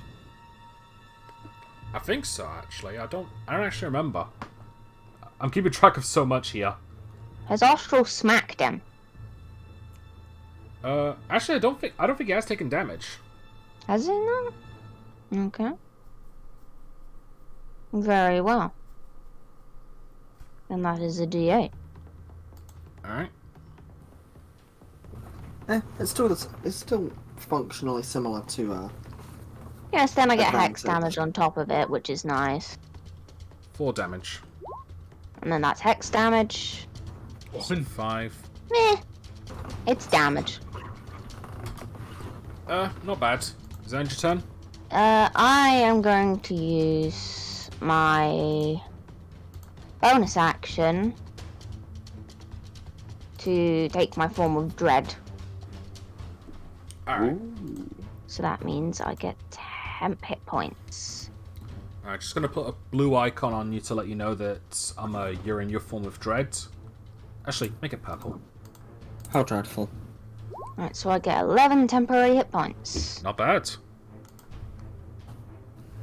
I could do with those. Alright. Does that end your turn? Yes. Alright. Oh, Ram's potion healing was a bonus action. Oh well.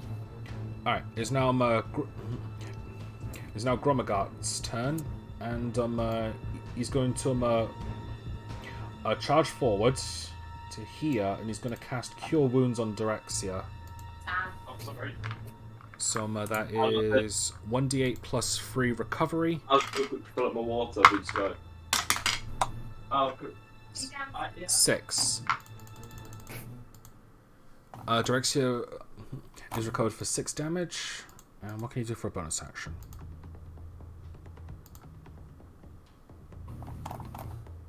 Alright.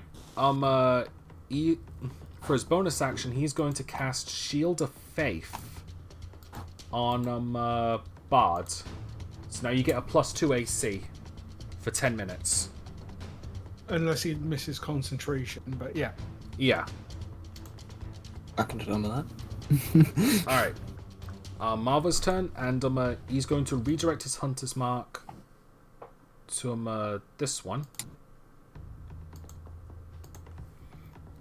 And he's going to shoot at him. So that is d20 plus 6. That definitely hits. 1d8 plus 2.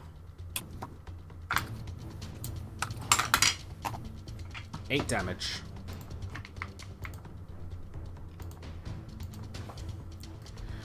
Alright. And now I'm going to make him roll a dex save to see if he keeps his footing. Nat 1. Okay, so not only does he lose his footing because he actually took an arrow to the knee, he grabs on. He's about to fall. He grabs onto the arm of the one above him to try and keep his balance. So now he has to make a strength save. That's a 4. They both fall down the mountain together. Do they die? This one does. Listen, that was a 40-foot drop, so that's 4d6 damage. Well, I don't think he's going to die, but he's not going to be in best shape. 11, 15, 16. He took 16 damage. He's not dead, but he is very wounded and very pissed off. Alright. That ends his turn. Oh no, he's going to use his Can you use his bonus action to send Hunter's Mark? Yeah, he can. He's going to redirect Hunter's Mark to to this one. Alright, and that's going to end his turn. Barbossa's turn. He's going to use... hang on. He's going to cast Magic Missile on the three that are closest to Karma, one each. That one's dead. Blew off his head and he fell down the mountain. Landing on this guy, so he's going to take another d6 damage. He is also dead. The one next to Karma is going to take a hit. 2 damage.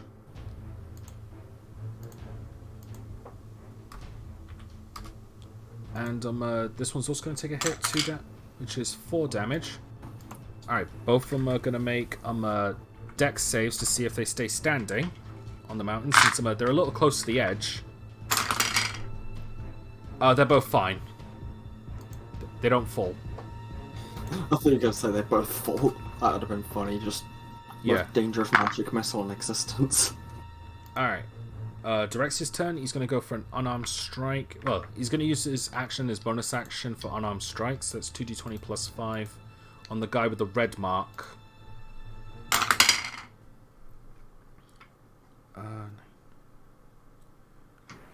They miss. Both of them miss. Alright, Bard, you're up. Okay. Let me think. These 3, what does their footing look like under their feet? Which 3? These 3 up here. About the same. Anytime they get hit, they have to make a dex save in order to keep their footing and not fall.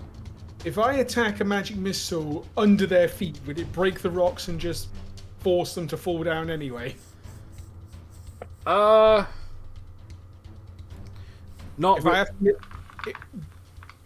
If I rolled a high enough intelligence check, would I know where to hit to make them fall? Here's the thing. Because Barbossa did 3 magic missiles, like without doing any sort of like fancy thing. You know what? I'll roll an intelligence check, but that'll take your bonus action. That is fine. Intelligence check or an investigation skill check? Investigation skill check.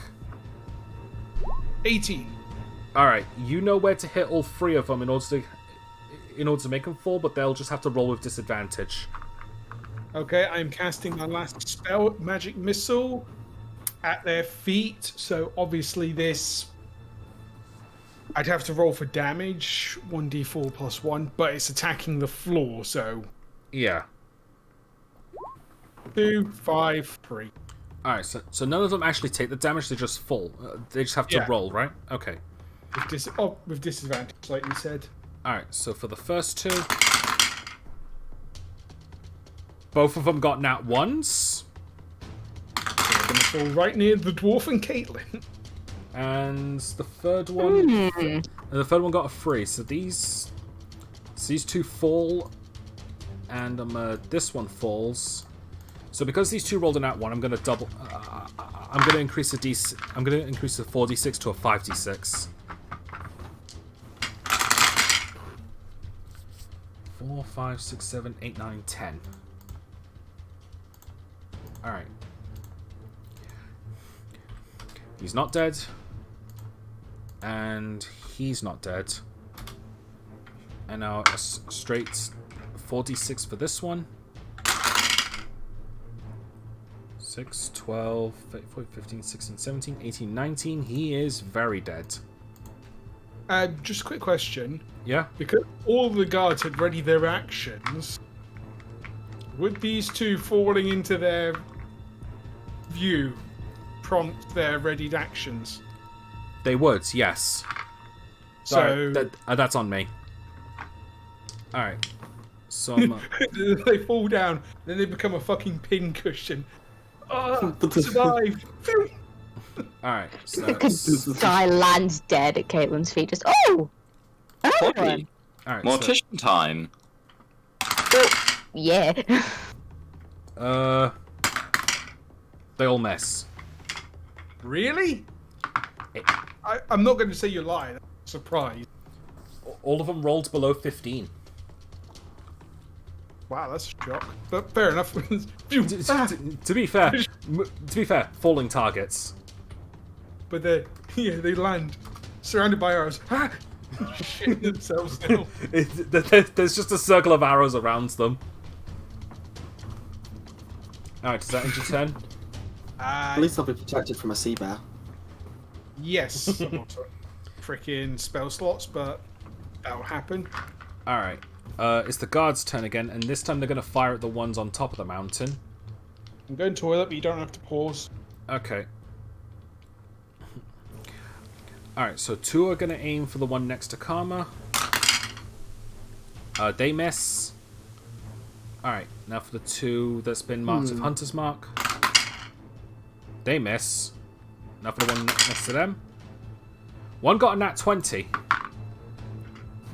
Oh, finally. Can we just knock this guy off the mountain? So that's a He 1. explodes. So that's a 1d8 plus 1. 2d8. Oh yeah, 2d8, sorry. Wow. What? 2 damage. 2 damage. Well, he still has to roll to save himself from falling. And he fails. Alright, 4d6 falling damage. Dead.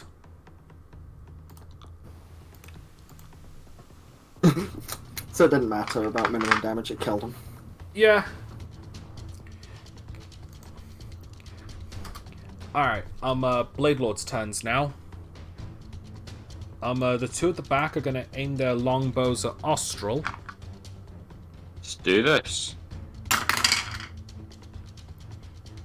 Yeah, my grease was annoyingly useless.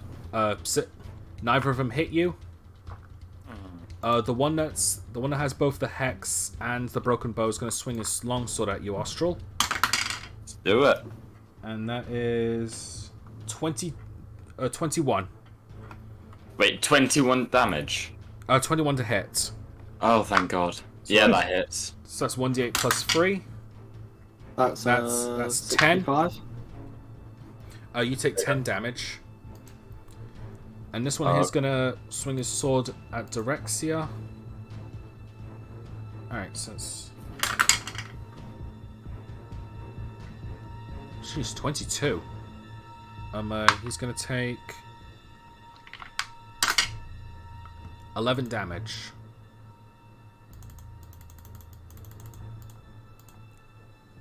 He is down. He's not dead. Direxia's down. He's unconscious. Alright.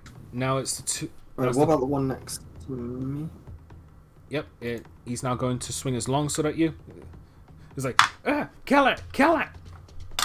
No. 21. Alright, fine, that hits. Jeez. Max damage. 11 damage.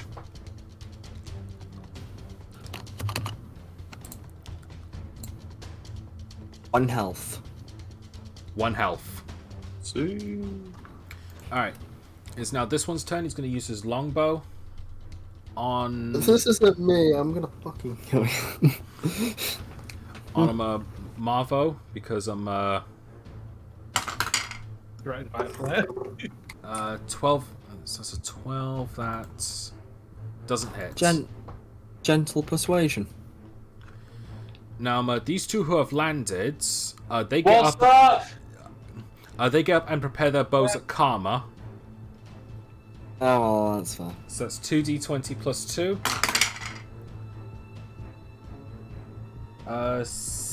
16 and 18. The 18 would hit. Fuck you. Alright, so that's some 1d8. 3 damage. So you're unconscious now, aren't you? Yes, he is. No, I'm just falling asleep. And you fall.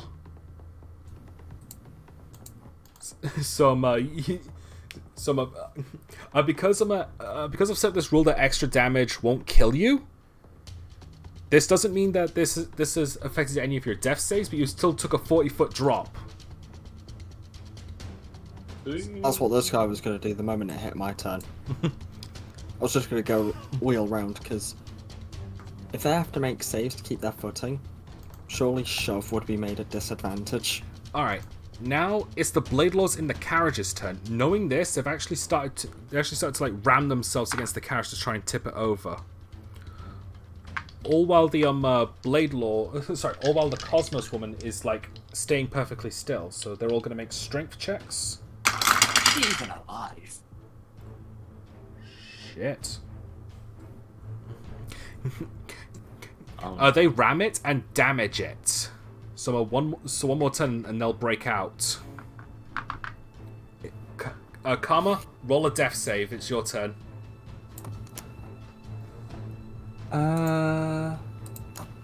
So that's just straight D20, isn't it? Yep, straight D20.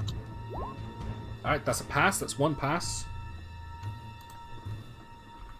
Alright. It's Larry's turn, and seeing Direxia drop, he's like, I don't like that. That makes me angry. He's going to activate his rage. Oh no. And he's now going to he's now going to activate his aggression. Oh wait, no, I don't think he can. No, he can't. That's also a bonus action. Alright, either way. He's going to move forwards to here. 5, 10, 15, 20, 25, 30. Alright, he's gonna move 5, 10, 15, 20. Here will do. He's gonna move here and he's gonna swing his great axe at this one. And that's going to be a D20. Where is he? D20 plus 7. So, plus 2. Oh, so, advantage on strength checks and saving throws, not attacks. 2 plus melee damage with strength weapons was. Oh, so that's just melee damage. So it's just plus 5. So it's just D20 plus 5. Although if he recklessly attacks, which I believe he gets at level 2, he can get advantage for free. I don't actually see reckless attack.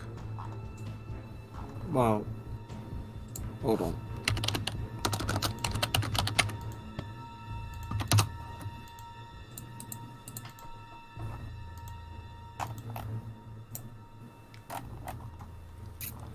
Yeah, reckless attack starting at 2nd level. Don't forget, this is not the first time you've missed something, Thomas. Yeah, I know. Starting at level 2, you can throw aside all concerned for defense to attack with fierce desperation. When you make a first attack on your turn, you can decide to attack recklessly. It will be under abilities, Thomas. Right. You're looking at Here actions. it is. Alright, so so now he has advantage. That's a nat 20. Alright, so nat 20, so now that is a 2d12 plus 3 plus the additional 2, so 2d12 plus 5. Is he an orc or a half orc? He is an orc. Alright. There's one of the 12s, there's Half 12. orcs get brutal critical. He just got a 24 plus 5. Did he just max on both of them? He just cleaves this guy in half. Straight down the middle. Yeah, straight down the middle. Like, blood is just armor. flying everywhere. He just looks down and is like, That wasn't nice. And then off in the distance, you just hear fatality. All right. All right, Austral, you're up. All right then. There's 2 to your left. You'll have to cross a grease trap. Mm-hmm. Oh wait, does it disappear? It's not concentration. It's not concentration, so it's still there. All right, so it's got 2 that are guarded by a grease trap. One has been marked by Karma, who's unconscious now. Wait, looking at the wall from where Austral is, he should be able to go around it. Actually, yeah, you're right. Yeah, you can go around it. But there's also the one next to Bard's that might be giving him some trouble. Yeah. No, I'll be fine. He's got a paladin and a barbarian next to him. Yeah. Okay. What I'm probably going to do, actually, is get out of their way.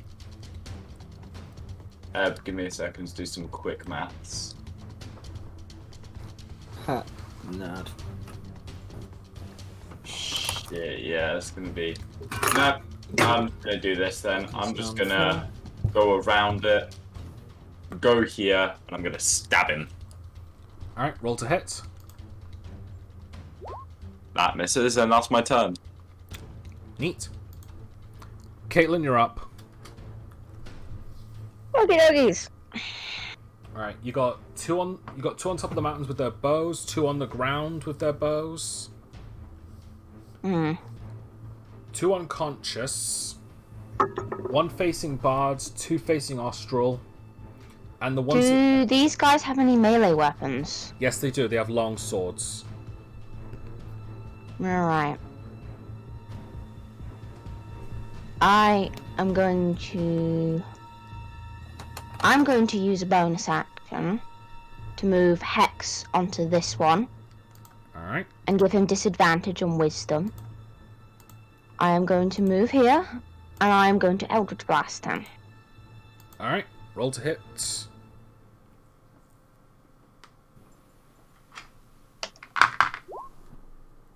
Doesn't hit. Damn. Alright.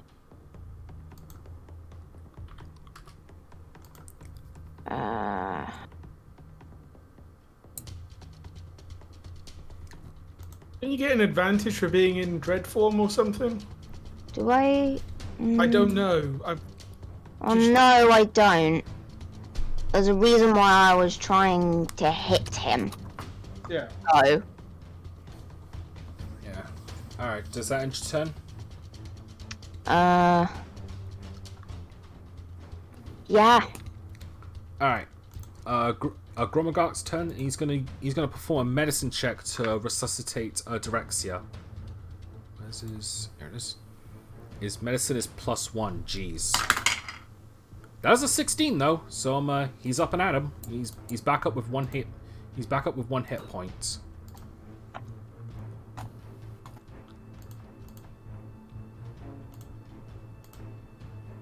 Alright. And that's gonna end his turn. Marvis's turn. He's going to... sorry, phone went off. Alright, he's going to use his longbow on the guy he has Hunter's Mark with. Where is it? 18, that just hits. So it's 1d8 plus 2. And he's dead. Falls off the mountain as well. Alright, that's gonna end his turn. Alright, it's now Barbossa's turn, and he's going to face the 2 in front of... the 2 in front of Karma. And he's going to use his breath weapon. So they both have to make So they both have to make a con save of plus... they both have to make a con save of 12. They both fail. So they both take 2d6 damage. And listen, does it slow him down? Creature takes on a failed save half as much on a successful one. Damage increases. Doesn't say anything about reducing speed. Okay. They both take 8 damage.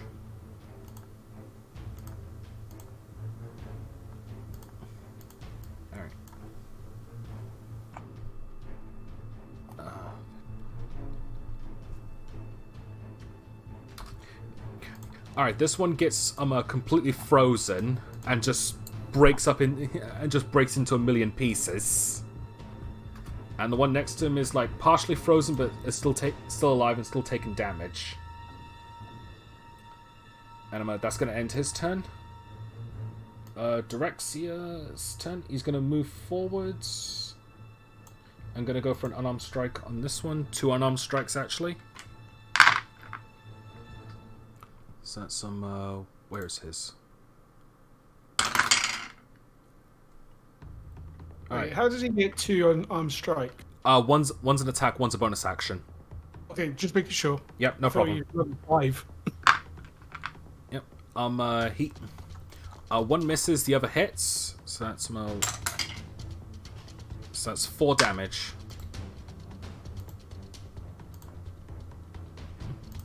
Oh.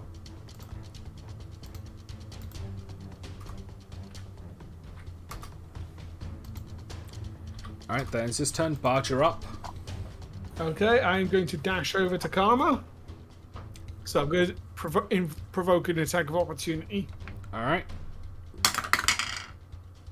So Does roll. a 19. Yep, that hits. Alright, 1d8 plus 3. You take 4 damage. Nat 20. Okay, so that 4 my damage. 10 hit points gone for now, and 1 over. Alright.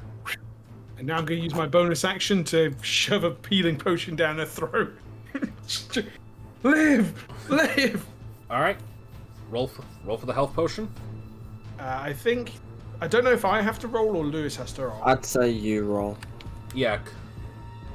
You have a habit of getting the same number twice, so if it's 4, then I'm going to be quite happy. Yeah. 2d4 plus 2. 10.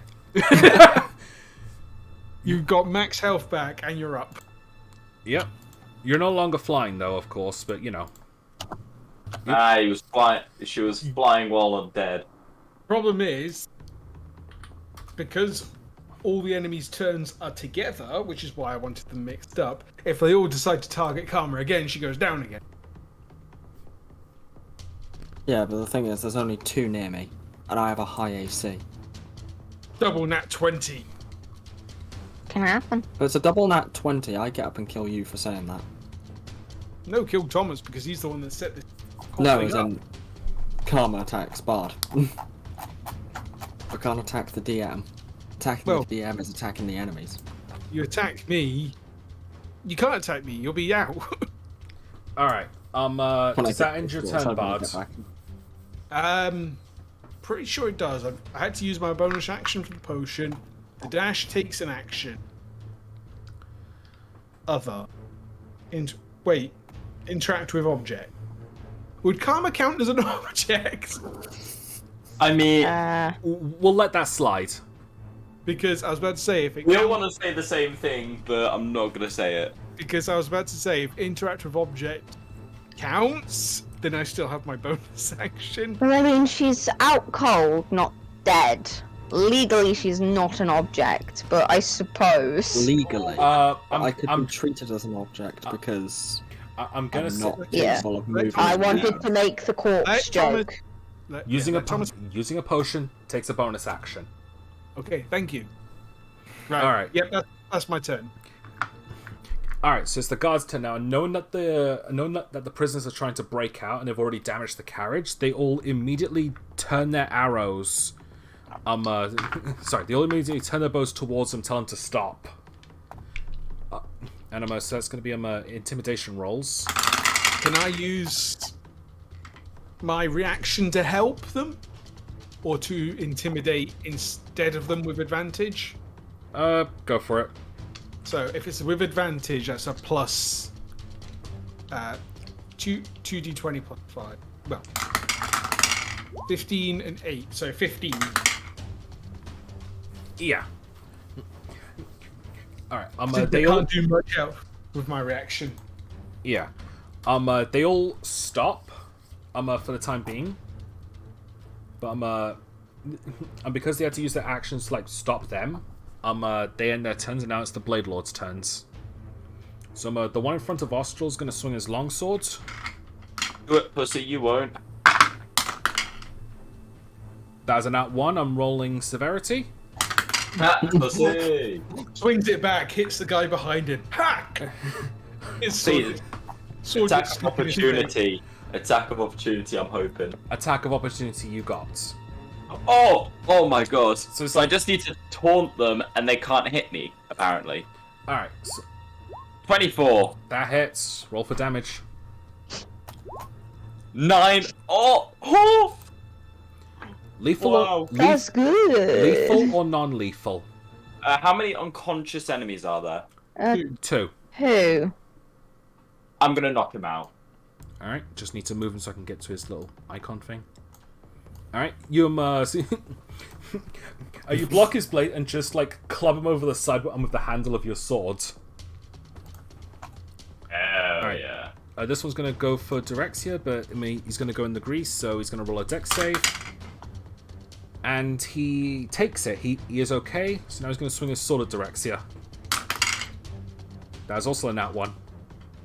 Rolling severity. He just misses. Alright, the one at the top there is going to aim his bow at Barbosa. And he misses, surprisingly enough, considering that wizards have low AC. Alright, so now the one next to you. He's going to go to Bard and swing his longsword. 1d20 plus 3. Misses. Well, I've got 17 anyway, because of the Shield of Faith. Yeah. You got a 6. I just swipe it aside with my hand. No! Alright, so the ones in the carriage have stopped. I'm going to make them roll a wisdom check to see if they'll like pluck up the courage to attack again. No, they stay still. Alright, Karma, you're up. There's only one... Oh, I forgot one. Nah, forget it. There's 1, 2, 3, 4 left standing. I'm gonna fire a firebolt at the one up there. Alright, roll to hit. Right, let's see if I do anything with my... Dang it. Forgot I copy and pasted something else. 5 plus 5. Dang it. Nope, sorry. Do you want to do anything else, or is that it? What else is there? I've got no bonus actions. You can take flight using your movement. Since the guy And next to me, provoke on the attack of opportunity? No. well, he's engaged with me, so it wouldn't count for you. Yeah, he won't attack you. Yeah, no, I'm just gonna stay there. Okay. Alright, Larry's turn, still on rage. He goes for this guy. He's going to roll a d20. He's going to use reckless attack again.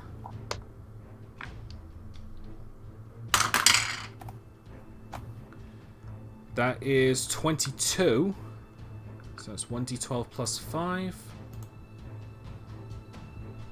Where is it? That is 17. Max damage again.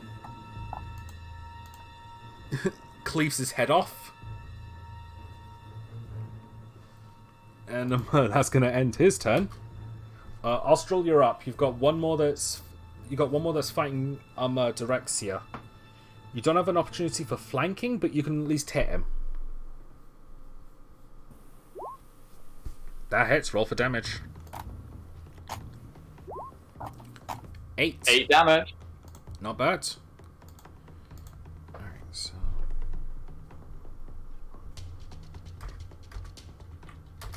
Alright, he's not looking too good. Mr. Stark. I don't feel too good. Alright, is that your turn? Hell yeah. Alright, Caitlin, you're up. You got one next to Bard, one on top of the mountain, and one that's fighting Direxia. I'm gonna move my hex to this guy at top. Alright. And I am now going to use Eldritch Blade. Alright, roll to hit. Dunk. That hits. Roll for damage. Yay.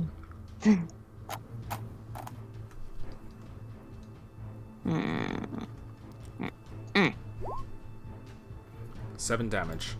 Alright, now he needs to make a dex. Hex. Oh, plus hex. Plus hex.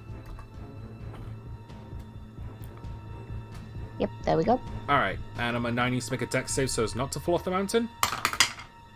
He fails. Question. Yeah. Oh, never mind. So you already failed, never mind. I was gonna say, I get a thing, form of dread, where I can frighten him if I hit him. Oh, right. And he has to make a wisdom save. But he's already fallen off. I was gonna ask him whether it gives him disadvantage on the dex save, because he's like pissing himself. It didn't matter any. If he fails. He failed, and even if I rolled 4 ones on the d6, it still would have killed him. Ah, fair enough. So he had about 4 hit points left. Does that end your turn? Yeah. Alright. Gromagot's turn, and he's gonna move forward with his longsword to aim for this one. So that's d20 plus 5. That's 24. So that's 1d8 plus 5.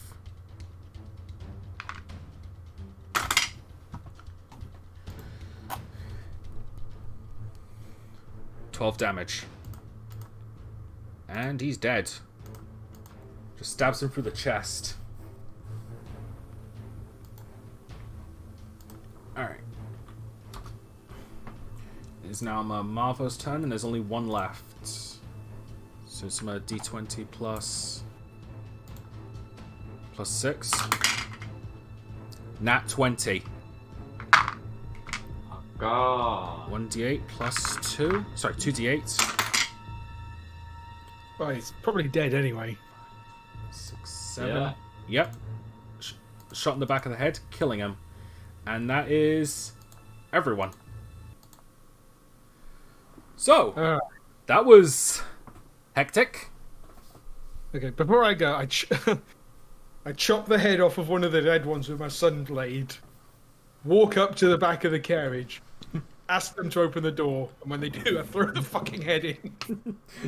It's what happens if you misbehave. Alright, you throw it in, they start screaming. Anyone else? Right, does anybody else want to mess me about? Give me a heads up now. I'm going to assume I get intimidation with advantage. Yeah. Question. Or just auto. That's what. They all immediately hide under their chairs, except for the changeling woman who just looks at you.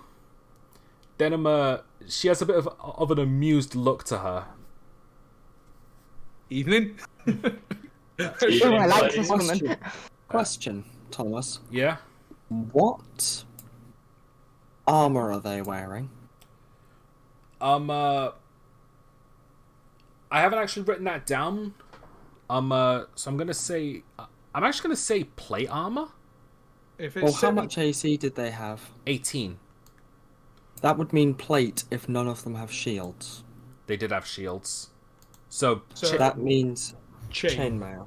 Chainmail. Right. A form of chainmail. Like, it looks like plate armor, but it's got the durability of chainmail. Okay, well, Right. we're going to loot these corpses. Does that mean it has the weight of chainmail? Yeah. Right. I'm gonna take 11 of their chainmails and shove them in the bag of holding.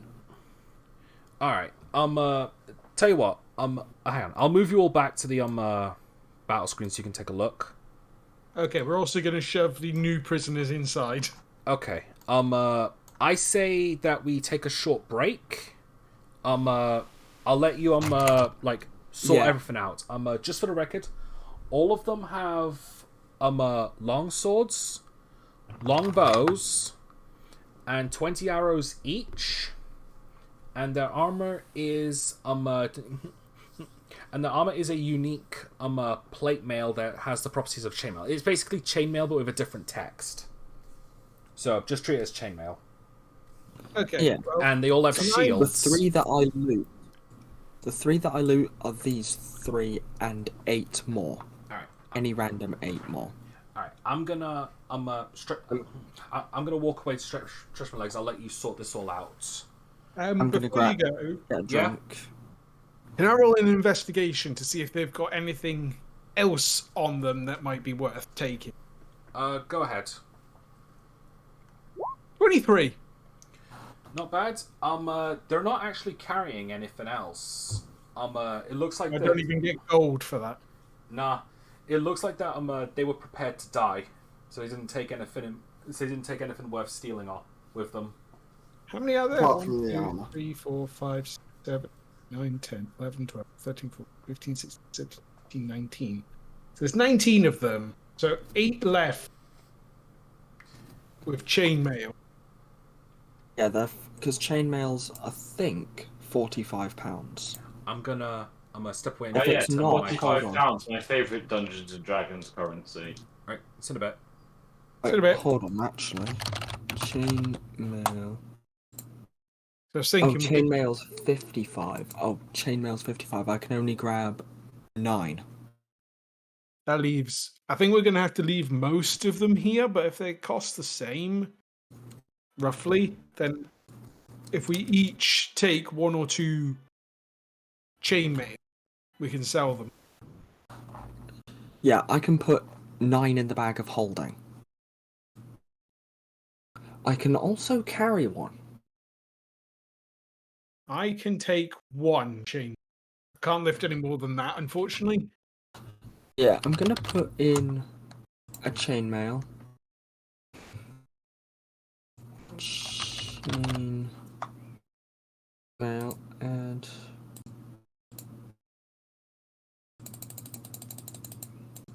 so I can take 10. Bag of holding. And then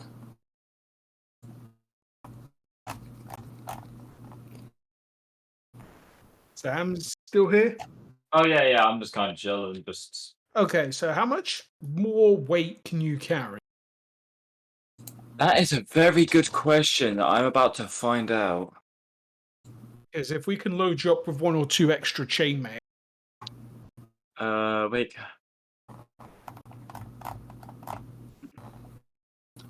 right, I'm now slightly over Strength carrying 5 by capacity. 15. So carrying, I've still got another 75 pounds. So you can carry 1 more chainmail. Yeah. Yeah, I've got a total of 10. And if I need a drink though, and depending on how much so I'll be right back. Caitlin can hold, we can have another one. So that's 13 altogether we can carry between us. 13 times 75 divided by 2. Since we'll probably only get half price unless I get a decent But persuasion. you might get more because it's different. Yes, but because It might not have the same value, so we'll call it that for now. I need to go get a drink. Okay. So On right top back. of the 3 guys we're bringing in, that is an extra 1,500 each. yeah, so for the chainmail, we'll get about 487 gold. Assuming it's the same price as chainmail.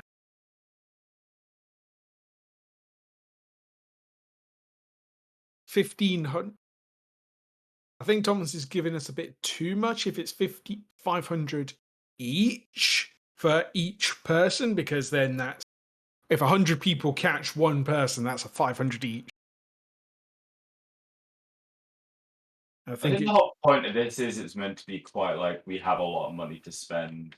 yeah, I know. I'm not complaining. I'm just thinking it'd be better if it was 500 for each head, and then we divide that between 4. 1,500 divided by 4. That's still 375 gold each. So I'm not complaining about the extra money. I just don't want it to seem like silly amounts. I might as well say this. You will be receiving like high amounts of gold regardless, because like on one half it's supposed to like emphasize the point of how much money there is in Moradon. Yeah, I know. It's just There's saying my opinion. There is also like one more thing. Like I haven't mentioned. haven't mentioned this. I was going to, but I'll mention it now. I was going to mention it later, but I'll say it now. You can spend gold to upgrade your guild to have more stuff in it, and most of them is in the triple to quadruple digits. Fair enough. So like, if you want, so like the majority of your money like could be spent to like equipment and like all that sort of stuff, whether or not you can find it. But the majority of it may go to upgrading your guild to have more things in it. Okay. Yeah. Be back in. Yeah, I think that's fair. Yep. You too. It's just need to take my medicine. I'll be back. Okay. Yeah, technically there was actually 20 Blade Lords, but one of them got yeeted thanks to Direxia. Oh, right. Yeah, you're not getting his stuff. No, he's gone. I also need to feed my cat. So. Yeah, no problem. So, that was a bit insane, wasn't it? Yeah. Yeah, so we should get a pretty penny.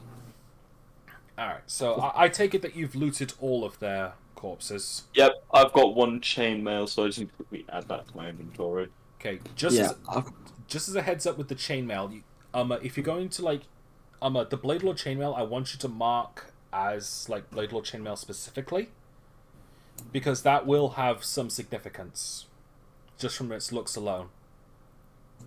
Well, I'm never going to have any chainmail other than it, so any chainmail I have at the moment is going to... Got everything in the bag of holding. I've got 9 in the bag of holding, because it can hold up to £500. Yep. I've got Blade Lord chainmail. And I've got 1 in my...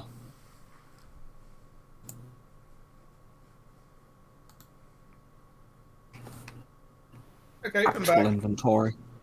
Right. I'm also I'm also £1 over carrying capacity because I don't have the crowbar. Is Alright. Amber back? Nope. Okay. Here's the thing. The carriage can carry some extra stuff that you want to take along, obviously. And obviously, like the 3 Blade Lord members you've knocked out, so, like they've all been stripped of their armor and weapons. They've got manacles on them, and they've been put into the carriage, conscious or not. Yeah. But would we be able to take everything? The carriage can take about another £500, I'd say. So no. So yes. Well, no. Even because don't forget the longsword. If we're only taking the armor, then yes. Well, I don't imagine we need all the long swords. Focus on the armor because that's probably worth the most. Okay. Plus, how much is a long sword? Hang on, I think I've got the listing here. It's £3. That's it. Oh wait. In weight, but the thing is, there's 19. So that's 1938. That's 57. So that's 57 plus how many? Is there 6 remaining armors? You've got how many? I've got 10. 10. I've got 1. Austral's got 1. And Caitlin might be able to have 1. So I'll say it's by... I could pay... How much does this chainmail weigh? £55. Each? Yeah. Yeah. Okay, I can take 1. Yeah. Carrying capacity is not the greatest. Okay, so 50... That means there's 6 remaining. Plus the 57 from the longswords. That's £387. Okay. And I'll assume we'll leave the longbows and arrow. Well, how much is a longbow worth? Probably not. Probably about the same as a longsword. They're worth 50 GP. Really? They're really expensive. Yep, and they're only £2. So it's plus 38. That's 425. So we can load everything onto this cart. Everything but the people. Maybe. How much are the shields and how much are they worth? Shield is £6 and is worth 10. So yeah, leave the shields. Okay, this is something that I want to note. The armor, the longbows, the swords, and the shields all have unique designs on them with Blade Lord marks on them. So they won't affect like the overall stats, but if anyone sees you with them, there might be some raised eyebrows. I think if we've loaded them onto the carriage, we'll be fine because it looks like we've looted them. Or confiscated. Yeah. Not to mention, I can't imagine paint is that expensive. But it's their designs as well. They look. Yeah, but we could possibly deal with the designs as well. There's ways of doing that. No, like the way they're forged, so the shape of the blade will be different. Yeah. It could be a unique design once painted, because the green colour seems to be the big thing. Well, we'll take them. We'll take as much as we can carry, which is everything but the shield so far. How many arrows between 19? All of them had 20 each. But Marvo is going to take 50 of them, since he's an archer. That's fine. So, if someone writes down what we're taking and how much of each, and then we can divide it up later. So 20 times 19... 380 arrows, so 330. So it's 330 arrows. How much do the arrows weigh? Not a lot. But... So, I don't have any arrows. Arrows are 0.05. So if I put 0.05 times 390, 330, that is 16.5 pounds. 200. So if that can be carried within people, if you have the carrying capacity for 16. 1 second. Arrows plus 100.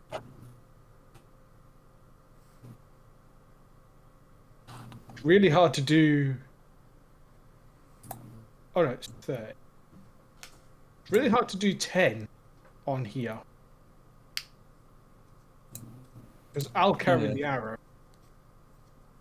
And we can get 12 shields on.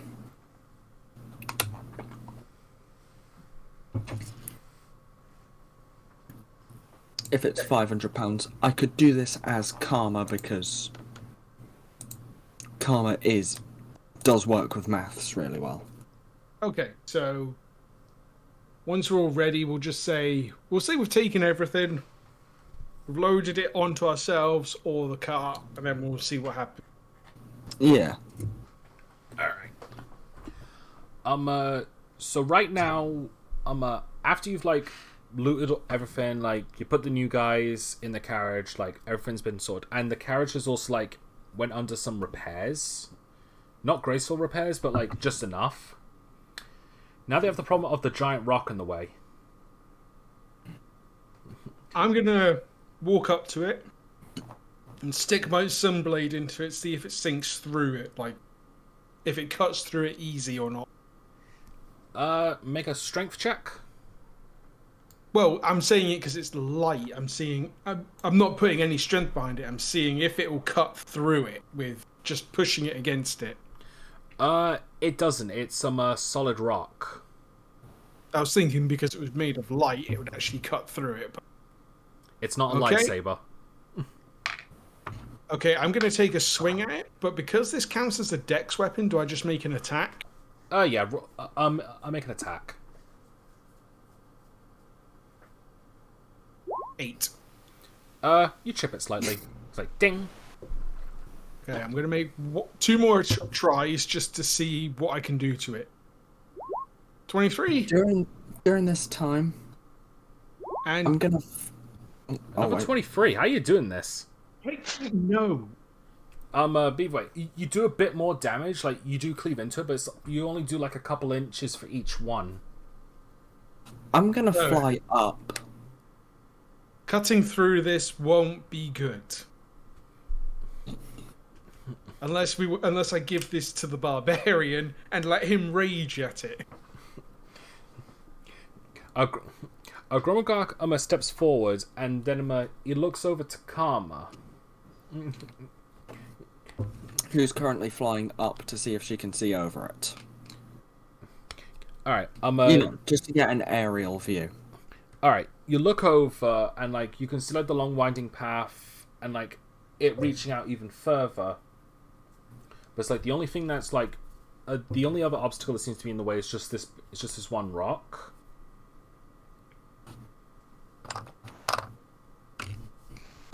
Alright, well, I got nothing. Barbosa speaks up. The only thing I can think of is that we take a few days to like slowly chip at this, or we try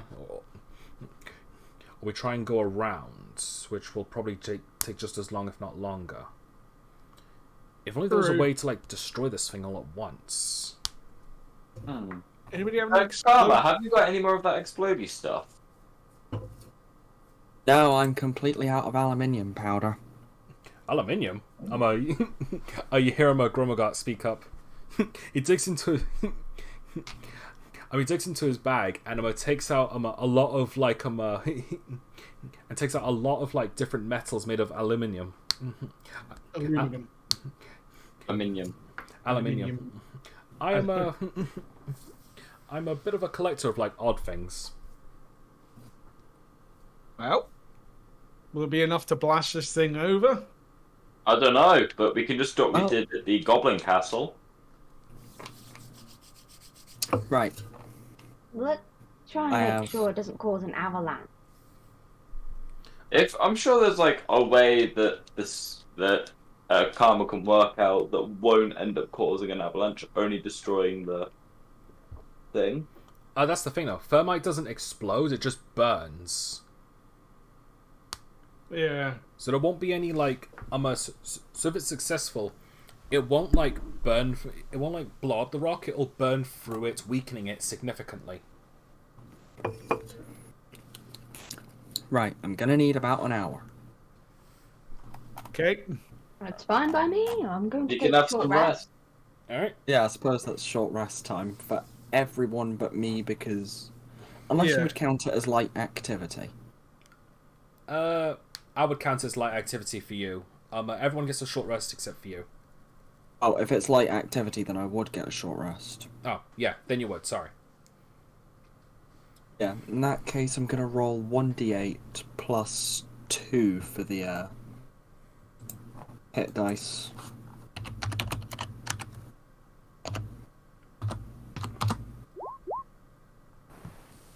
Okay, I'm full health.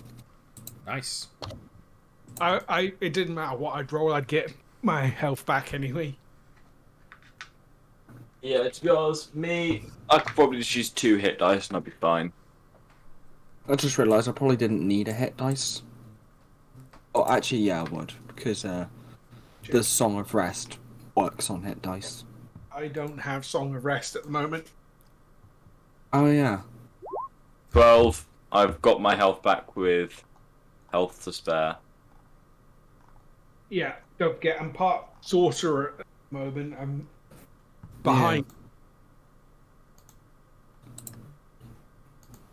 Yeah, I'm So during this period, it's just...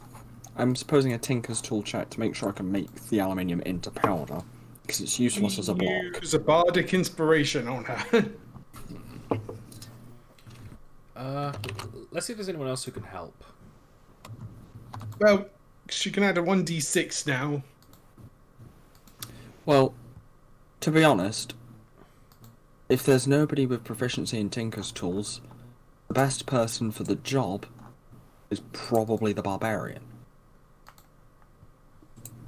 Because it could mash it into small pieces, which would make it easier to turn into a powder. I'll do that. You've got advantage. Well, you've got 1d6 to add to your check for the Tinker's Tools. And advantage.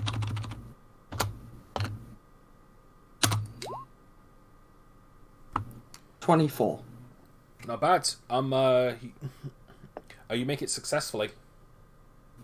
Thankfully, I have loads of rust powder left over. Yep. Alright. So, you got your There's thermite? no There's no dry grass anywhere nearby, is there?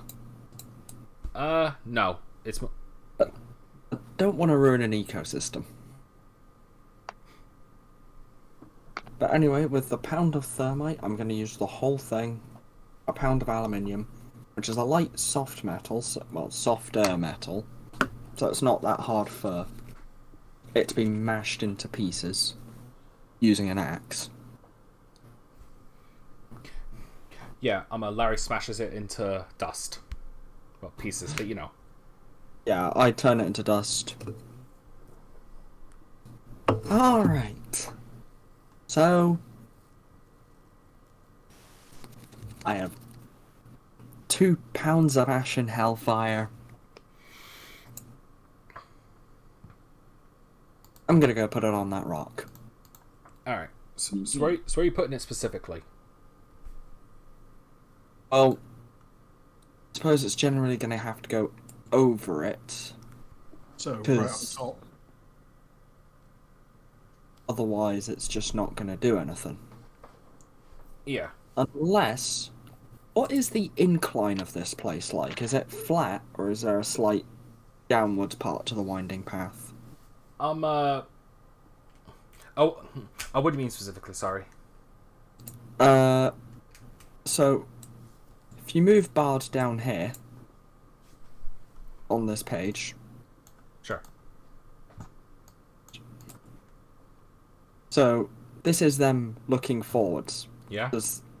Is the path forwards? Does it go slightly up or slightly down, even at slight angles?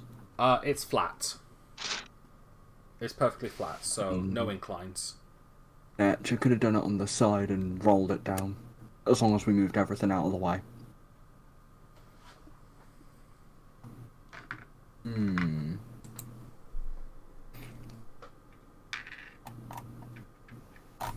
Just looking through what I've got to make sure. Okay.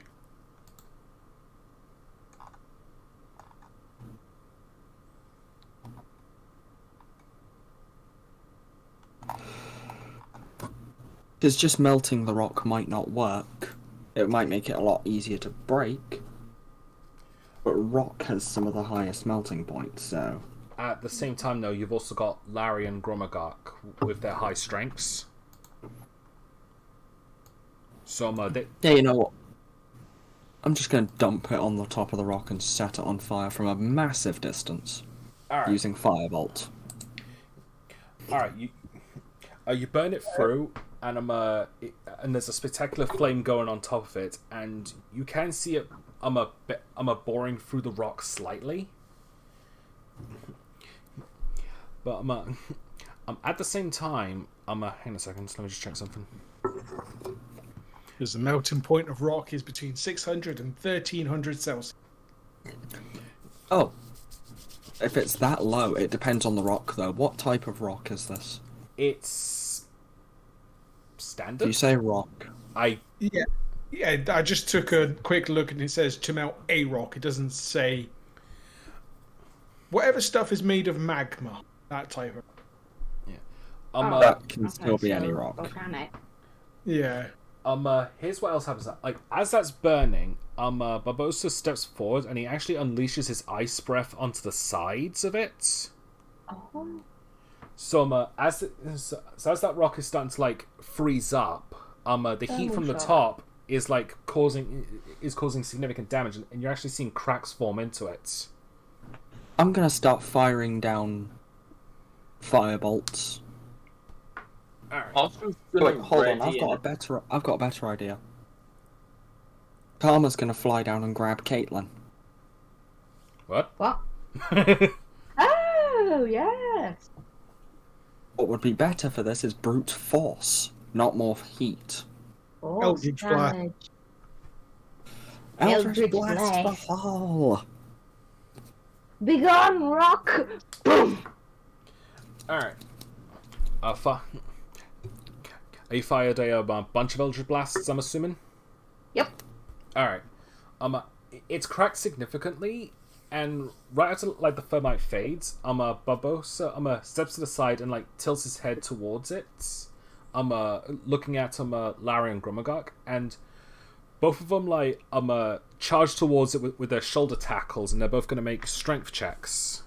You can do it, both of you. So that's for Larry and Grummagok, it's both +3s. They also get a D6 each, thanks to bonus bardic inspiration. Alright. Alright, so Grummagok with bardic inspiration got a 19 +3 +5. So that's 22 plus 5, 27. And Larry got a 15 +3 +3, so that's 18 and 21. Both of them like collide into the boulder, and it cracks it significantly, causing it to break apart even more. So making like large clumps of rubble, but it's still passable. Yeah. I'm now going to roll an intelligence check. Oh no.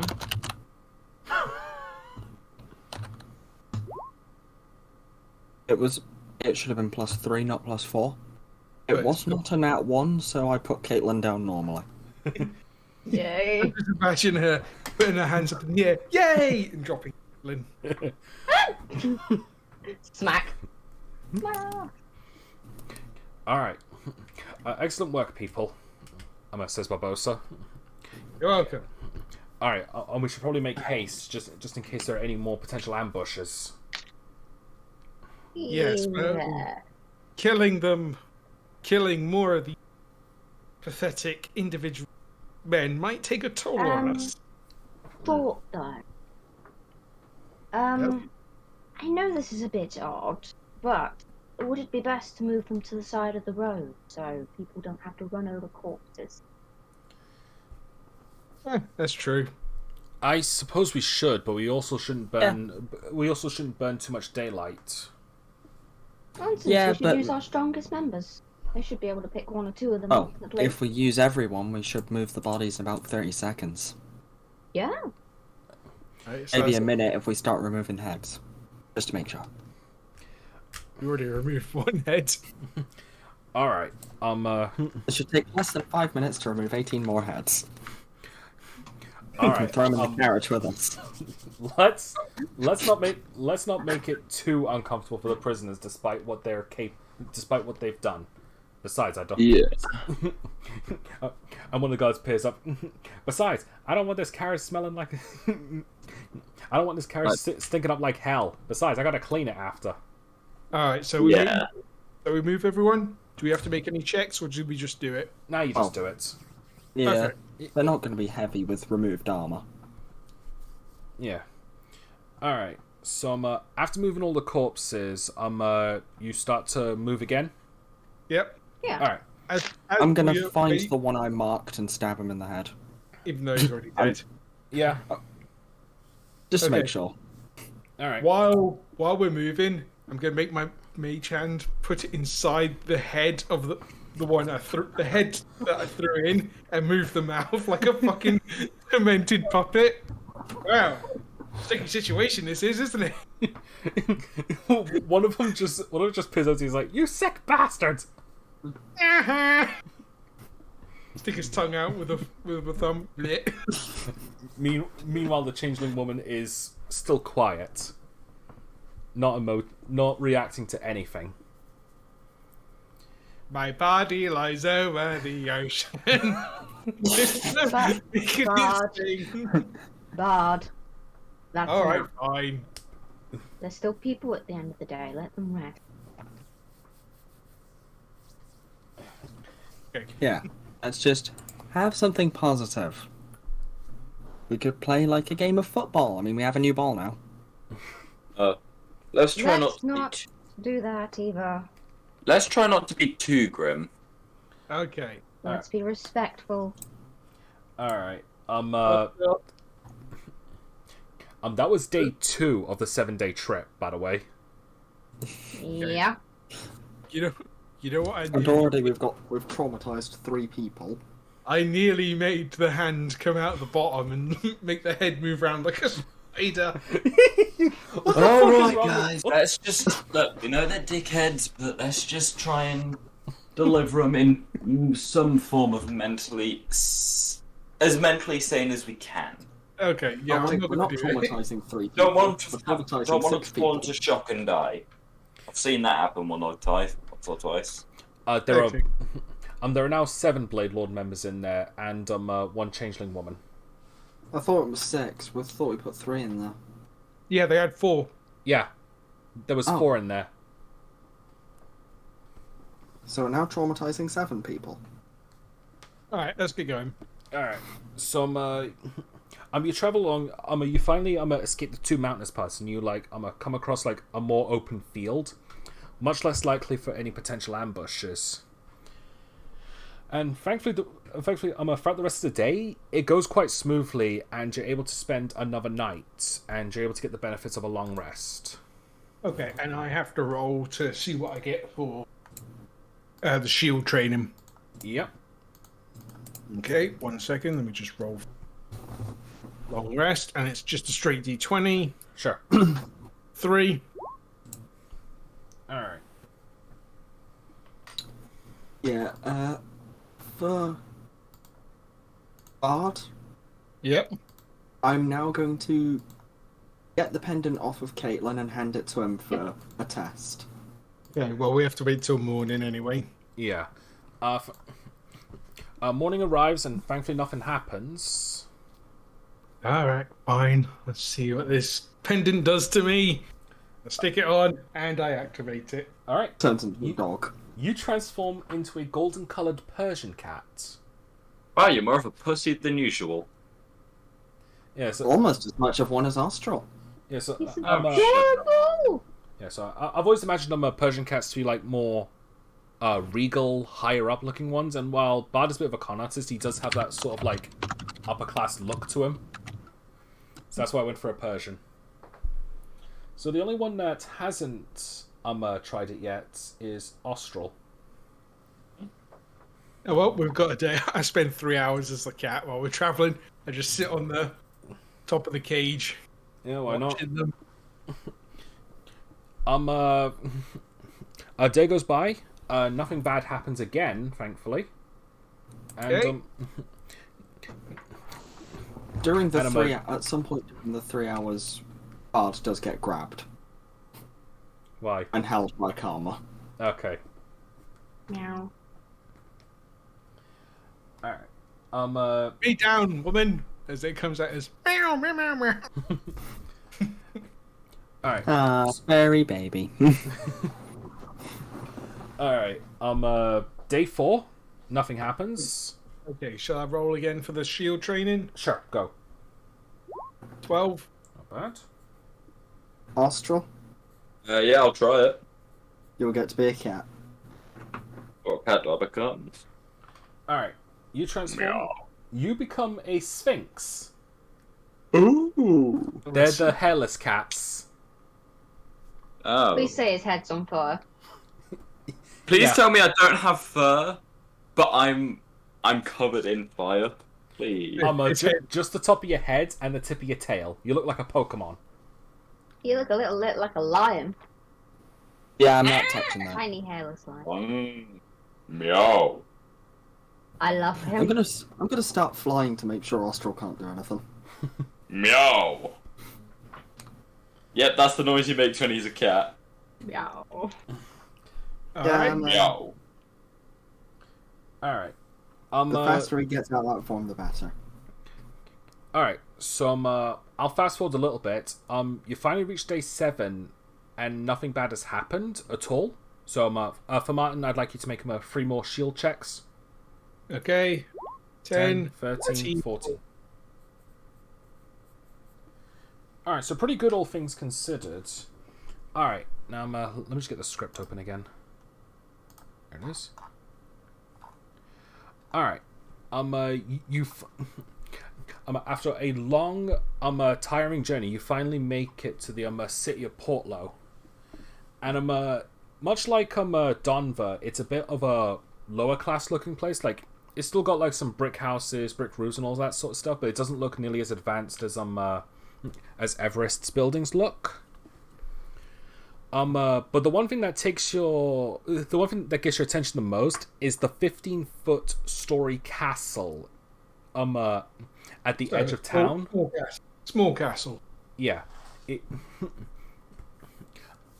it looks to be made out of solid iron. Well, it is a prison. Yeah. That makes sense. Being there in summer. Barbosa looks over and looks back to you. That's the Iron Castle prison. Christopher Mammoth himself has funded this to take care of the Blade Lords and the Cosmos members. I knock on the the cage, the carriage cage. Hey, we found you a new home. You'll be fed and watered 3 times a day. Maybe. One of the Blade Lords shows his face to you, like it's like he puts his head through the bars, and the one thing that you take notice of is that he has 2 scars on his face that forms an X, and he just looks really angry. So, I'd rather face death than deal with whatever Rofinel supporters have to benefit us. Well, we can get you a noose and a dramatic tree if you want. Pathetic swine. Soon Poke him in the eyes with my hand. Shut up. Get back in there, you bitch. Soon you will understand that Rofinel is a plague to this land, and anyone who supports him are just as bad. You're all tumors to this world. Who says we support him? He's just the lesser of 2 evils. You are supporting him by merely living in his city. Oh, shut up, big fucking baby. I poke him in the eyes again with Mage Hand. Exactly what is your problem with him? To hate someone just for existing in his city. There are tons of innocent people that live there. You lowlifes could never possibly understand the dangers that Rofinel offers. You don't understand them either, you mongoloid. I'm done speaking with you. Okay, I cast Prestation on him and cover him in shit.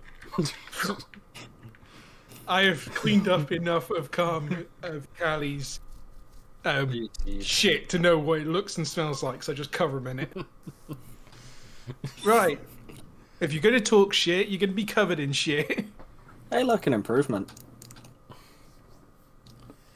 Oh, for God. Anything else in there want to be covered in shit? Do any of them speak up? No, but they're quiet. Good boys. Alright. You soon get escorted by the guards and the centaurs to to just outside the Iron Castle prison, and you're met with 2 like fiercer looking guards who approach you, and they see the carriage. It's like, these must be the ones from Everest.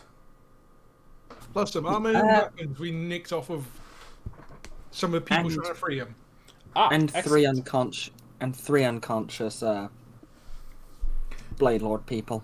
Oh, no, probably that were extra. Yes, we captured 3 more. It's pretty good. Yeah. Yeah. The one with the 2 scars that was talking to you, that was one of the new ones you got. So 3 extras have been added, huh? Have there been any others that have you've encountered? 16 dead ones. Excellent. 17, because we only captured 3. One of them went flying off a mountain. Ah, yes. Oh, there were 20 in total. Yeah. I wish I saw that. Alright. We can take the armor off you if you like. You won't get much for selling them, because not many people like buying them, considering the reputation they have. But we can take them off your hands. Could we at least get some money from them? Is there somewhere where we can have it converted into scrap and material? I suppose so. There might be a couple of tinker shops and blacksmiths around here. I don't venture too far into the town. I sort of stuck here, making sure none of the prisoners escape. You hear that? You got a new babysitter. I say to the men in there. All right. Oh, and it seems you have a changeling woman as well. Yeah. Oh yeah. Yeah. She's been very quiet. She's caused us no trouble. And we've caused her, well, I've caused her some trouble, but she doesn't seem to be bothered by it, so. Yeah. Emotionless weirdos. Just like smiling at people occasionally, though. Yeah. Which is concerning. I don't think she'd have seen the one at Karma. And Karma wouldn't have mentioned it. There was more than once. Yeah. Oh, whoa, my Discord's doing something weird. Ah, it's stopped now, thank God. I'm gonna re-prepare Cure Wounds because Grease was kind of useless. Yeah. It was funny, but it was useless. Alright, so eventually, the Everest guards, open up the carriage and take the prisoners out. Like, none of them put up any resistance. The one that's covered in shit, is the one that gets the most space. Would you like me to clean them up for you? Yes, please. It'll save on the water bills. Prestidigitation, get rid of the shit, and then I prestidigitation his face to be covered in paint. just like bright purple paint. That should be fine. Doesn't smell, and you can leave him like that. The prison guard just looks at you like, "Wow, you're a dick." Not as much as he was, so... Yeah, but, hey, I wasn't complaining. Plus, I wasn't making any comparisons either. Alright. Alright, goodbye, Tinky Winky. I had to been, remember which one was the purple Teletubby. It could have been worse. I had something planned that was going to be very painful. But I'm not going to do it because... The idea was shape water. He goes to take a piss. I shape it back up. Then right into his bladder. No! Pop! Right, you should be banned from that. Alright.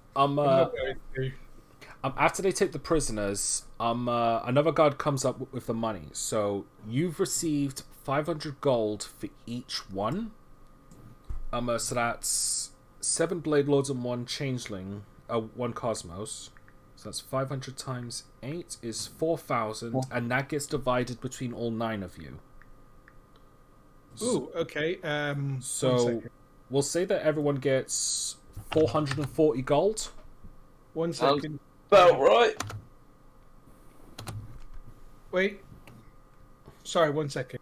5,000 divided by 9 is 4,000. 4,000. Oh, 4. Sorry. Yeah, I've done 5,000 divided by 9, and it does 444.444. So that's why I said 440 altogether. Well, we can just give 444 to every. Yeah. Alright, never mind. And the overspill can be to the guards. Yeah. Yeah. Just say, oh, the guard here that you helped clean up the patient for. Well, yeah. Okay. I have got exactly 900 gold. Yep. They have money again.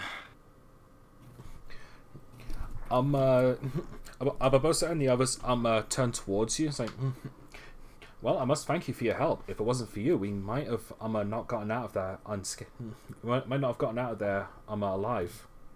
Well, we were doing our job. All right. Well, in any case, Dawnvale is just north of here, so so we should be heading on our way now. I suppose you're going to need to return to Everest to sorry. I suppose you're going to want to return to Everest. Well, we need to sell all this equipment first, see what we can get for it. Certainly. All right. Well, we'll see you be. Okie dokie. Right, so we're headed into the town then. Yeah. About that actually. Just as soon as the Dawn battalions leave, you receive a message from your sending stone from Captain Mountainous. Oh yeah, I forgot about that. Yeah. Hello. So the way it works, just as a reminder, you send a message and he sends one back, and you can't use it again until after dawn. It's not like a phone. You essentially send a voicemail to one another.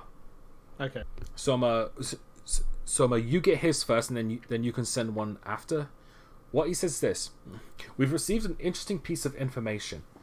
Those people that tried to kidnap Miss Kladna are working with an organized kidnapping circle that's been happening around a few countries in Moradon. We managed to interrogate some important information out of one of the kidnappers, and it turns out he's working for a man named Pedro Antonio Oxenfree, and he has taken over the town of Aloe, which is just west of Portlow. We've also received a request from a citizen of Everest who wishes to remain anonymous to bring Oxenfree back to Everest.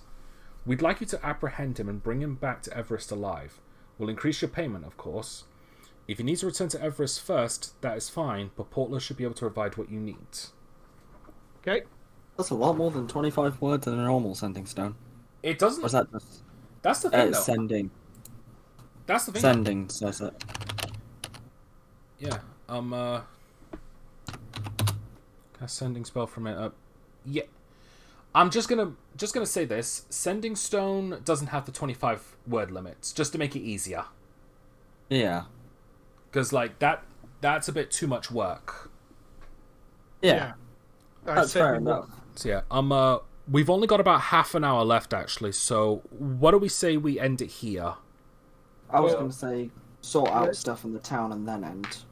Yeah, because we've still got stuff to sell or give away, remember? Yeah. Alright, we'll sort that out then.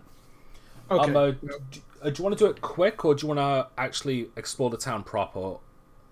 I think we can save exploring the town till next time, but we can sell this quickly.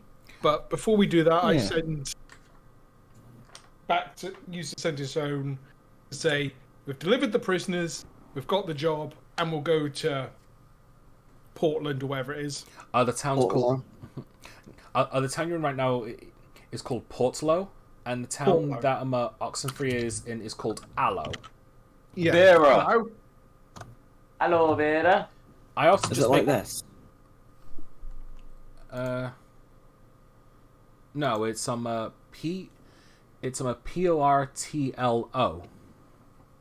So it just doesn't have a W. And the other town of Aloe is Allo. Okay, so yeah, I tend to make up just sorry. No, you go. I tend to just make up random words for towns because it's just easier that way. Are there two more towns nearby that are also named Aloe? No. Hello. Right, so we're going to sell these stuff. We've got 330 arrows and 19 longsword shields, armor. Yeah, we've got everything.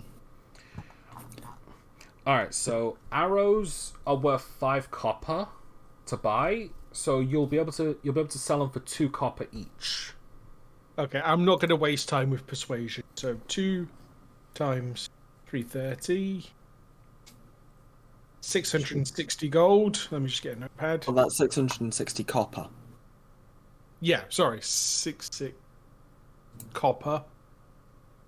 Which I'll save all this and I'll work it out. Tell everybody what we get together. Well, I can help work it out. Okay. Okay. So, oh, sorry. Go on. I'll work out the inventory chainmail. Yeah. So, how much are we getting for the chainmail? 75 GP naturally.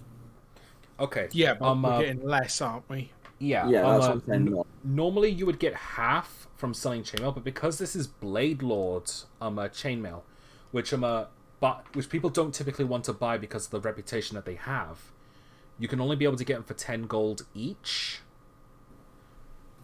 That's fine. I'm gonna say that. Oh, I'd run a persuasion on that one because you can smelt them down for scrap. Okay. Roll a persuasion check. I'm gonna assist. 15. I'm gonna say 20 gold for each then. Okay, so That's 19. That's 380 gold. Okay. The longbows. Because the longbows and longswords also have the Blade Lord markings, you won't be able to get as much for them. Unless you... And longbows don't have a lot of material, so I wouldn't say you could smelt those down for the extra. For the Blade Lord longbows, you'll get about 5 gold each. So 19 times 5. I'd still 95. persuade on those to see if we can get 20. Okay, if we are... I'm going to assist you. 11. 7 gold.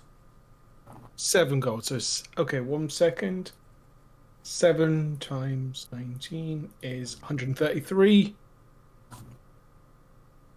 Alright. And for the longsword, since we're doing this quickly... Okay, so... Might be able to persuade for these because there's more material. Okay. So normally if you sell them, you'd get 5 gold. Because they're Blade Lords, like 1 gold. Try persuasion check if you want to increase that amount. 21. 21. 5 gold each then. So 5 times 19 is 85. I got 95. Oh, 95. Yeah, no, that's me. 95 gold, and we've still got the shields to do. They're about 10, so probably about 1 Yeah, normally. Let's see how we can increase, because there's a lot of material there. Especially if they're metal. I got 2 lots of 25s. How are you getting doubles? I don't know. Well, either way, 5 gold for all of them.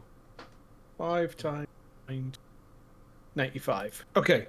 So let's see how much that is. Total. What? So it is 6 gold, 6 silver for the arrow. Yeah.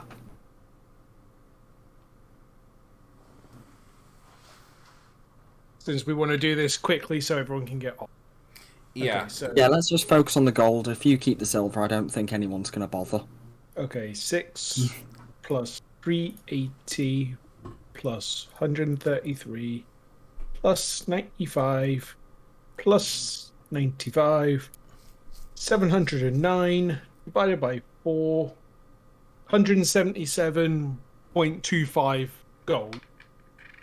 So if we just say 177 gold. Yeah, and you keep all the little excess bits, or give them back to the guy.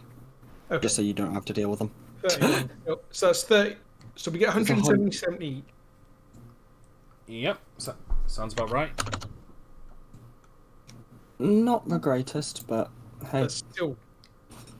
Considering we didn't have that at the start. Is and this everyone was just still free here? stuff. Yeah, so how much is it each again? How much is it each? 177.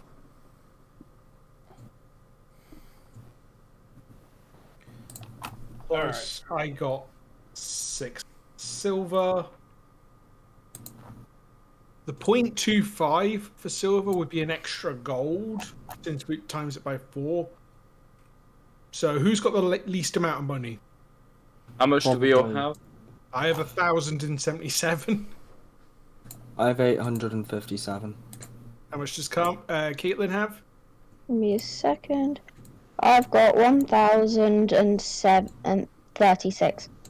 721. So we'll give that extra gold to Austral then, since he's got the least amount. Yay, 700. And that. Wait, how much extra? And give him the 6 silver as well. 1 Just gold. 1 gold, 6 silver you get. I was about to press Electrum then. Why are Electrum pieces so stupid? How much money do you have in silver now, Sam? 6. I'm gonna give you 4 silver because I have 4 silver and it's annoying me. There you go, now you've got an extra gold. I'm gonna make it up. Right. Alright, I think that's Now we everything. can end. Yep. Alright. Yeah, we can look through stuff later.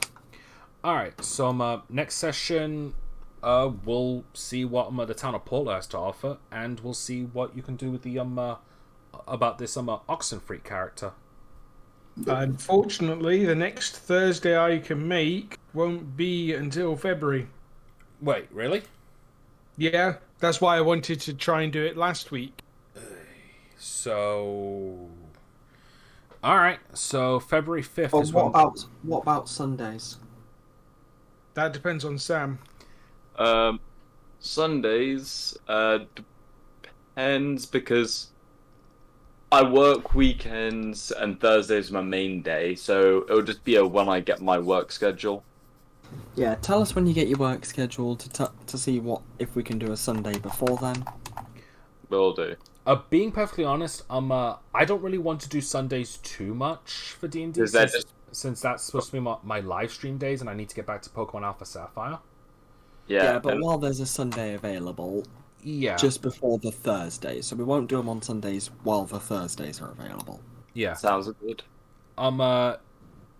In some cases, it's actually a good thing that we have to take the 4 Thursdays off, because this means I can have a bit more time to work on the thumbnail and upload them at a good rate. And upload them at the right time. In addition, I can use these 4 weeks off to work on the script a bit more, like finish it off, and maybe even get a bit of chapter 3 done. So this is actually something that I should have mentioned at the start, and this is going. And admittedly, I should have mentioned this, but we're going to do it for the next session. From now on, you can only assist other players with skills if you're proficient in them as well. Because I noticed that there was too much assisting, like having too many advantages. So this I feel like is just a way to balance it out, and it also like makes sense to me. Okay. All right, so we'll try to remember that for next session. But the most let's teach each other most important question. Yeah. Can we level up? No. Because to be fair, Thomas, we did have a long time off. We also struggled a lot with some of these really battles. It's still your choice. I would argue we get the level up now, but we skip the one later on. Nah. I was saying that as a joke, Miles. I think we should just leave it as it is, because challenging is fun.